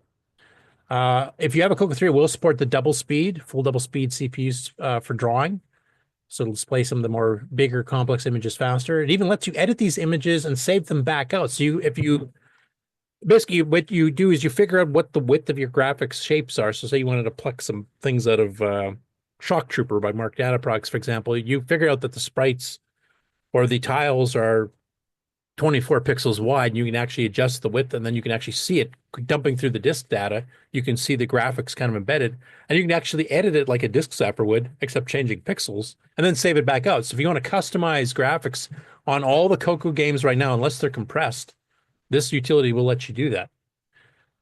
It's currently kind of set up to be more designed for 2-color mode. It wouldn't be too hard to make it recognize 4 or 16, but you can even do that just by seeing the pixel patterns as if it was a 2-color mode, kind of like, artifacting, because artifacting is technically a 2-color mode, but it displays 4. You just do all the even pixels, gives you your red, your blue, or 2 together would be white. So you can still kind of work with it on 4 and 16 color, even on the CoCo 3. So this is his manual. I won't actually demonstrate the program because I haven't had a chance to fiddle with it. And it's version 1.1. That's Sorry? what a manual looks like. Yeah, I'm forcing everybody to read a manual now. It's great. So he did this back in 1988, and he never released it until now. And I'm kind of sad that he didn't, because it's got some pretty cool stuff in it. Here's the system requirements. Works on a CoCo 1 or 2 of the disk drive. CoCo 3 works in emulators as well.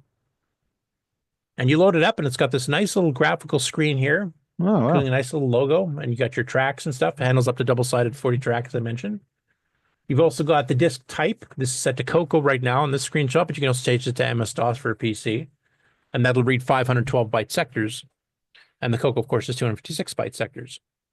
And there's kind of a zoom up of what you see there. It'll show you what width have you got currently set for trying to find graphic shapes with.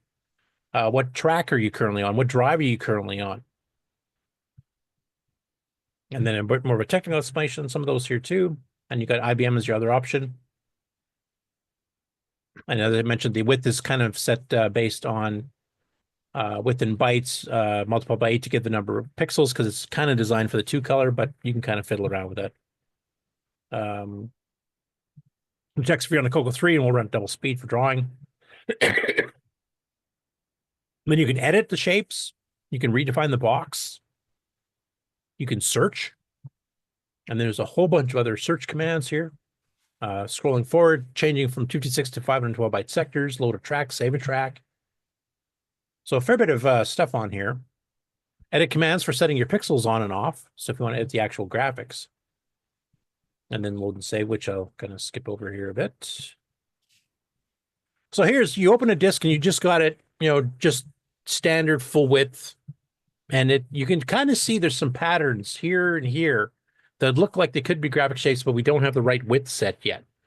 Because, different games might say make a 4-pixel wide pattern, or an 8, or a 12, or, various things here.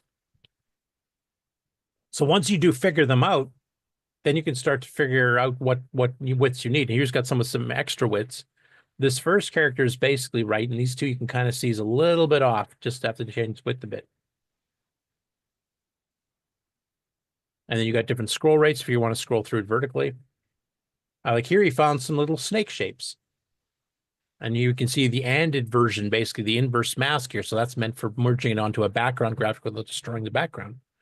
And you can see that those two are side by side.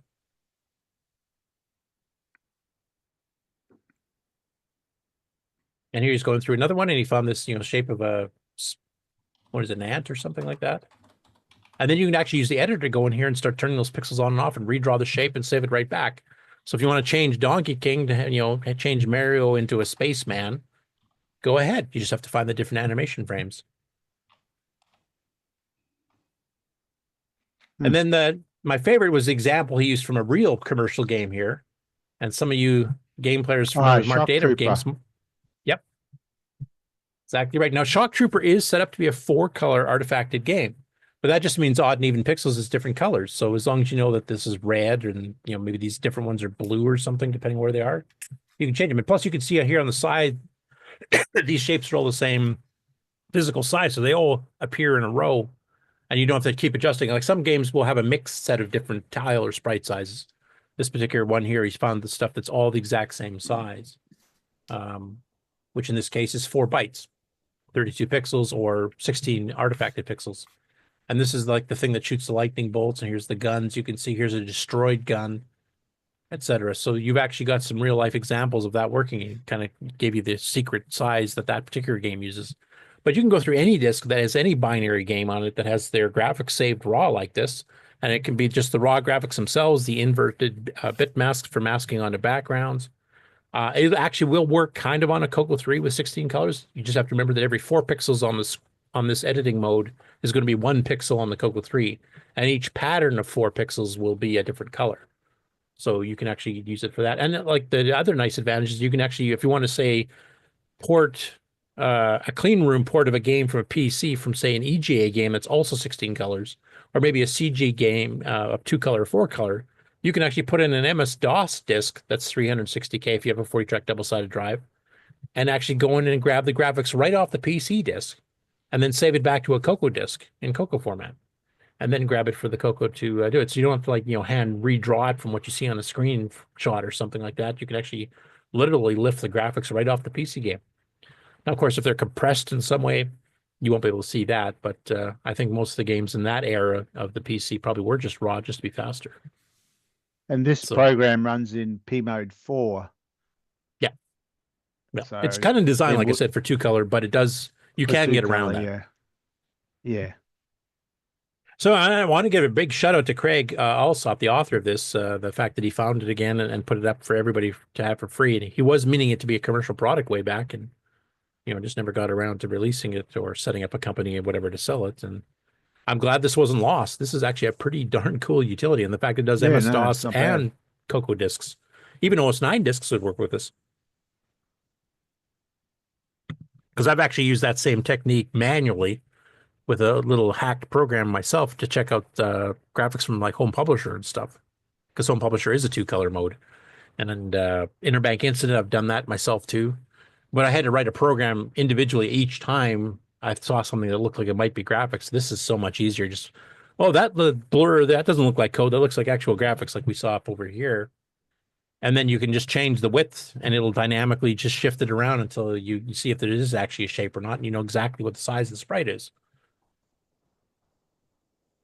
So like right here, that thing where you've got the full width, and this is obviously code and stuff here, but some of this looks like it could be graphics and some could be code, and it's a really cool utility. And I wish he'd released it in 1988 when he first did it. That would have been pretty. Done a good job with the UI as well.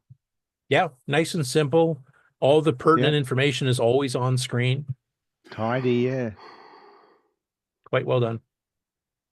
Hey, big shout out. Just go take a look under the title of the utility itself, the Graphic Zapper. It's available now on the Color Computer Archive, including this PDF manual that I'm showing you.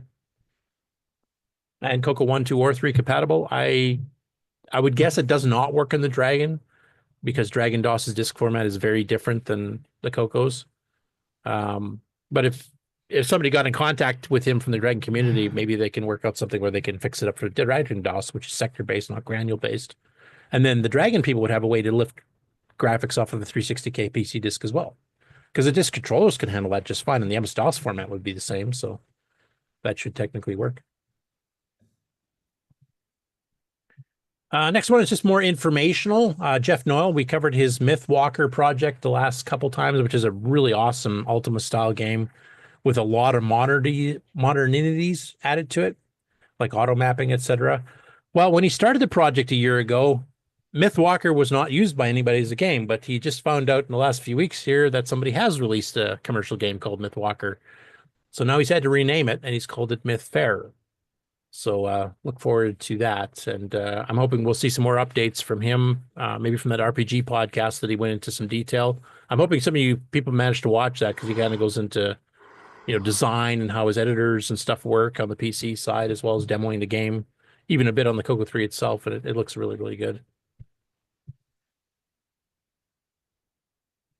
Next up, we got Ken. And I'm going to point out right away here that This is kind of like how I work, hammer instead of soldering gun. That's And basically all you reading the need. manual Yeah, reading exactly. the manual upside down. That's just Yeah. how I was using it to type into the computer.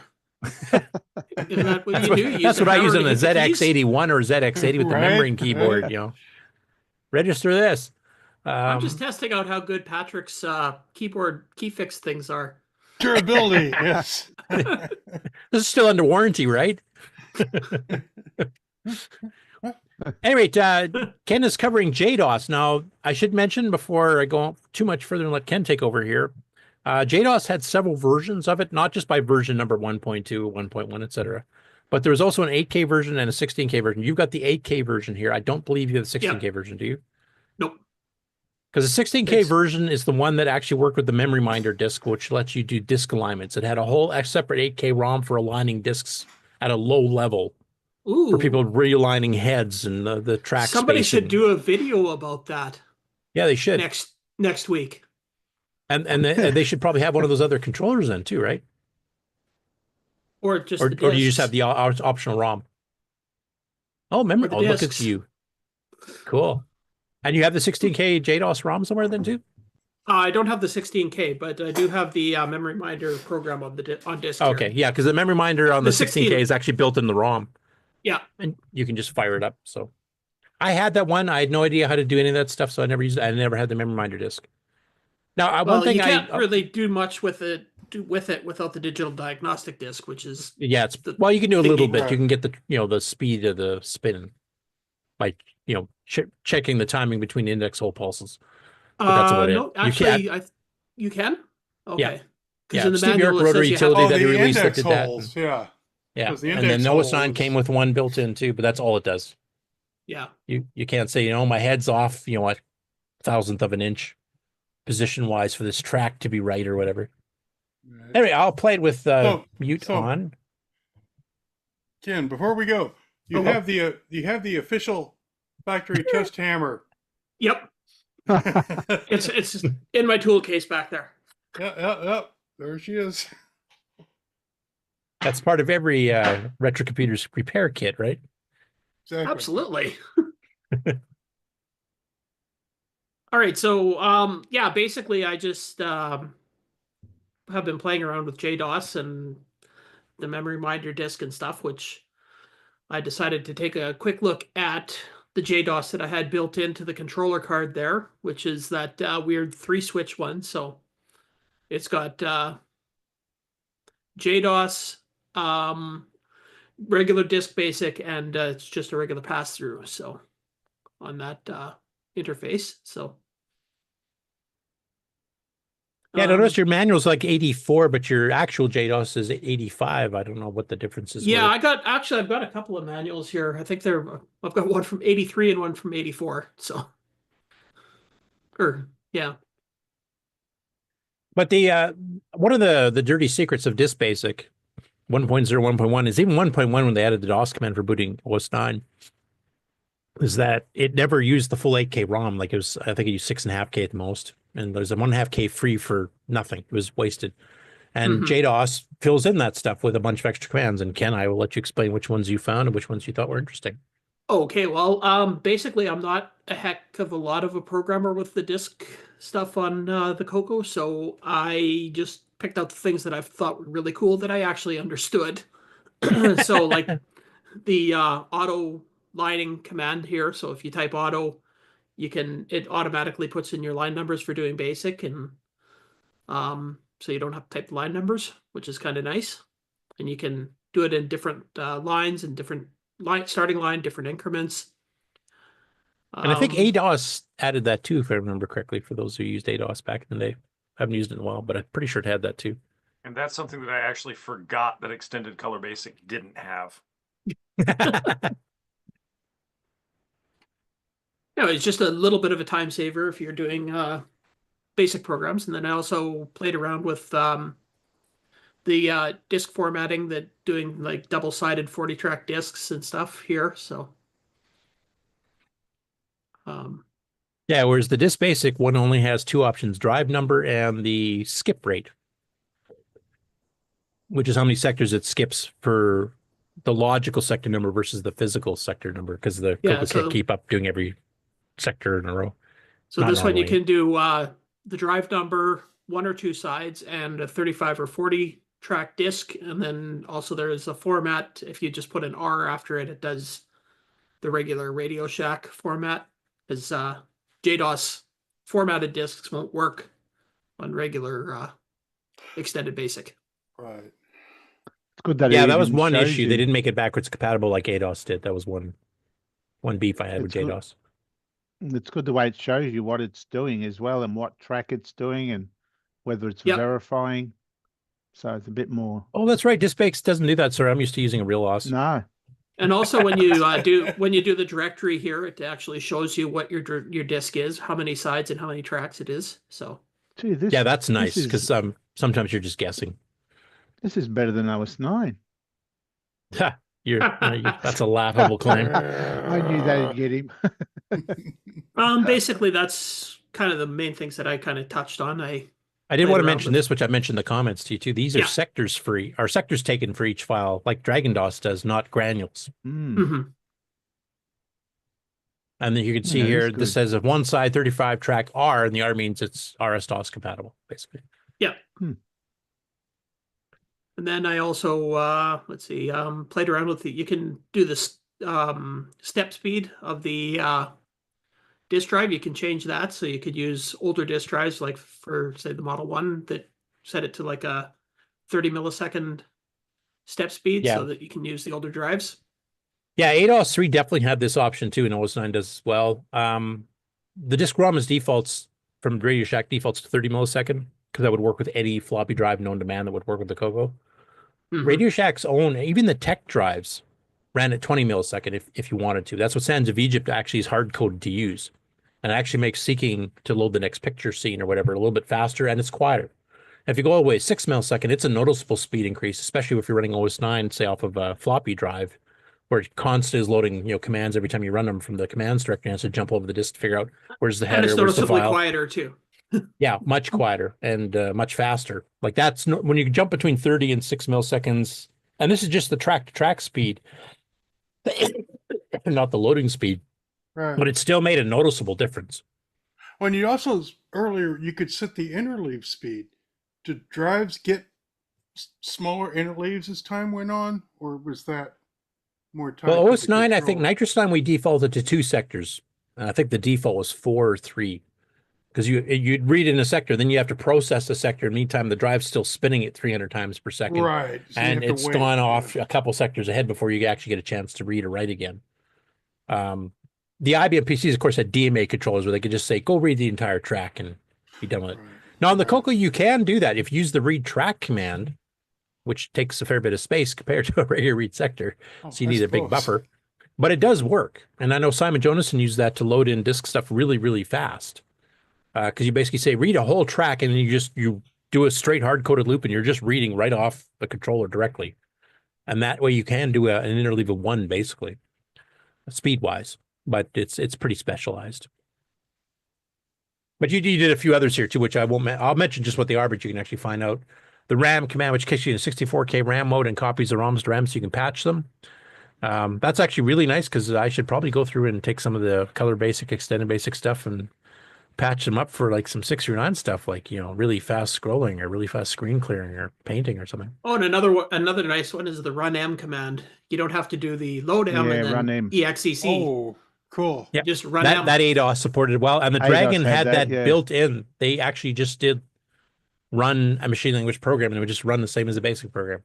Although I I was also did jealous. find out that there's an even shorter cut in JDOS that I'll talk about in my next video. Oh, cool. I don't even know what that is. Copy command, I can't remember what that was. Oh, that's just copying programs. Oh, okay. I did find out that you can't use the backup command to copy from one type of disk to another, so they have to be matching sides and yeah. tracks and everything else. Yeah, that kind of makes sense too. Yeah, backup be dumb. Yeah. Well, backup's supposed to be like a backup of the exact same drive image. So if they're Well, two that- different yeah. Yeah. geometries, that kind of makes sense. So, like, just for fun, I decided to take a double-sided 40-track disc and see how many programs I could put on it. So I just had to do the copy command each program. I just found the largest programs I could on my disks and just copied them over. Oh wait, Brian Blake in the chat is mentioning I just picked up a J&M with a 16K DOS trying to track down documentation. There is documentation in the Color Computer Archive. Yeah, I'm not sure what version it's for, but it should at least give you a Yeah. start because most of the Right. stuff added later was bug fixes or slight tweaks. But cool. I look There forward is to a- your second video with the 16K. Go ahead. Well, no, I don't have the 16K or Oh, sorry, memory minder. I should have said. yeah, the memory minder. There is the 16K cartridge image in the archive as well. Now, does your controller, like J&M made several versions of the controller. One of them actually had a double header connector on the side that it could do a hard drive or a parallel port to a printer. Just let me take a look. And, switchable DOSes with the switch. I think yours does have that. Yeah, mine. A second here.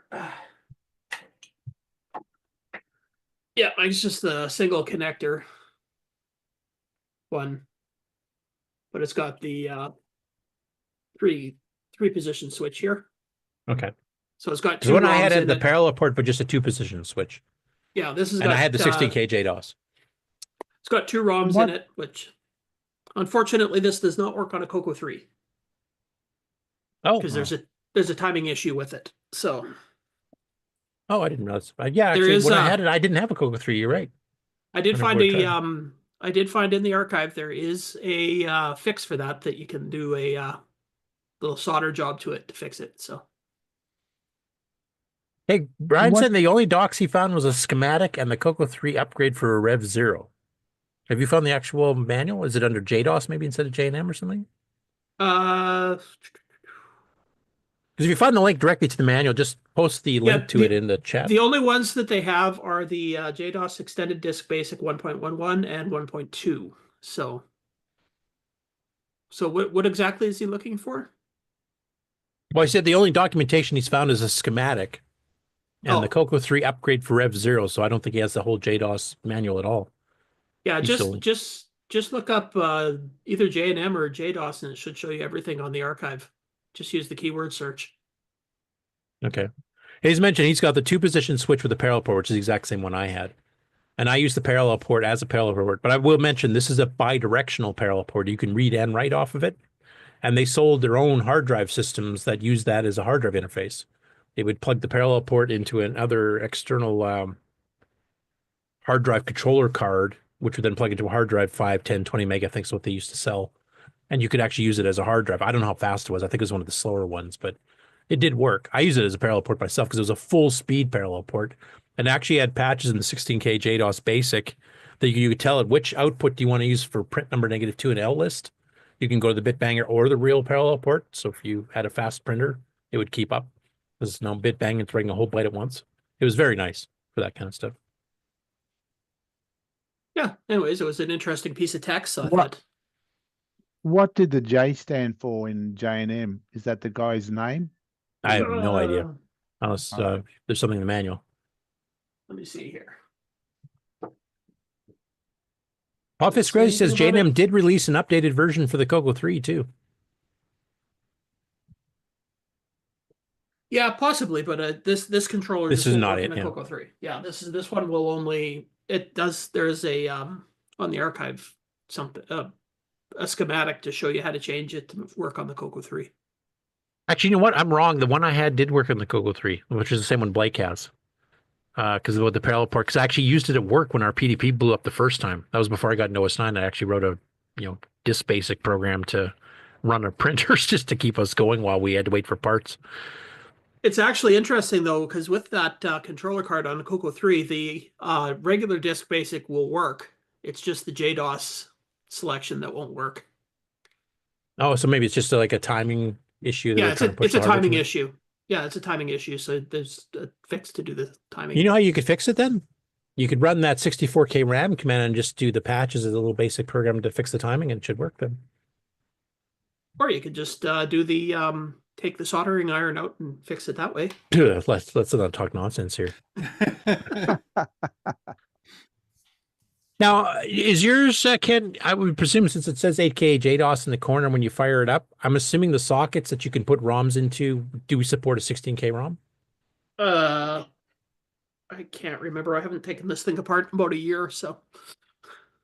Because if you get a copy of the ROM and burn it, you should be able to get the full Memory Minder version with all the other extras they added in. That's something I'm planning on doing in the future. Cool. Brian says his is JDOS 1.23. I think it's the same as yours, or I remember what yours was. What was mine? You have to look back. Right there. Yeah, 1.23. Yeah, exact same version. So yeah, if you're in the Color Computer archive, just search J&M and there's all the stuff. An older version of the Memory Minder manual than I have here, so I'll have to do there we go. So yeah, I got a newer version of the Memory Minder manual that's on the archive than what is on the archive, so I'll have to scan that in.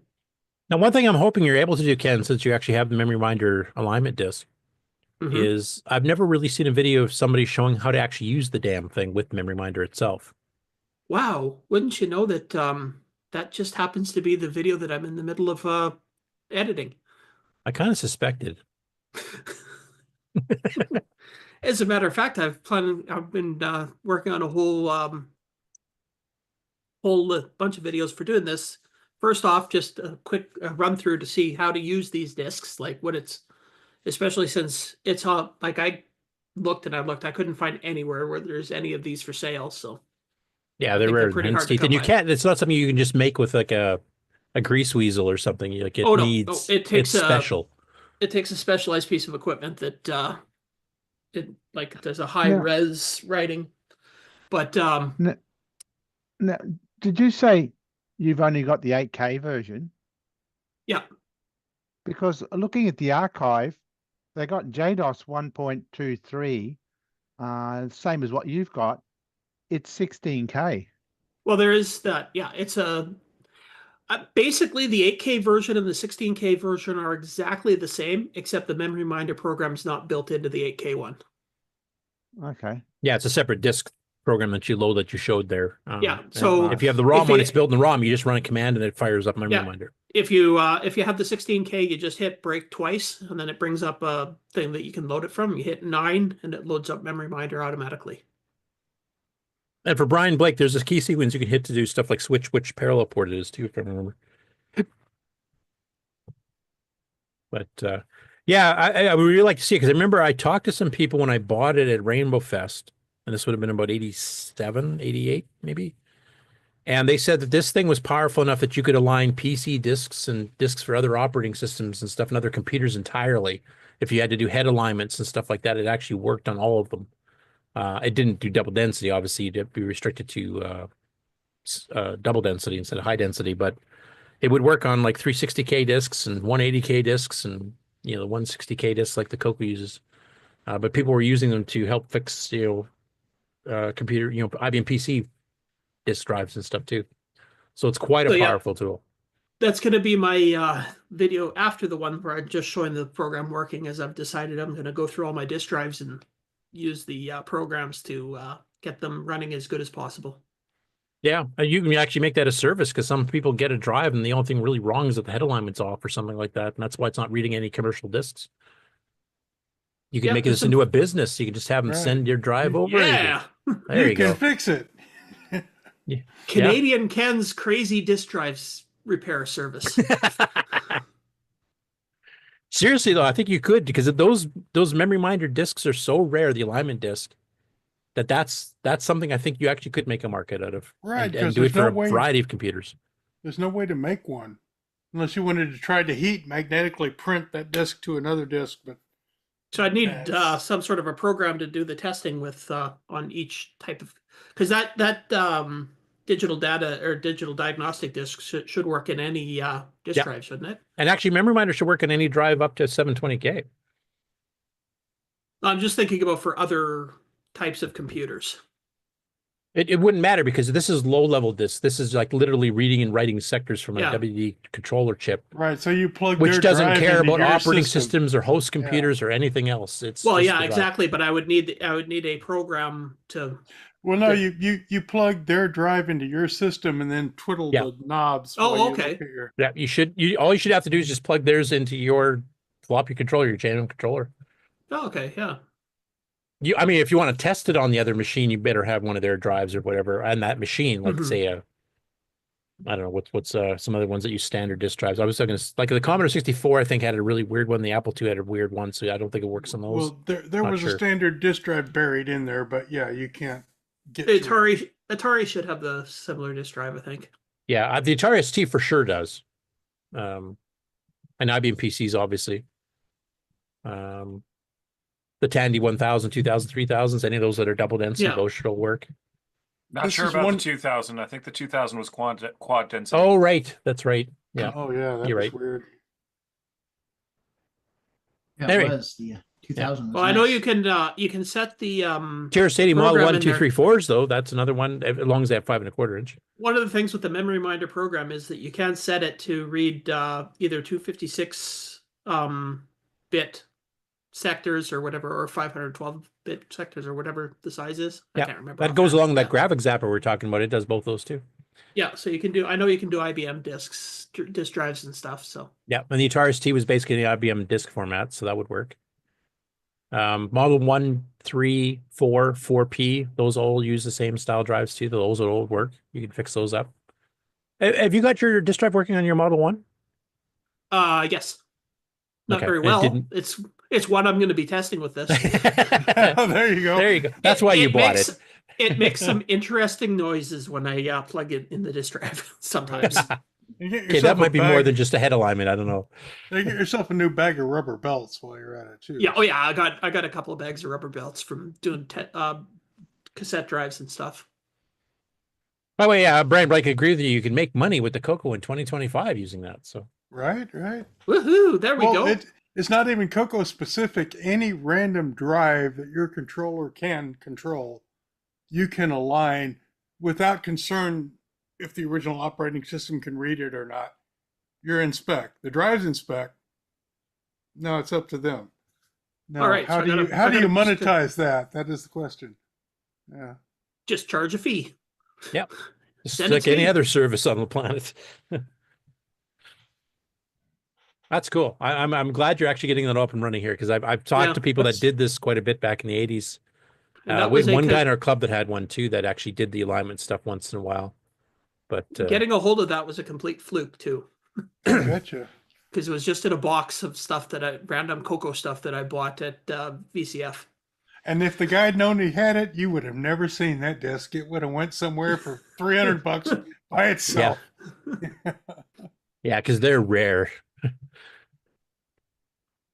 Anyway, I'm looking forward to those videos too then. And then JDOS does have some interesting things. The only thing I didn't like about JDOS, and ADOS fixed almost all of this. So if you want all the extra commands that Ken was showing, plus some others, there's various versions of ADOS. There's ADOS for the CoCo 1 and 2, ADOS 3 for the CoCo 3, ADOS 3 extended for a 512K CoCo 3 that added a whole ton of stuff, including real-time clock support, RAM disk drives, all kinds of things. JDOS was not backwards compatible, except if you did the specific formatting for a 35-track disc. ADOS, on the other hand, would actually do 40 and 80 track and double-sided and single-sided disk drives that were backwards compatible that you could actually read somewhat without having to worry about you doing a special format to tell it to match the disk basic one. So it was a lot more backwards compatible, a lot easier to use that way. But there was no memory minder, there's no alignment disk with ADOS, so that's the unique part of this one, and it's rare as hell, and it's definitely in demand, so I'm glad you got it. Next up, and I think the author of this game in progress is in the chat, and this YouTube channel name has absolutely nothing to do with who it is. I don't even know what the hell that means. Basically, Jim Mullis has been working with Graph Express 2.0 by Sundog Systems, written by Jeff Steidel, which is kind of a extensions to the CoCo 3 Basic with a bunch of highly optimized machine language routines. And he's been doing Superpowers, which is a comic and a TV show based on DC characters from the comic books. and he's been kind of expanding on the game recently. He's been having me trying to look to see if I can figure out how to 609ize. I have found the main copy get put routines, and I could speed them up if I knew what the heck commands all called them, because there's a whole bunch that possibly could, and I haven't managed to disassemble the whole darn thing to figure out what's there. And plus, I'm trying to get EOU next release stuff going too, so it's kind of pressed for time. Hopefully, we can get some word from Jeff Steidl, because he's still around, and Jim has contacted him before. I don't think he's willing to give away the source code, but if he can just tell me what commands call the routine that is doing all the high-speed copying, I could at least change the entry parameters when they get called. I will mention, I was actually talking to Nick about this last night, but there's an interesting trick I haven't actually seen anybody else use before. So he's got a generic push-pull stack blasting routine to copy graphics. We've seen that lots of times. It does a full scan line. Seen that lots of times. Well, the trick that he does is he checks to see with the get put buffer you're about to put, what is the width? Does it fit evenly into, I think he copies 6 bytes at a time for stack blast. Does it fit on an even boundary of 6 bytes? Then just go call stack blast routine and be done with it. If it's anything that's off, but still even byte, and GraphExpress forces your graphic puts to be an even byte, is that it will self-modify the stack blast routine. It might change the first, push DXY or whatever the 3 registers are to just push DX. And then the pull at the end of it, it'll also do the same thing. So it'll self-modify its own stack blasting routine to handle the smaller number of bytes.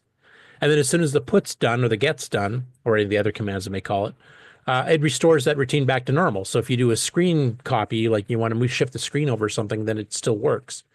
And he's got several versions of the self-modifying. He'll do like a 2-byte push, which is pushing 2 16-bit registers.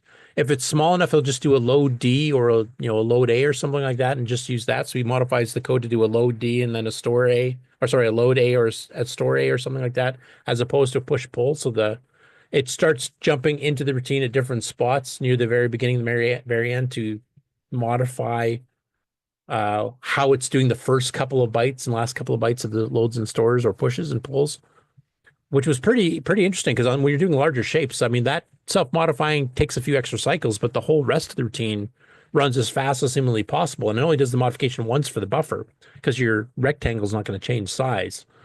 So these larger shapes, like you see the Green Lantern character here on the screen right now, it'll do that entire width type thing if it's doing a copy where it's not distorting the background or overlapping the background. So he's got a lot of optimized routines like that in there, and I would really like to 6 or 9 those with a couple of TFMs, man, because I could literally replace that entire routine, which is probably 320 bytes or something like that, or 160 bytes or something like that, with like a TFM that's like 8. So you can actually shrink GraphExpress, because one of the big complaints about GraphExpress is it takes a fair bit of memory out of your basic program, because it actually keeps it in the upper part of 32K of your basic space. But anyway, he's been adding some more characters and stuff here. He's actually made 3 different videos. I'm just going to play little quick clips of each. If you want to watch the full ones, which actually has full length battles between your DC character versus some DC villains. Usually there's a couple of them at a time. Sometimes he's successful in his mission, sometimes he's not, so you get to kind of see that. I will mention, I think he's recording these with Xroar. And Xroar on Windows and Xroar on Mac OS X has some weird sound artifact, popping and stuff in the background.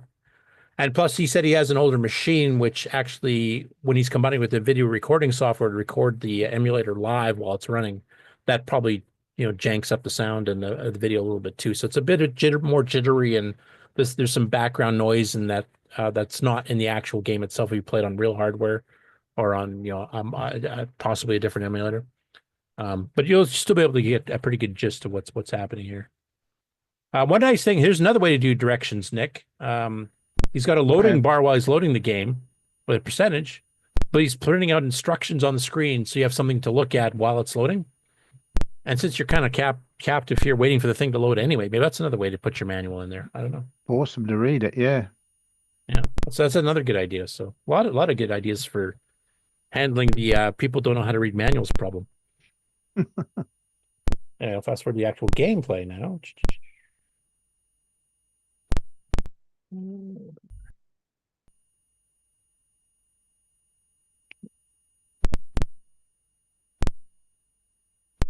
So I'm assuming you're hearing that little popping and stuff. Just ignore that. It's not in the real game.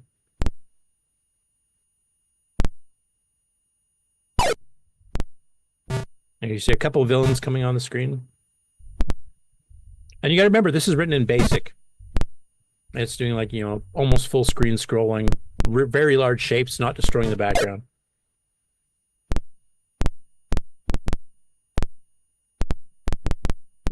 And you got projectile weapons plus personal hand-to-hand combat as well.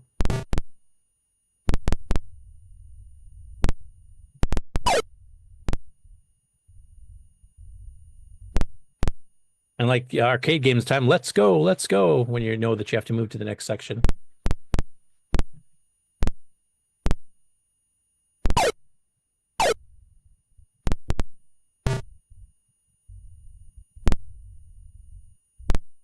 But this is one I would really like to use a 6-run, even if I don't kick it in native mode, because that does make things complex when you're loading and saving to disk and some other stuff that's quite timed, like sound.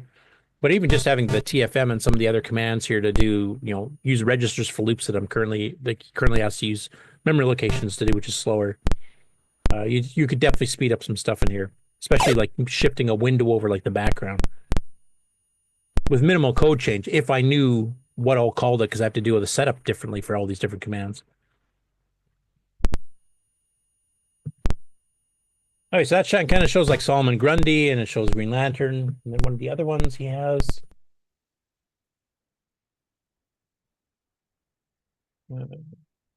Oh, did I copy the same one twice? Well, I'll just show one on here. There's your Cyborg of the Teen Titans. And, well, this one starts right in the game.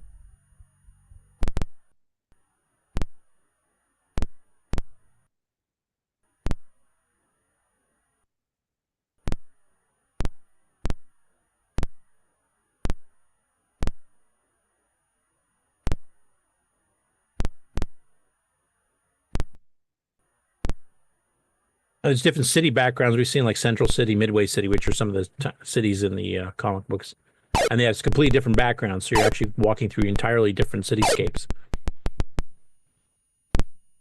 Actually, I don't think that clicking is actually the emulator. It is. I think it's not the game. I have the same problem with XOR on my Mac OS X. And it's worse if you take the focus out of the main window. Yeah, but that's what I mean. I think it's his code doing that. So it would do it on every one of them. What do you that mean? To me that to me sounds like he's turning the DAC on and off. As in, well, I haven't tried his latest version, but we sent me an early one. I ran it real hardware. It doesn't do this at all. It just sounds a very clean. But XOR does this on me all the time, whether I'm playing a CoCo 1 or 2 game or a CoCo 3 game. It doesn't matter. But all right. It just sounds like a very clean click. That's why it doesn't look. Yeah, I have a feeling it's his software. Jim, since you're in the chat here, if you do this on VCC, does it still give you the clicking? Because I didn't have that the last time I tried, and I haven't tried these latest versions of yours, but.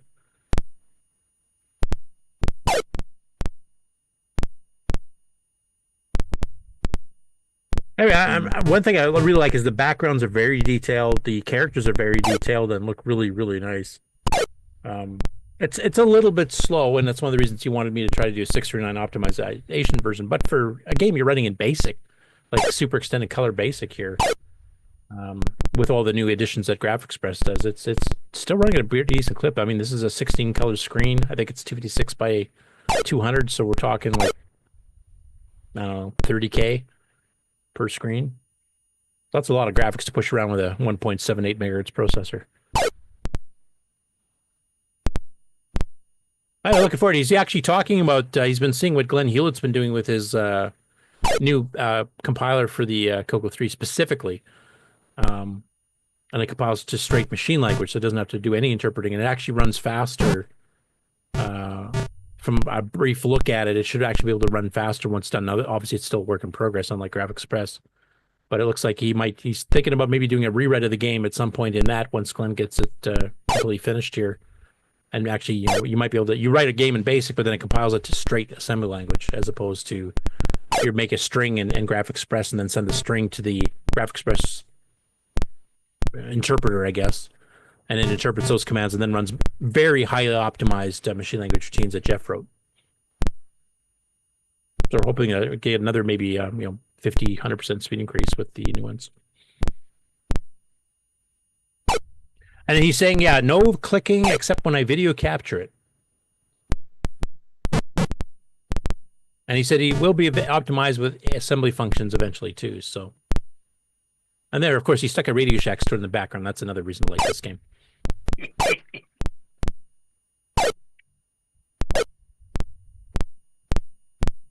But you can't see the really big antenna behind the Radio Shack.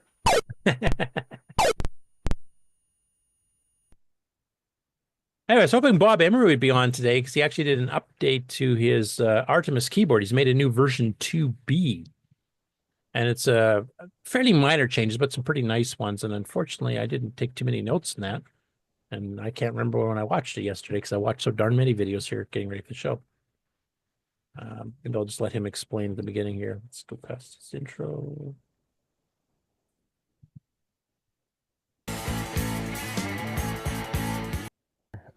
Kind of show off my latest keyboard update, I guess. This is not really the newest one I'm working on, but it's just a slightly updated version of my version 2 keyboard. So this is actually just version 2B. So let's see, I'll pull one of these out here, I hope. That's about 27 pounds of circuit boards. So, I love the fact that JLC PCB just kind of like merged two minor boxes. changes to this. We'll take a look at Yeah, them. oh yeah, they do But, that. This is just the bare They board, got tape. obviously. And one thing I want to mention here, there's been some other like RAM upgrade stuff that had little LED lights you can programmatically control. But they've been inside the case, which is kind of hard to see. It makes it nice for doing an effect. You get that kind of glow coming out. Now, the TC9, I use the keyboard lights because I use an AT keyboard for actual, functional things like is your caps lock turned on or off? Is the keyboard mouse in OS9 turned on or off? Because that changes the way your arrow keys work, and it gets confusing if you're trying to use a text editor and your keyboard mouse is on, because the backspace doesn't backspace because it thinks you're trying to move the mouse cursor. And what we did on the TC9 is we just took the scroll lock, num lock, and caps lock lights, and we actually had them function. The scroll lock became the keyboard mouse. And I would love to have something like that. I think I mentioned before on OS9 level 2 or Nitrous 9 level 2 for the CoCo 3 to have a light you could see, and you change the color, and it changes for each window you switch to. So you can tell like purple means my keyboard mouse is on, and green means my caps lock is on, and I don't know, magenta means both are on or something like that. And if it's off, then none of those features are turned on. And it switches with each window live as you switch between the clear key. So I really like this design where this is nice up front center right on the keyboard. You can see it at all times while you're typing, rather than having it kind of hidden away under the grill here somewhere. So I really like that feature. And I have built one of these so far, and this is what it looks like. So let's pop this into the computer. And another thing to note, if you guys don't remember from his previous version of the keyboard, is he has the 4 arrow keys in the standard configuration that most modern keyboards have, but he still has the up and down arrows over here and the left and right arrows over here that he's labeled the backspace. So if you play games that are kind of set up for a CoCo 3 or a PC style keyboard, you can use that. But if you have a game that plays better with 2 hands, it's set up for that too. And I think, Rick, you do something similar. You have a switch for that too, don't you, on yours? Yeah, mine's switchable, but it's not all there at once. So this is cool. Yeah, so you got more than 57 keys, which is more than the matrix on the PIA would normally take. Because these are duplicating keys just over different spots, that's fine. They just trigger the exact same, PIA bit settings. Right. I'm still not gonna find that clear key. I'm sorry. That's wrong. Well, at least that's where there is in the CoCo. Like that other one put it way the hell over No, there. the clear key is supposed to be way up, sort of towards the break key. Just shy of the break key, you hit clear. So when you go for the next button, I'm going to hit backspace. Yeah, I guess it's supposed to be it's supposed to be where the backspace is here on here. Right. Mind you, I remember when the CoCo 3 came out, the clear key screwed everybody up. People actually wrote patches to disable the clear key. Oh, because they kept hitting it because they're used to the CoCo 1 and 2 keyboard, of course. Anyway, if you want the full details on the 2B keyboard, check out Bob's video on his La CoCo Stracciato YouTube channel. Links, once again, are in the show notes. Next up, Brian Weasler, if he's still here. Grant, I think, already left. This is kind of the video recording of the Glenside meeting where they're kind of discussing some stuff regarding CoCoFEST, etc. I think most of that has been covered, so I won't play any of it here, but you can see there was a fair number of people attending. They actually had to cut the meeting a little bit short here because Jim Brain, president of Glenside, of course, was just about to head out for the Indianapolis show that he's at today. So he wanted to finish packing and get going. So, and the fact that one of the guys is always in the TARDIS when he calls up is just awesome too. Yeah, that was one of our largest attendance lately. Usually we have about half that many guys. See, Ken, that's why we had less people on the Game On Challenge the same night. They're all attending this meeting. Oh, slipping off to the wind.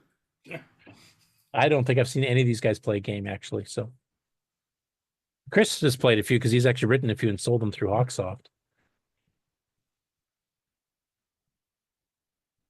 Next up is another work in progress that you probably don't know about because I haven't covered it on the show before. But it's been, if you were on the CoCo Discord, you've been able to follow it. Rick Adams, of course, famous author of stuff like Temple of Rom and Shanghai for Radio Shack for the CoCo 3, is working on a roguelike game called Temple of Rogue. This actually has scrolling, four-way scrolling like Temple of Rom does. So this isn't a single screen level rogue like regular Rogue in the CoCo 3 is. This actually will move around. It's a hardware text screen. With colored things here, but he's actually got most of the scrolling and stuff working. It's definitely work in progress, fairly early, but I wanted to kind of show people that there's actually this game coming out, and this is what it's roughly going to look like. He's obviously it's still doing some tweaking, etc. But you can see some stuff like I think this is the player character, and here's some money you could pick up while you're going through. But unlike regular Rogue, it's actually a four-way scrolling Rogue, so that's awesome. I'm a huge Rogue fan. Nick is a huge Rogue anti-fan, or whatever you want to call it. Oh, not Rick, sorry, Nick, I should say.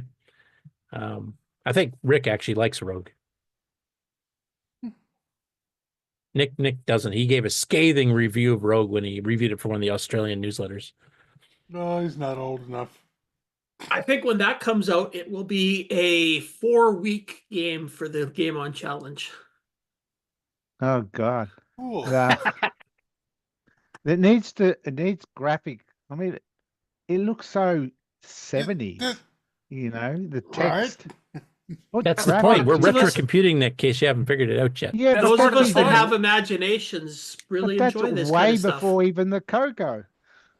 Well, I mean, if he sets this up right, you could actually run it over a terminal too, like that Televideo 910 we were talking about. What you do Yeah, is everyone's got one of those. Let's do that.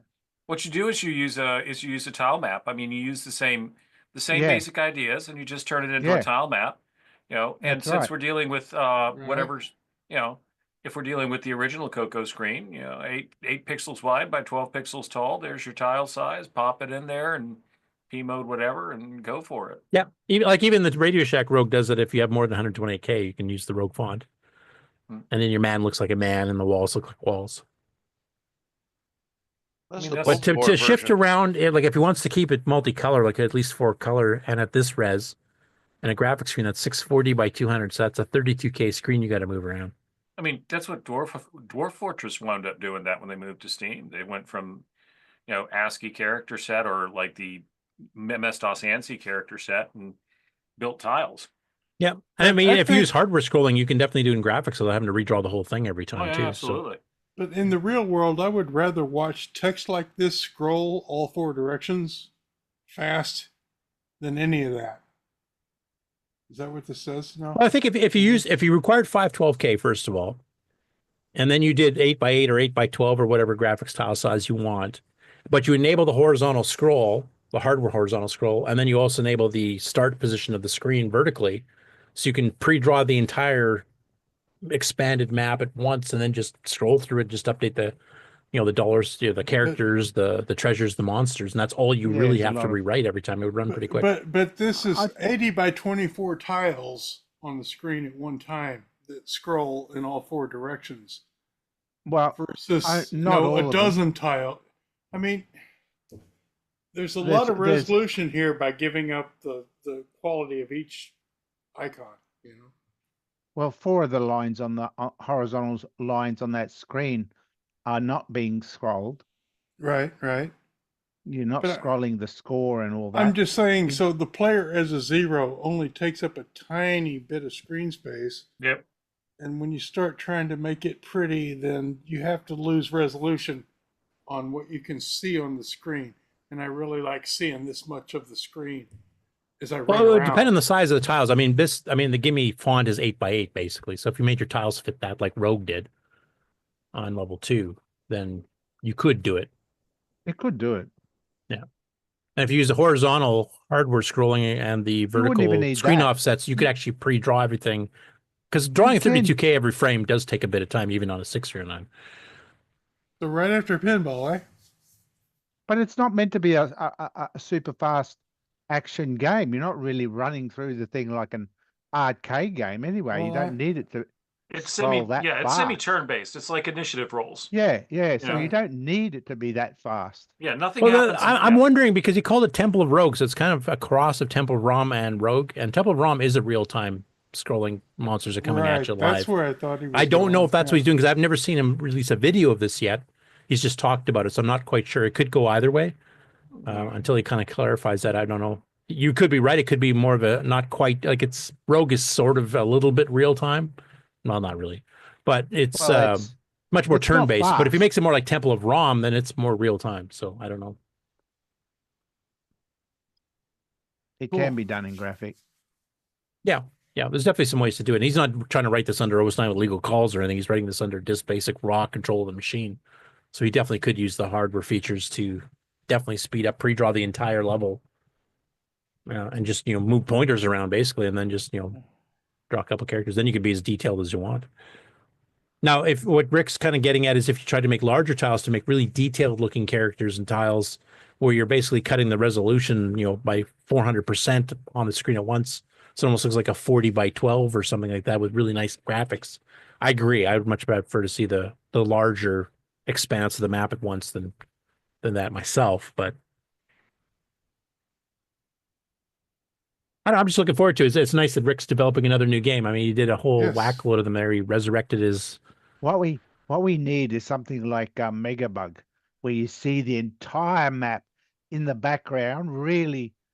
With a every magnifying glass? corridor, and then a magnifying glass. I don't know about that. That would be cool, wouldn't it? That'd be Megabug. It's that way you get to see all the exactly. You see the entire maze, but you still get to see except the part your magnifying glass is covering, so you can't see the monsters just outside of you. Well, that's part of the skill. This is the guy from can't even play pinball properly. No.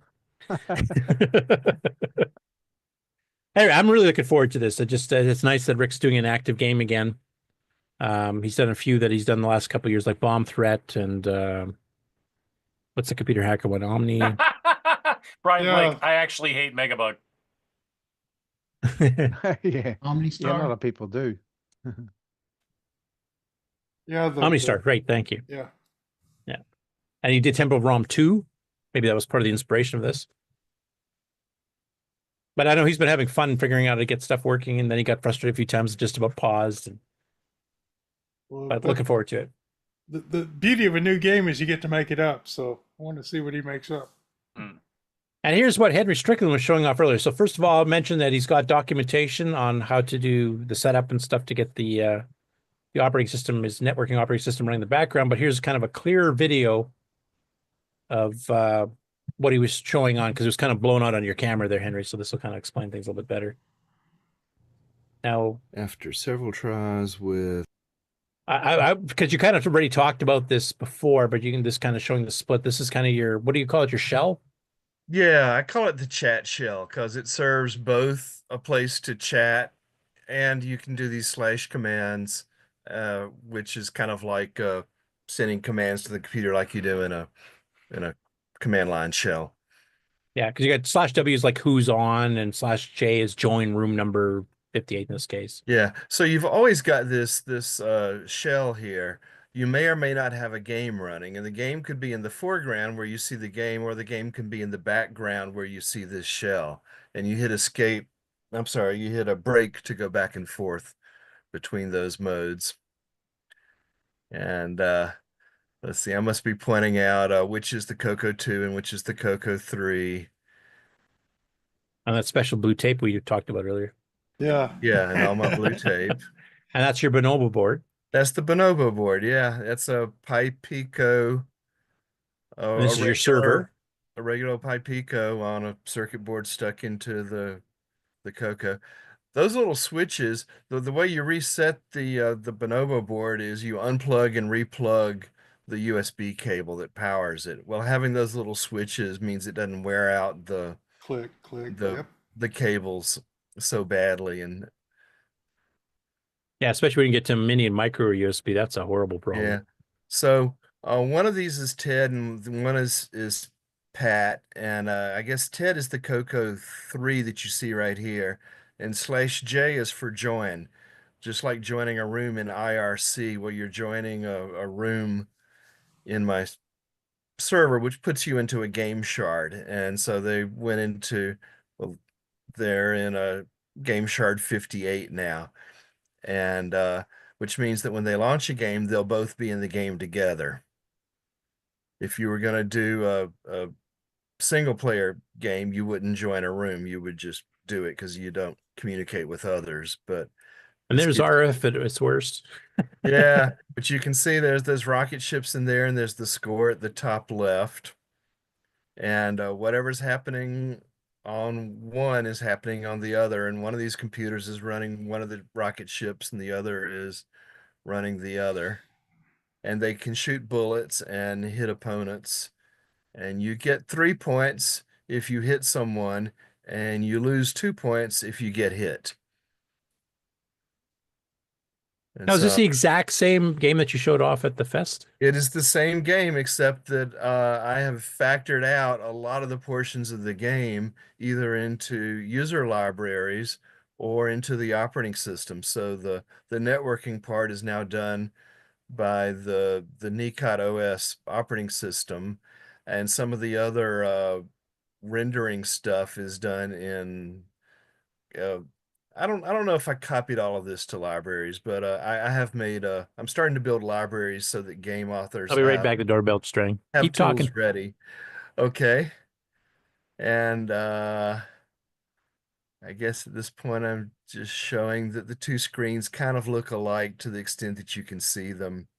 Okay, I've hit escape on the CoCo 3, and it's gone back to the chat shell. And now I typed C, the command to go into the clock. This is the real-time clock. And this is designed so that we can do other things with this game OS, like run a kiosk that has information or displays pictures, shows time and weather and stuff like this. So we've already got time going. Right. And okay, I typed L, so now both are going to go in life.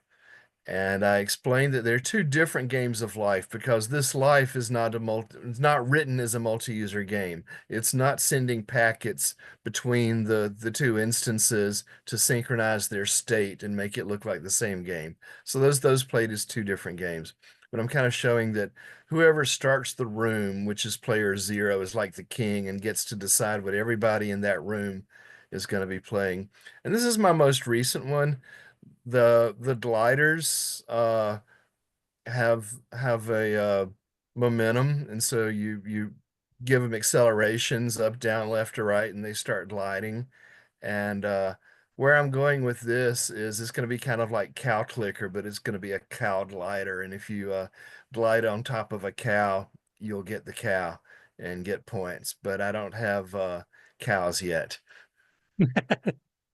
But I wanted like a trivial game just to demo how to scan the keyboard, how to draw graphics, how to draw the score, how to add points, how to display the totals. So each node can contribute points to each player, and in an array called partial score. And then the server gets these packets, adds them up, and sends back the total score to everybody to display. And that's because each computer computes part of the gameplay. And this is, I think, my next to last demo. Yeah, I just wanted to pull back here because it looks like, some of the colors up, and this is because your CoCo 3 boots up automatically in composite. I'm assuming you're running RGB here, so it's just the the monitor setting that you're getting colors that are a little bit different between the two? Yeah, Because you got like a dark gray here as opposed to red, and I'm pretty sure that's an RGB that's composite. right. It's in composite instead of RF style, or it's in red, blue, green. Red, blue, green style is what I mean to say. Yeah, that's right. And then back to here. It seems like I go into fourth at the end. Yeah, so this is the last demo, and this is a little quote game called Fourth, where I found Mitch Bradley had written a tiny fourth for a class exercise, and I've got it. So I'm going to take 6, and I put 8. Now I raced over it, and I said 7, 6, 7, multiply, print, and it gets 42. So that's showing an example of that could be a collaborative coding session or something where you've got something that looks more like console input and console output than playing a video game, and just kind of demonstrating the flexibility we would have in what you do underneath this operating system. And of course, I don't know if Henry's still on the call here, but if he is, I was just wondering what he thought about, running Fourth on a networking system on a CoCo, because he's writing a Fourth ROM for a CoCo already. Yeah, he is. There's so many fourths for CoCo. People loved writing fourths for the 6809 because it has so many 16-bit registers. Right. There's even a fourth under OS9 EOU too. So yeah, 16-bit registers, multiple stacks. You can move the stacks anywhere you want.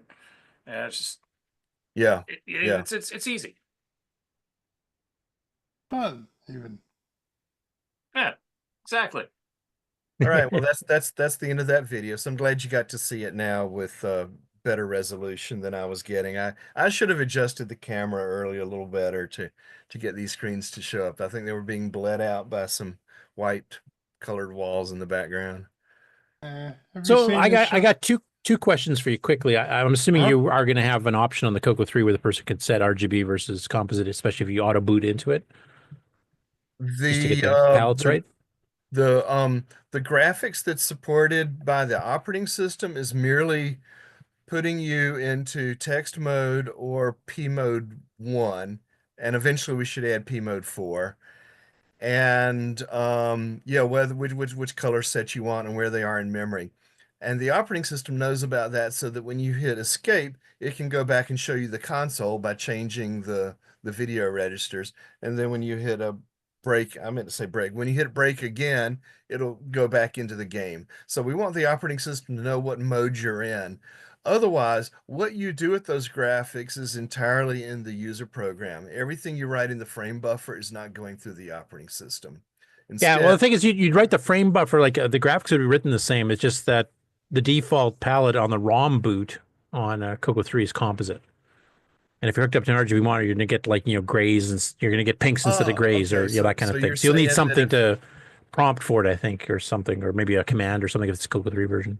Okay, all right, good. Thanks for the knowledge there. Yeah. So I just have to put different things into the palette registers to make that's pretty well it is. Basically, you can even have a default set for each, and the person just hits like a /C for composite /R for RGB or something, and it just swaps it. And then you'll have matching colors back and forth between them. All right, good. That explains a lot of my confusion. And doing stuff like that can all be driven from the server and doesn't need to occupy any of the 16K RAM that the kernel and the game and the frame buffers are all sharing. So I can add lots of features in the server where the / commands are interpreted, and the server sends packets to peek and poke on the CoCo. And that's how games get loaded, and then there's another command to jump to an address, which is how the games get executed. So yeah, I can fix stuff like this and still roughly have my budget of spending about 4K on the kernel and about 12K for the game to use. Okay. And after CoCoFEST, I probably don't want to go adding lots of features yet. I want to make it stable instead. But after CoCoFEST, it'd be nice to have a CoCo 3 only set of games that can take advantage of double speed CPU and the higher res. Yes, all that stuff. That's right. And then a 6309 versions, right? Yeah. And so right now, when you do a make in the repository for Nekot OS, it rebuilds two versions of all the games. One that uses the CoCo IO card and one that uses the Bonobo card. But we could have 10 versions of each game so that it splits Yeah, I by. could have a FujiNet or some other stuff that's maybe Yeah, come out you in have that to have FujiNet, but I have CoCo Coco 3 3 versus 6309 version. And yeah. Nitrous 9 version. And if this became too much, the server could even do one of these compiles on the fly in less than a second if you needed to oh, nice. come up with a custom version for your thing. But we get a lot of benefit by matching the operating system and the compile of the game exactly so that the game is not going through software interrupts in order to talk to the operating system. It's doing direct function calls, so it's fast because it's been compiled with the symbol map out of the compilation of the operating system into the compilation of the game. So it knows where everything in the kernel is and can call it very fast. And it's all very flexible because I don't have to nail down these addresses like people used to do in the past, because I'm going to compile everything together after you edit the game. After I edit the operating system, they'll match up in the next compile. Okay, and the second question I asked, I did see that. Cool.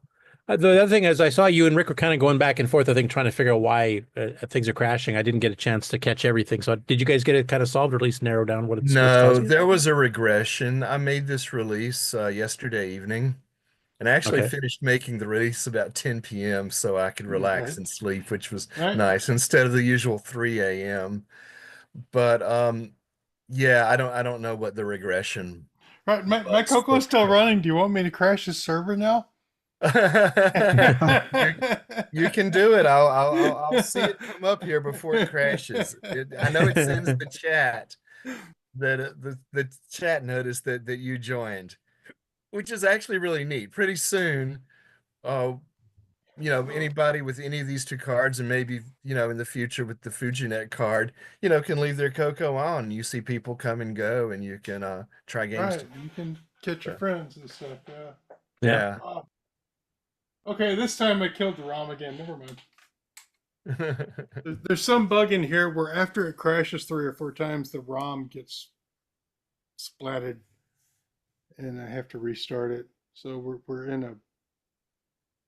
Yeah, it sounds like some big bug fixing on both sides. I crashed you 3 or 4 times, and then my ROM dies. Yeah. That was Henry's revenge. Yeah, right. He's got a backdoor in there. Yeah, you crashed my server that many times, you're going down, bud. Oh well. I just want to make sure that Henry Gernhardt saw that we got his favorite language running on there as well. Yeah, that was cool. Yeah.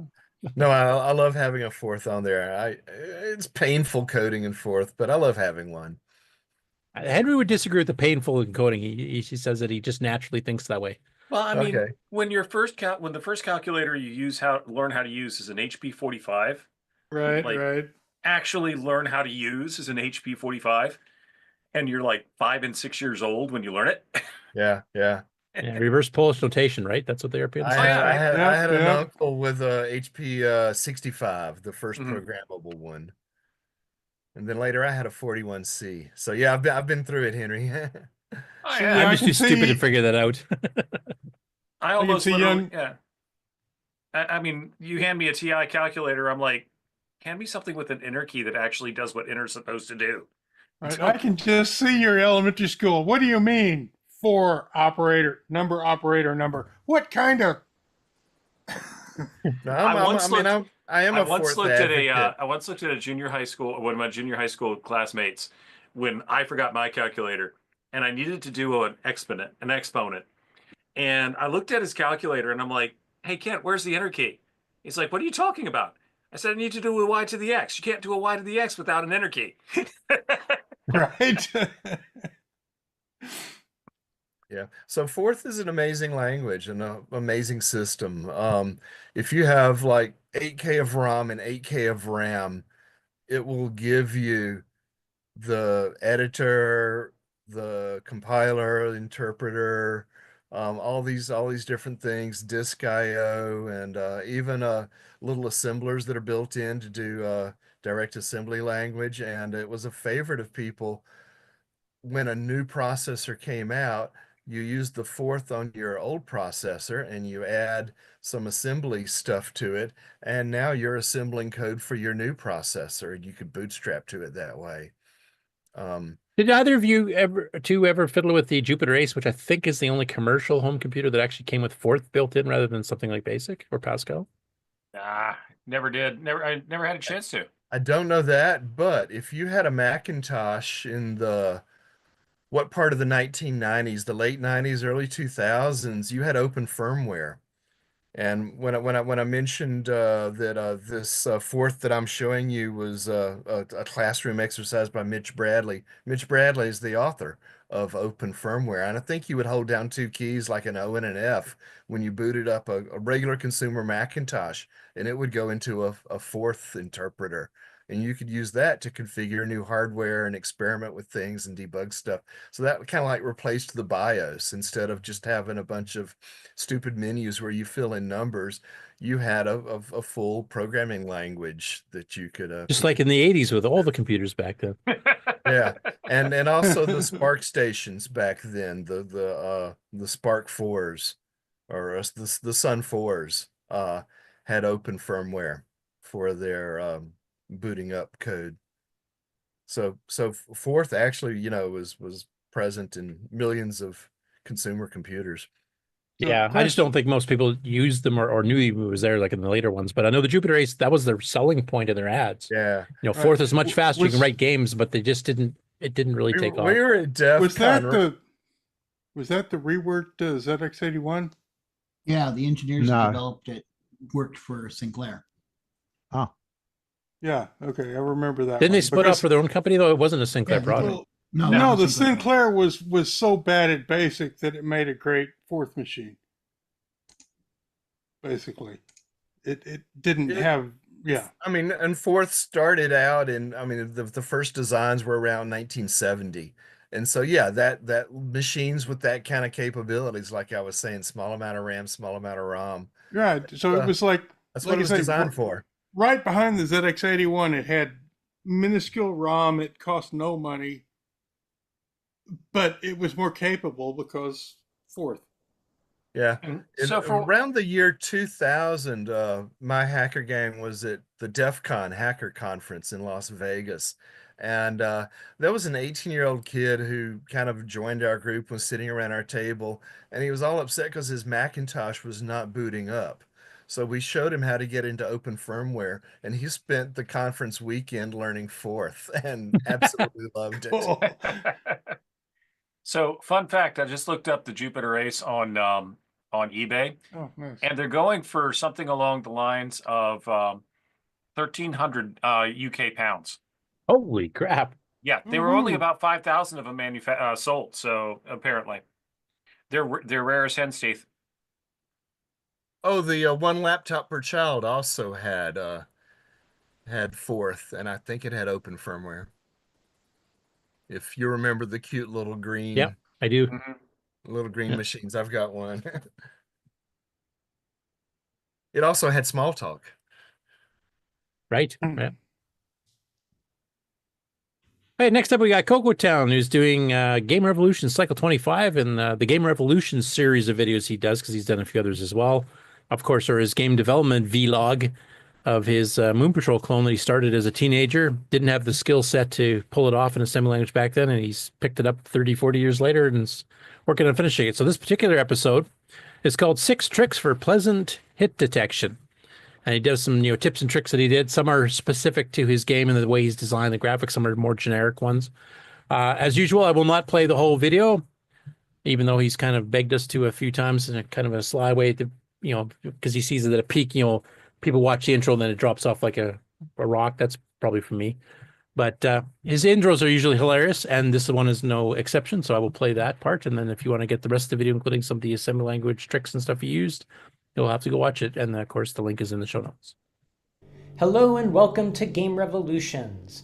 the series that traces my progress writing a 1980s style assembly language arcade game for the CoCo. Today we discuss a crucial part of the shoot 'em up game genre, the shoot 'em up part. We will develop some explosion animation, watch it not work until it does, and then count down 6 tricks for making hit detection efficient. Why are ears of corn so good at writing device drivers? Because they're used to running in kernel mode. Forced to laugh. And that was today's corny joke of the week, brought to you by Bing. Well, there's the Bing, dad joke for the ribs Try bulletin us. board. We're not busy.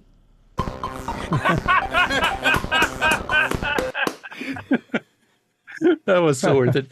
But yeah, that joke should actually be put onto the rib system that's online through Telling that now, because it has a dad's joke section. That's a perfect one to put in there. Try break. We're not busy. That's great.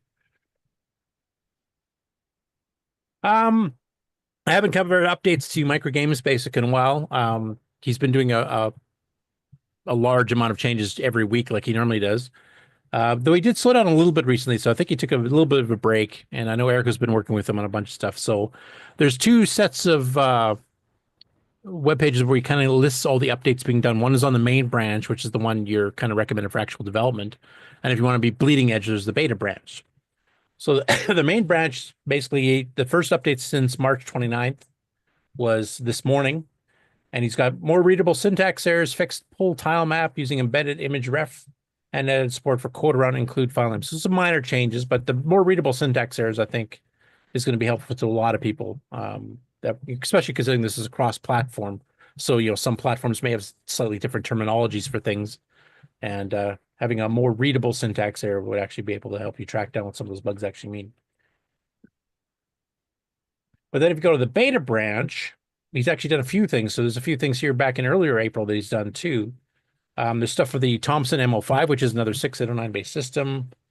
Sorry, that MO5 might not have been. The Thomson 08 definitely is. Some other bug fixes. He's got one here. He corrected the image width on the CoCo itself. Optimization 6809. Corrected code generation for 6809. Then some updates on April the 5th. Disabled ARQ on put image on a CoCo 3. Added support for horizontal screen scroll on the CoCo 3. That's the hardware horizontal scroll we were discussing earlier. So that's being added. Also being added to Glenn Hewlett's a little bit in the future. And the last video is corrected the GET image under the 6847, which is the VDG chip in the CoCo. In bitmap colorized mode, corrected optimizations from the 6809. Corrected put image under colored mode for 6847. So there's a fair number of CoCo related stuff in the current beta updates as well. And of course, adding support for horizontal screen scrolling and hardware on the CoCo 3, opens up a whole bunch of things like the way Graph Express was being done with the Superpowers demos we showed earlier. Next up, the Laird's Lair. We covered his 10 amazing facts about the dragon earlier. And I just watched this before the You lost your mic. Yeah, I just kicked the stupid cable. I kicked the stupid cable with my foot just as I was shifting here. I really should put it behind my desk instead of right in front of me here. Anyway, he did a dragon amazing facts here, and now he's doing one on the CoCo. This one I'm a bit more disappointed in. He did some pretty good research on some of it, but some of his facts are a little bit wrong. And he doesn't really cover the CoCo 3 much, except at the very end, he mentions it came out. He didn't think it sold well. And then he's got a bunch of little video demos of games and stuff running in the background. First of all, some of them are dragon games. And then everything else is CoCo 1 and 2. There's not a single CoCo 3 screen, graphic, or anything else he showed on this. So I think he's kind of selling the platform short. So I'm going to watch it again at a bit more leisurely pace, and then write a huge comment with some corrections and some things maybe you should have thought about covering type thing, or maybe he's going to do a follow-up, 10 amazing facts of the CoCo 3, because he doesn't mention OS 9 really. He mentions the CoCo 3 had better graphics modes like 640 by 200 and more colors and stuff, though he claims it normally displays 64 colors on the screen at once, which is not true unless you're doing programming tricks. It's up to 16.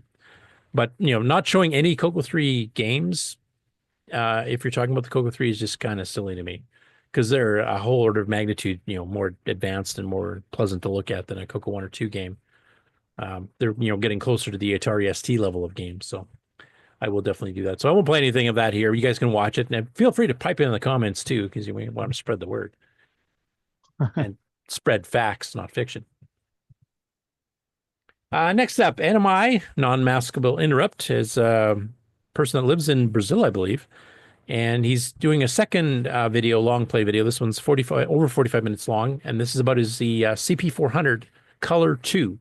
Now, this is a CoCo clone, kind of in a roughly Spectrum style case with a cartridge slot that's on the front, on the right-hand side there. You can see on the screenshot. Unlike the CoCo itself was on the side. These are the unofficial clones that Brazil kind of had laws that were kind of lax on copyright and trademarks, etc. So they made a whole bunch. There was like half a dozen at least clones of the CoCo alone in Brazil. And this is the CP402. So the original one had a chiclet style keyboard. This one has a more full travel style keyboard. Reminds me a bit of the Fujitsu FM7 keyboard, actually. But he had a couple more little hardware bits to repair because he had to do a fair bit of repairs in the first one. Like with video issues that was kind of messed up, and I think he had some keys that didn't work and stuff. But this one, he actually kind of gets everything fixed up to where he wanted it to. And then he does a little bit of running some software at the end, loading up a couple of cassette-based games. Now, I think from what I remember watching the screen earlier, he's only got color basic in this, not extended. So you can't do any extended basic, high-res graphics, the play command, that kind of stuff. But he does a little bit of, just standard color basic stuff. And he can load machine language games, and it has at least 32K because he ran stuff like Puyan. Now, you'll notice here the colors look a little bit odd and washed out. Now, part of that might be the video circuitry that he was kind of trying to fix, but I think part of it is also Brazil had a video standard was kind of a combination of PAL and NTSC mixed together. It was like PAL at 60 hertz or something like that. So that might be part of the issue too. But he has it up and running, and he demonstrates some simple basic games like this, and like semi-graphics looks fine on this thing. And he does your standard, Hello World type stuff, just showing basic. And but it looks like he's got the hardware working. And if you want to kind of blow by blow as he goes through, because he's like literally taking stuff apart and figuring out why keys aren't working and stuff like that. So you hardware types, I'm sure, will love this video. And hopefully he does a follow-up later on if he can upgrade it to extended basic and get it running some of the advanced basic stuff and maybe some other programs to check out. Next up after that is a slightly over quarter-hour video by Retro Crazy. And this is kind of a go-through of the hardware and a very brief bit of software of the Matra Alice. But this is the Alice 32. So this is the one that they made it look like it boots up with a VDG, but it's not. And it doesn't even have a 6809 that I remember correctly. So there was 3 versions of the Alice, basically. There's the Alice itself, which is an MC10 clone. The Alice 32, which is this one. And then the Alice 90, which was like the hyper-advanced one. But for those of you who've never ripped apart an Alice, kind of goes through in some pretty good detail here. Plugged into the expansion port, we can just see the marks on it there. So let's see how all this comes out. Now the keyboard is still the old MC10. Ooh, okay, there are 2 connectors, and let me show you the cables. There are 2 very big cables. Exactly like an MC10. So let's see if we can get these out. Just they basically took the MC10 case, the MC10 keyboard, and just rejiggered with a new CPU and a new video chip, etc. Way too easy. Ah, okay. Now, one thing he did do here is he's like everybody else. As soon as he sees capacitors, he has to replace them. It's just primal instinct or something. Now, I'm not familiar enough with the Matra Alice 32, but in the CoCo's case, most of the time you don't have to do that. We're in the era of good caps. Most of the time you don't have to do that, period. Yeah. Well, on more modern stuff like an Amiga or Mac, you sure as hell do if it's the right era. Yeah, there's a specific sort of late 80s, early 90s, and then there's high voltage capacitors from the 50s. And so everyone in the world says replace the capacitors because that's what you do. Yeah. I mean, occasionally you might find one that actually did go bad, but most of the time, no.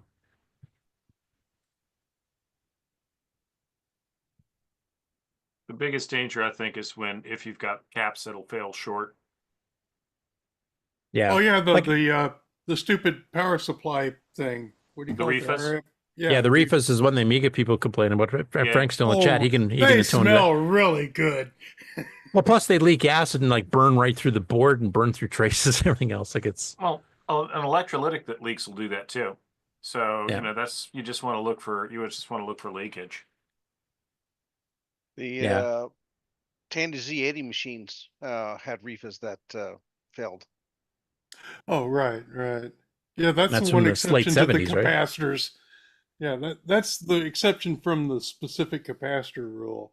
Not sure if Steve Bjork's popcorn or a Model 1.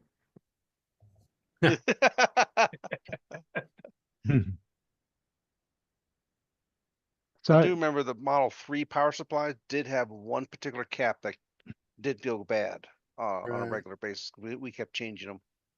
But then there was the whole stolen formula fake Yeah. capacitor thing. Those are the ones that blew up Yeah. with great regularity. how many Alice's are there? at least 3 that I know of. The Alice 32, which is this one, and the Alice 90. Well, we got Alice in Wonderland. We've got All in the Alice box, though. Restaurant. How many That's a Alice's text are adventure there? on the CoCo, by the way. What, Alice in Wonderland or Alice's Restaurant? Alice in Wonderland. Hmm. Prickly Pear So- software.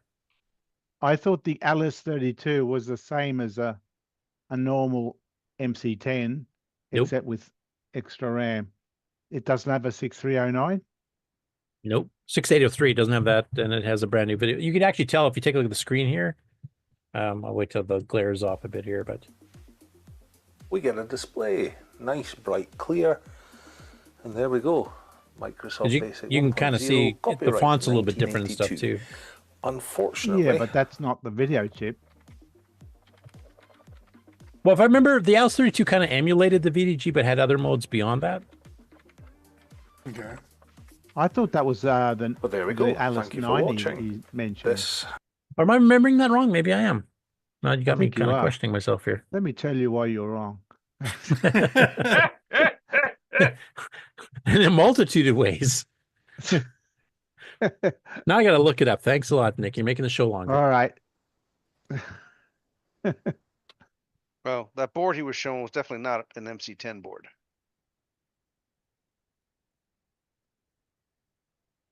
Here, so I'm just looking it up in Wikipedia even as we speak. Montreal Alice 32 released in 1983 shared the case style of the original was a different computer inside due to using the EF9345 video chip. Had Okay. 8K of RAM, 8K of dedicated video RAM, 16K ROM. CPU clocked at 1 megahertz, higher graphic resolution mode, including 320 by 192 with 16 colors from a 256 color palette. Right, 8K of video RAM is huge on this. So I was remembering that right. Let me tell you why you're wrong, Nick. That's it. No one's betting on me anymore. Well, who trusts a winking fox? I mean, come on. And then the Matra Alice 90 was released in 94, which was an upgrade to the Alice 32 with 32K of RAM, a full-size case okay. and keyboard, and kind of that diagonal cutaway on the case itself. Much bigger machine. And then it mentions here actually one I don't remember seeing, which is a Matra Alice 8000 released in 1985, which had 2 CPUs, a 6803 running at almost 5 megahertz, and an Intel 8088 and 64K of RAM. Whoa. Wow, Gosh. I didn't know about that one. They That'd really be a went cool one. overboard on that, didn't they? Yeah, dual CPUs. Well, that's pretty cool. And a 5 megahertz 6803.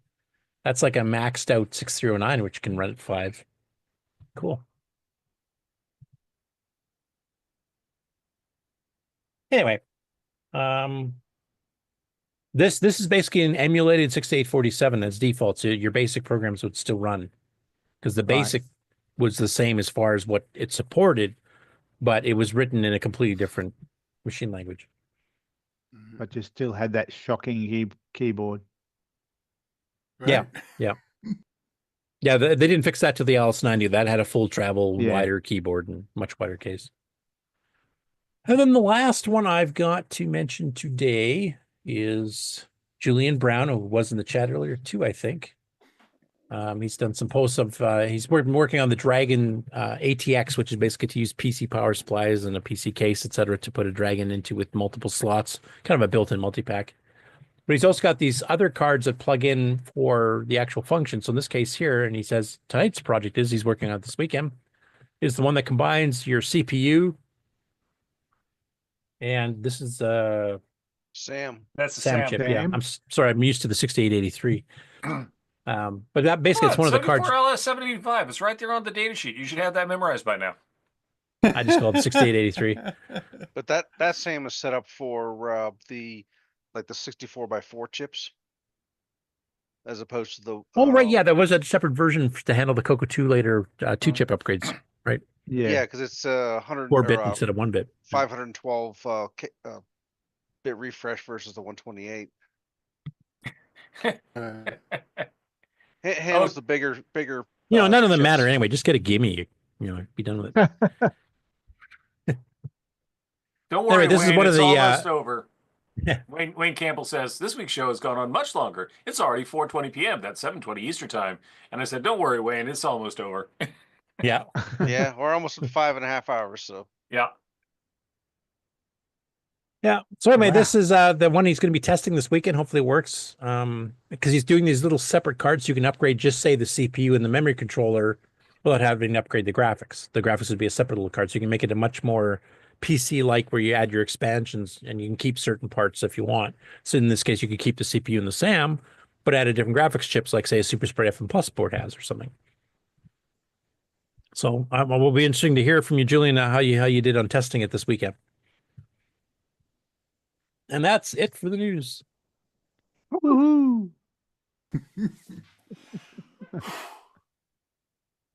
For those of you still awake. Well, we still got 35 people watching on the internet. I think they just fell asleep, Mark, honestly. Yeah, it hasn't timed out yet. They're probably all snoring, eh? Yeah. Yeah, well, the cats have already chewed on me, so I had to go feed them. Yeah. I'm going to start shooting myself pretty soon here, so I'm going to have to go feed myself pretty soon too. So. Oh, all right. Let me get up here, find All some right. buttons. And over here, and time for the outro. The one marked off. This concludes another episode of the CoCoNation, the world's leading live interactive talk show featuring the Tandy Color Computer. For all things the CoCoNation, visit us on the web at thecoconation.com. We'd love to hear from you. Send feedback, suggestions, even segments via email to show@thecoconation.com. The CoCoNation show would not exist without the community and its cast and crew. The CoCoNation theme song, copyright 2022, D. Bruce Moore. Mixed, mastered, and produced by D. Bruce Moore. The CoCoNation is over. Join us on the Coco Discord server. Coco forever. Oh, no. And now some last minute late breaking news from L Curtis Boyle. Yeah, I completely forgot about this because it wasn't a browser tab, but Brett Gordon's also working on there's more. Brett Gordon's also been working on a game engine for the Coco 1 and 2, and he's actually got a test program. He's actually done a few of these here the last couple of weeks in Discord. So anybody who's been active on the Discord would have seen these. I'm not sure where it's going. He does want to reprogram the keys because they're a little bit awkward to play. But let me share. And currently this requires a Coco 3, even though it is running in a Coco 1 and 2 graphics mode, P mode 4, basically, because he's using full double speed. Or if you have a SAM doubler for a Coco Dragon, you could do it that way too. So as the current version, test version's got 2 screens, and your little character can move around.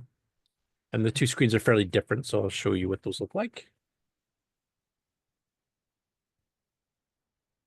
So you're the little X in the bottom there. And those things are ricocheting off. You can move left and right with the left and right arrow keys. You can jump onto the platforms or just straight up with the A key. And the S key will fire in the last left or right direction you were moving in. So I can shoot that guy and jump up. Oops. I like his little inertia when it bounces. Yeah, it's kind of like your pinball game, right? Yeah. I wonder if his is no math. So I got all them, so now I can run on to the next screen, which is quite different. Yeah. And you can actually jump on top of the clouds, if I remember. This is P certain mode cases. 4. Yeah, both are in P mode 4. And if you keep running to the right, you just come onto the same screen again. And there's an animation in the cloud where it's Pissed it off. And of course, you're still running that old version of VCC. VCC. Yeah. I run on the new one when border. I'm under Windows, but the Windows virtual machine takes too much RAM when I'm trying to have 50 tabs of videos open. So this is easier.